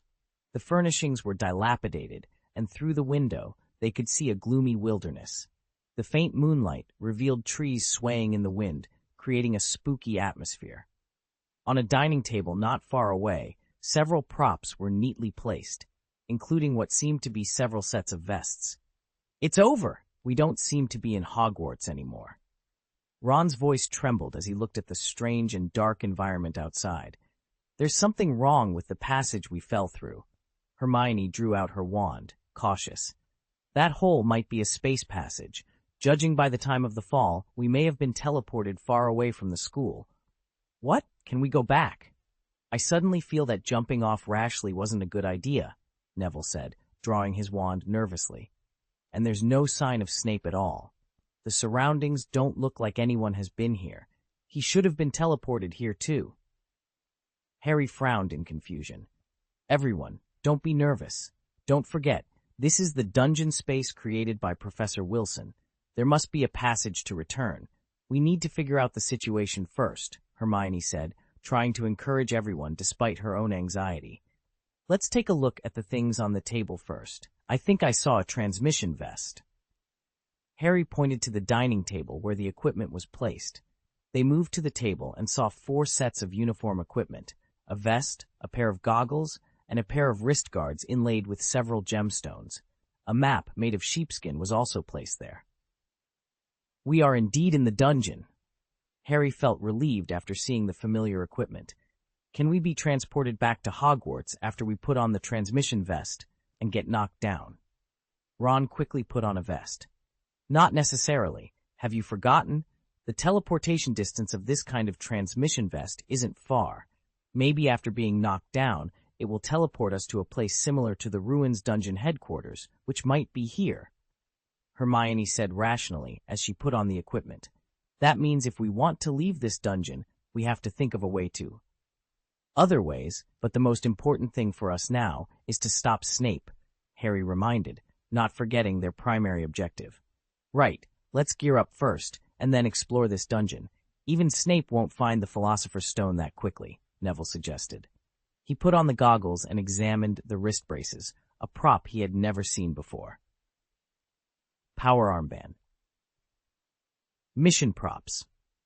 An armband with mysterious abilities that can enhance the wearer after certain conditions are triggered or enable the wearer to obtain certain abilities. The brief description made everyone's eyes light up. Wow, a piece of purple equipment right off the bat. This new dungeon is really interesting, Ron exclaimed. Although he wasn't as obsessed with legendary props as he was before entering school, he still put it on his left hand eagerly. The armband automatically adjusted to fit him, making him even happier. Hey, you idiot, Hermione said, holding her forehead in exasperation. Getting such good props right at the start also means this dungeon is going to be tough. Do you think it's like the Ruins dungeon? Then what do you want me to do? Cry when I see such good equipment? Ron retorted, rolling his eyes. Seeing the two bickering, Harry shook his head helplessly. He reached out and picked up the map in the middle of the table, ready to study it. Unexpectedly, as soon as he picked up the map, a cold, mechanical voice echoed in their ears. Welcome to the Town of Despair. Despair Town, formerly known as Hope Town, once had thousands of residents who lived peacefully here. Until one day, driven by curiosity, a resident opened a long-sealed seal. Afterwards, terror came. The demon that had been dormant for thousands of years was awakened, and the abyss gradually enveloped the entire town. In this place, everything is soaked in the breath of the abyss. Food, water, land, and even the air, all contain terror. The survivors who strayed into this place can only be freed by completely sealing the demons. Otherwise, they will be trapped here forever and gradually consumed by the abyss. Task: First stage. According to the guidance on the map, collect 3 revelation documents. Second stage: Stronghold defense. It will be displayed on the map after collecting all the revelation documents. After a successful defense, the 3 documents can be synthesized into the Exorcism Book, an important prop for sealing demons. Third stage: Kill the demon entity. After synthesizing the Exorcism Book, the demon will manifest itself, and its location will be displayed on the map. Fourth stage: Protect the Exorcism Book and survive. After killing the demon entity, the Exorcism Book will enter a spiritual enlightenment and purification state during which it cannot be moved. Protect the Exorcism Book for 3 minutes. If it remains undestroyed and at least one member survives, the Town of Despair will be successfully purified and the return passage will open. Note, in the Town of Despair, survivors will be affected by the breath of the abyss constantly, and this effect will be displayed as a fear value. The initial fear value of all survivors is 0, and it will automatically increase by 5% every minute in the Town of Despair. Being frightened or using contaminated items will significantly increase the fear value. After staying in the Town of Despair for more than 3 days, the fear value will increase tenfold. When the fear value exceeds 70%, it will attract the attention of the demons in Despair Town. When the fear value reaches 100%, the member will greatly attract. The voice trailed off, leaving the group in a tense silence. The enemy's hatred and the possibility of being possessed by a demon, evil possession, Everything in Despair Town has the potential to be possessed by a demon. If a survivor is possessed, they will lose control of their body. The possessed survivor can regain their sanity through the attacks of their teammates. Fear Curse Removal. The fear curse of a member is cleared once the possession is removed. How to reduce fear value. 1. The fear value can be slowly reduced at a fire source.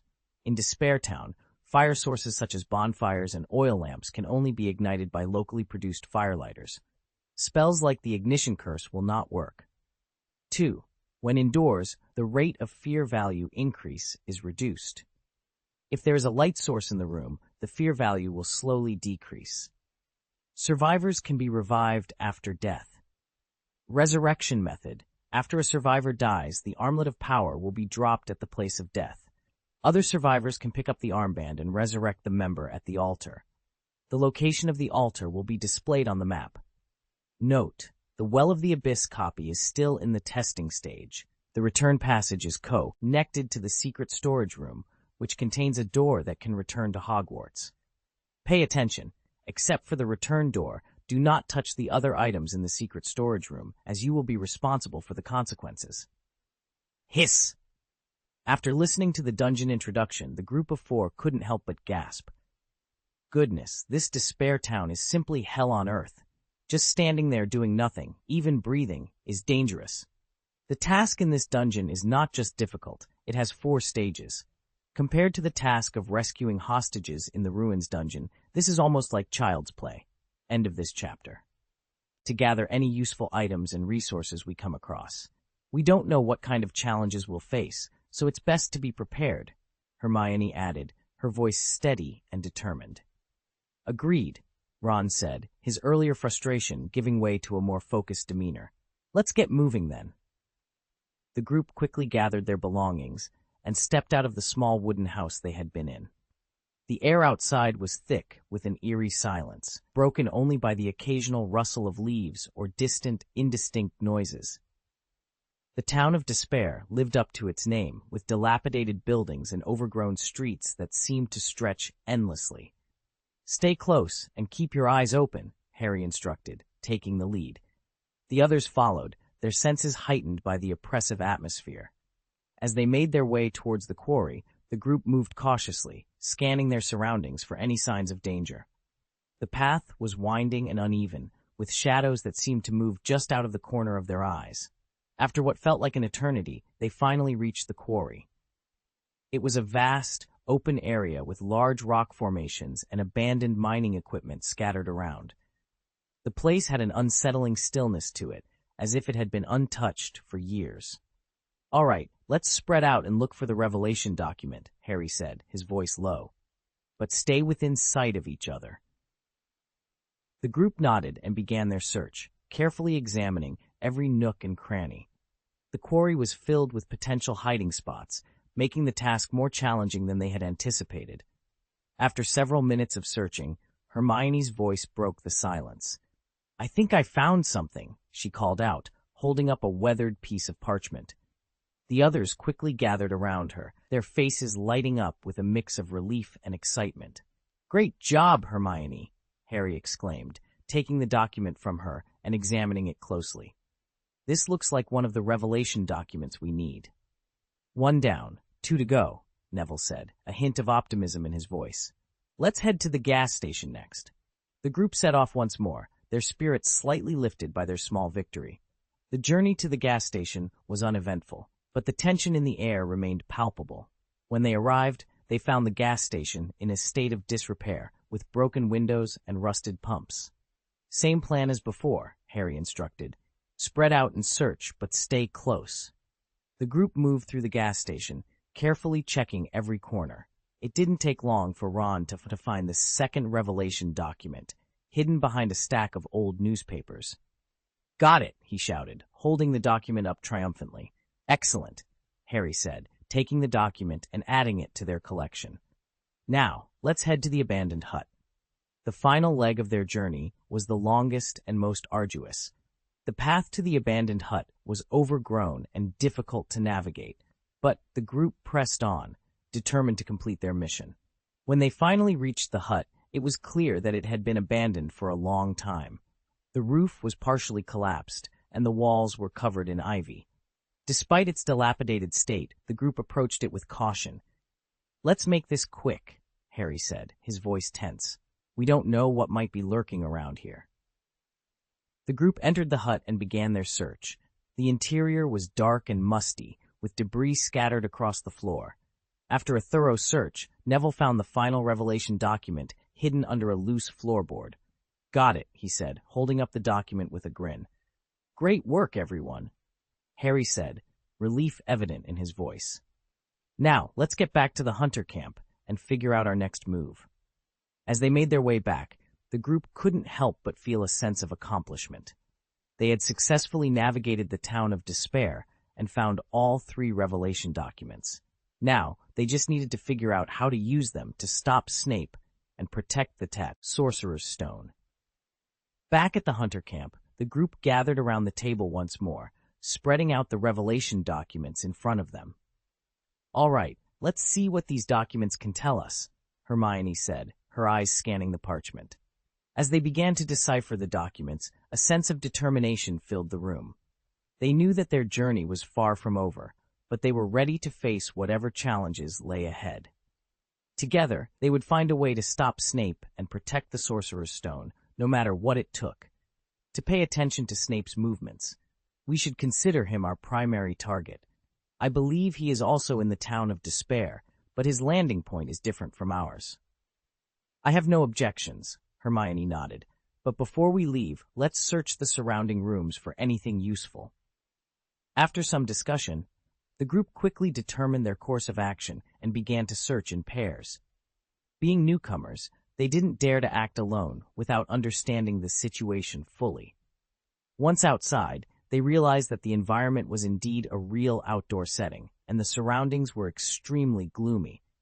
Despite summer approaching, the air was damp and cold. After a while, they found a box of matches, 2 bottles of drinking water, and 3 cans of food from several houses. Number of matches, 3. Description: a kindling material that can be used to ignite a fire. The fire can slowly reduce fear. Slightly polluted pure water. Description: a drinking water source, but it is polluted by the abyss in Desperate Town. Consuming it will increase fear by 1 to 5 points. Slightly contaminated edible canned food. Description: food that can fill the stomach, but it is polluted by the abyss in Desperate Town. Eating it will increase fear by 1 to 5 points. "It seems that everything in this town is contaminated," Hermione said, frowning at the descriptions of the items. Nevertheless, she accepted them. "I don't know what will happen when the fear gauge is full, so everyone be careful," Harry said, sensing the strange atmosphere around them. He encouraged everyone as they set off, leading the way. As they moved, the environment became increasingly eerie, but they encountered no danger. The wilderness was devoid of people, with only trees and stones lining the dirt road. The scale of Despair Town was surprisingly large. It took nearly half an hour of walking and trotting for the group to gradually approach the quarry where the revelation document was hidden. Meanwhile, their fear levels slowly increased to 6%, but they didn't feel any different. They were unsure if the fear value was just a number or if it held some deeper significance. "Be careful, there's a figure ahead." Neville, with his sharp eyes, spotted a figure standing 60 meters away.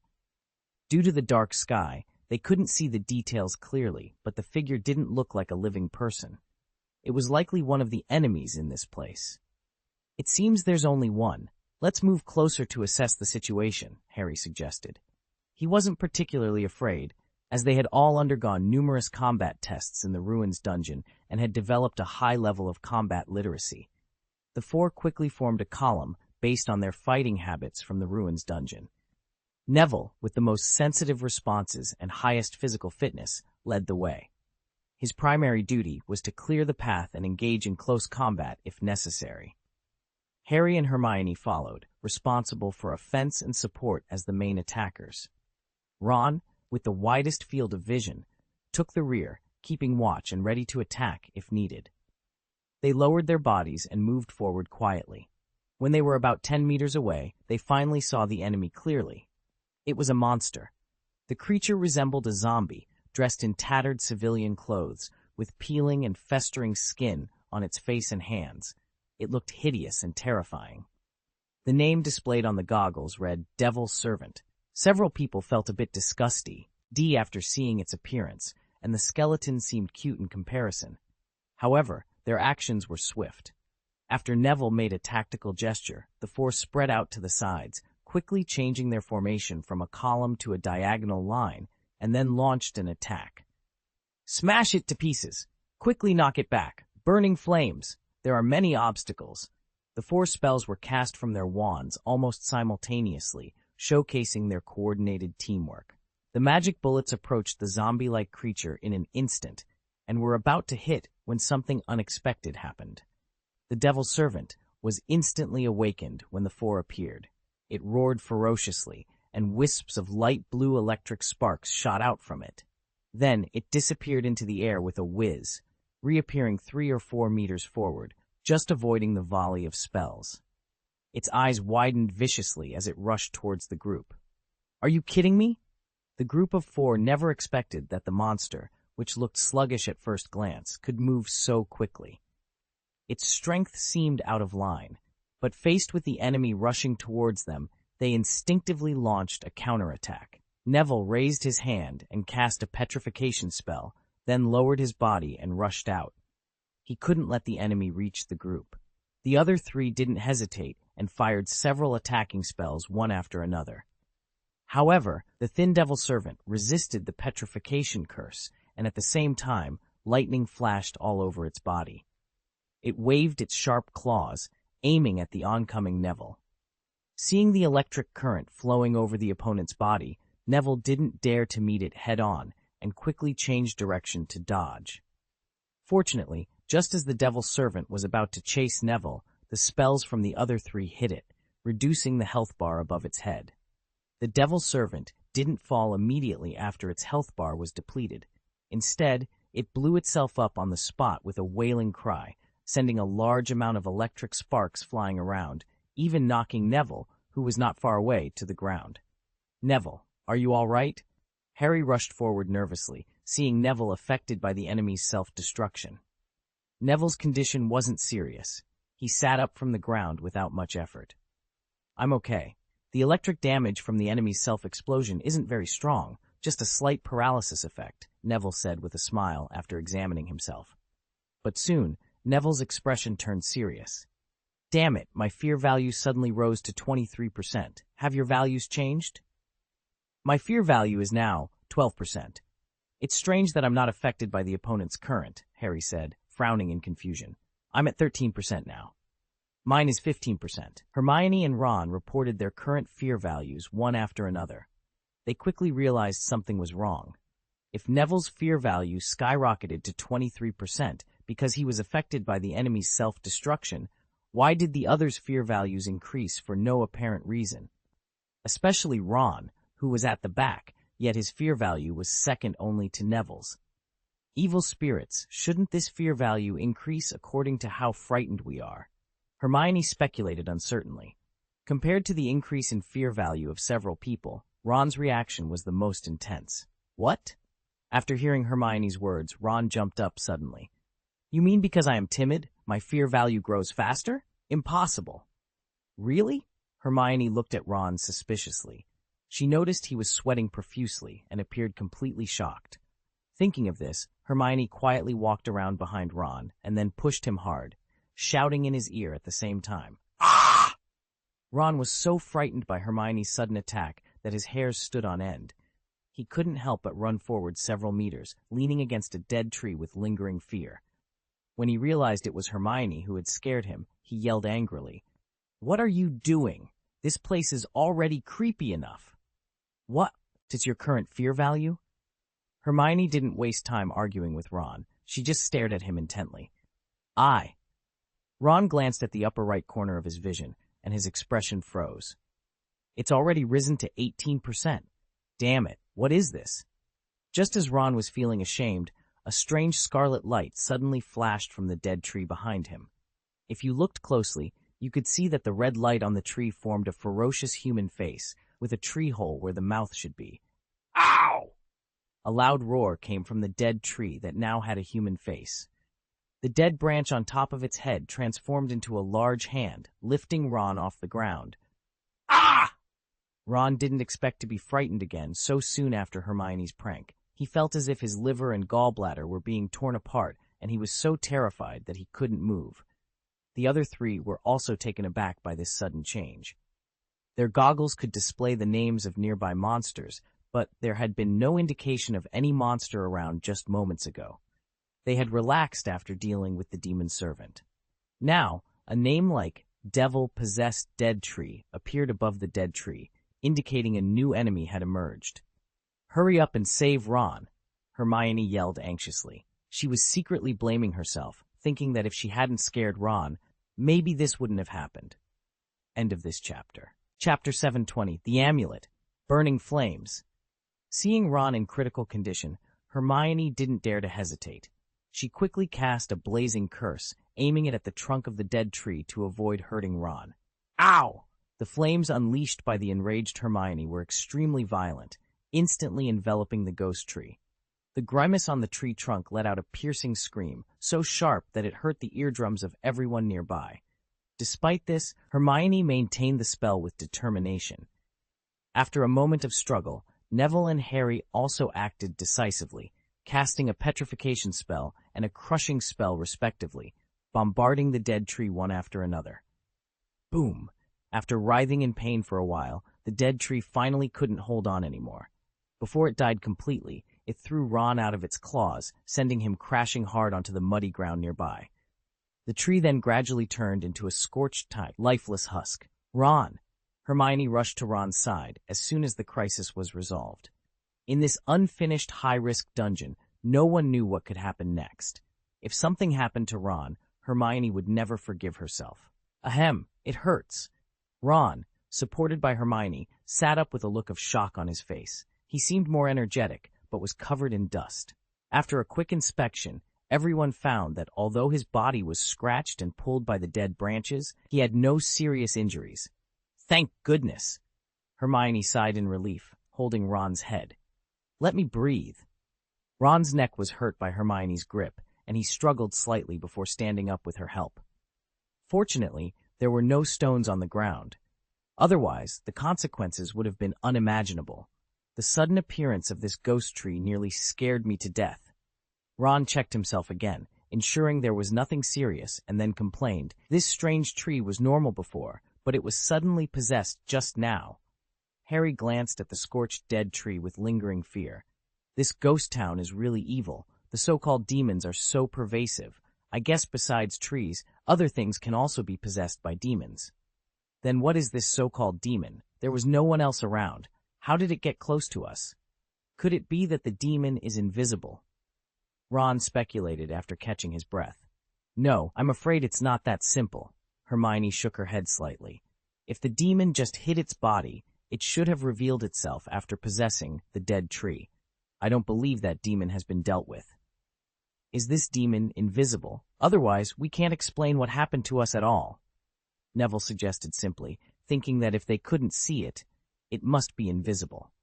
How could there be such a thing? Ron curled his lips in disbelief. No, Harry interrupted Ron's rebuttal. Perhaps Neville's guess is right. I have a similar hunch. Isn't that the end? How could we defeat an invisible and intangible enemy?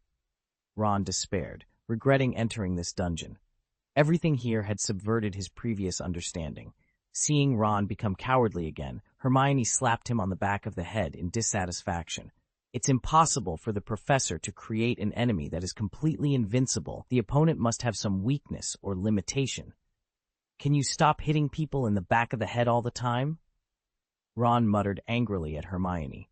Then, puzzled, he asked, Then what do you think are the weaknesses and limitations of this demon? I don't know, but our biggest problem now is to find the revelation document and reduce the fear value. Neville pointed at his goggles. After his reminder, everyone checked their own.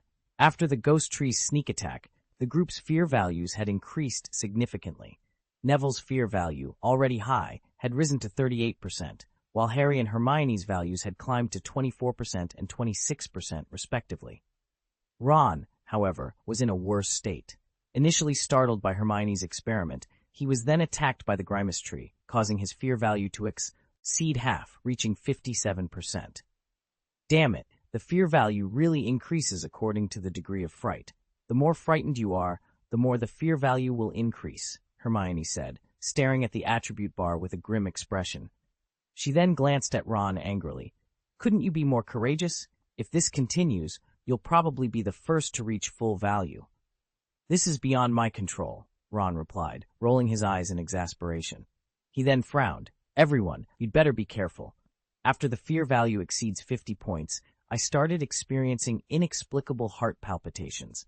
The feeling is very real, not just psychological. Yes, I have a similar feeling, Neville nodded in agreement. It's like someone is constantly staring at you from behind. It's very uncomfortable. So in addition to 70%, there are side effects if the fear value exceeds 30% and 50%, Harry summarized, his worry evident. The problem is, the situation you mentioned might cause the fear value to grow faster. We need to find a way to reduce these fear values first. But we are already outside the quarry, Ron protested. I can still fight in my current state. I think we should find the first revelation document first, otherwise it will take too long.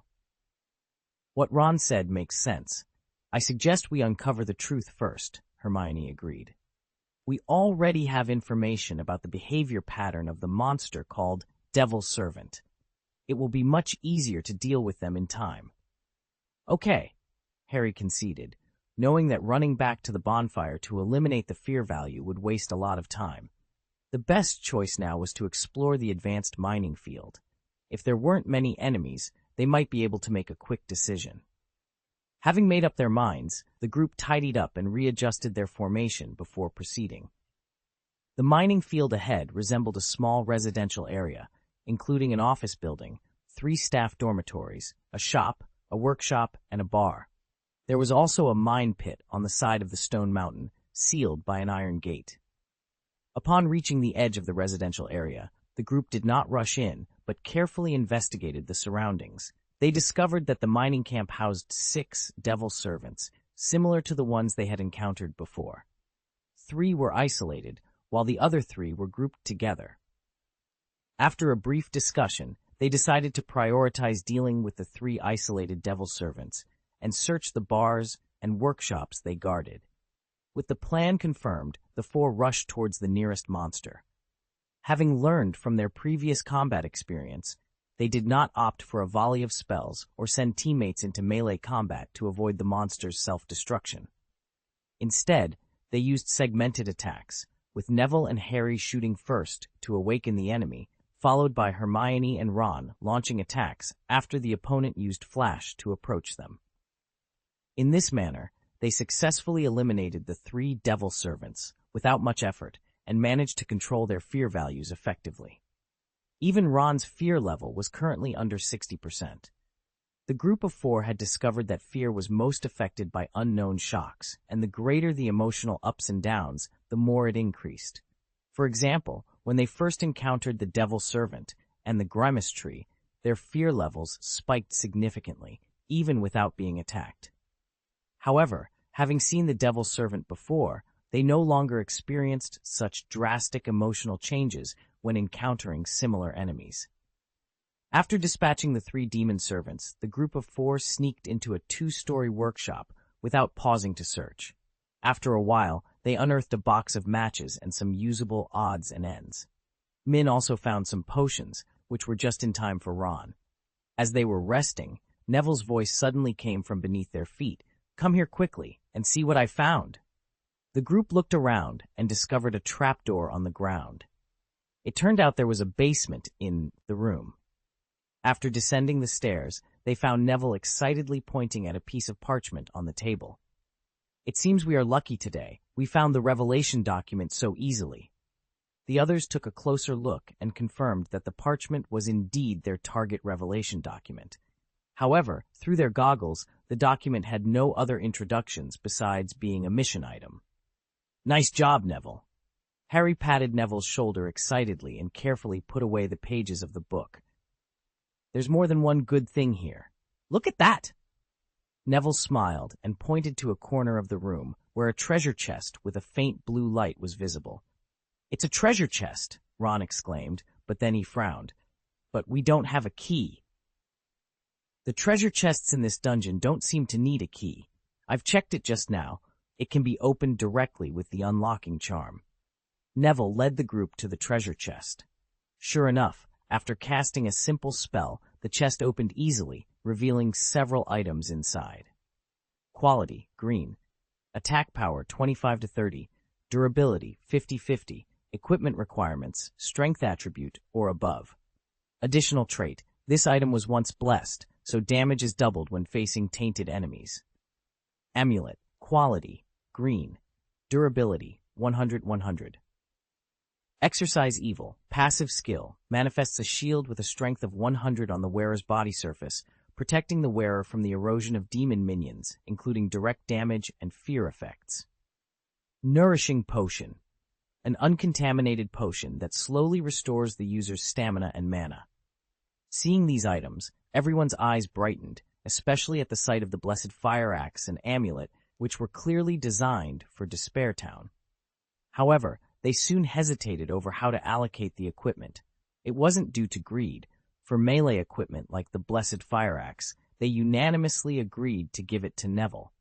The real dilemma was the amulet. Should they give it to Neville for close combat defense, or to Ron, since the amulet could prevent his fear value from increasing?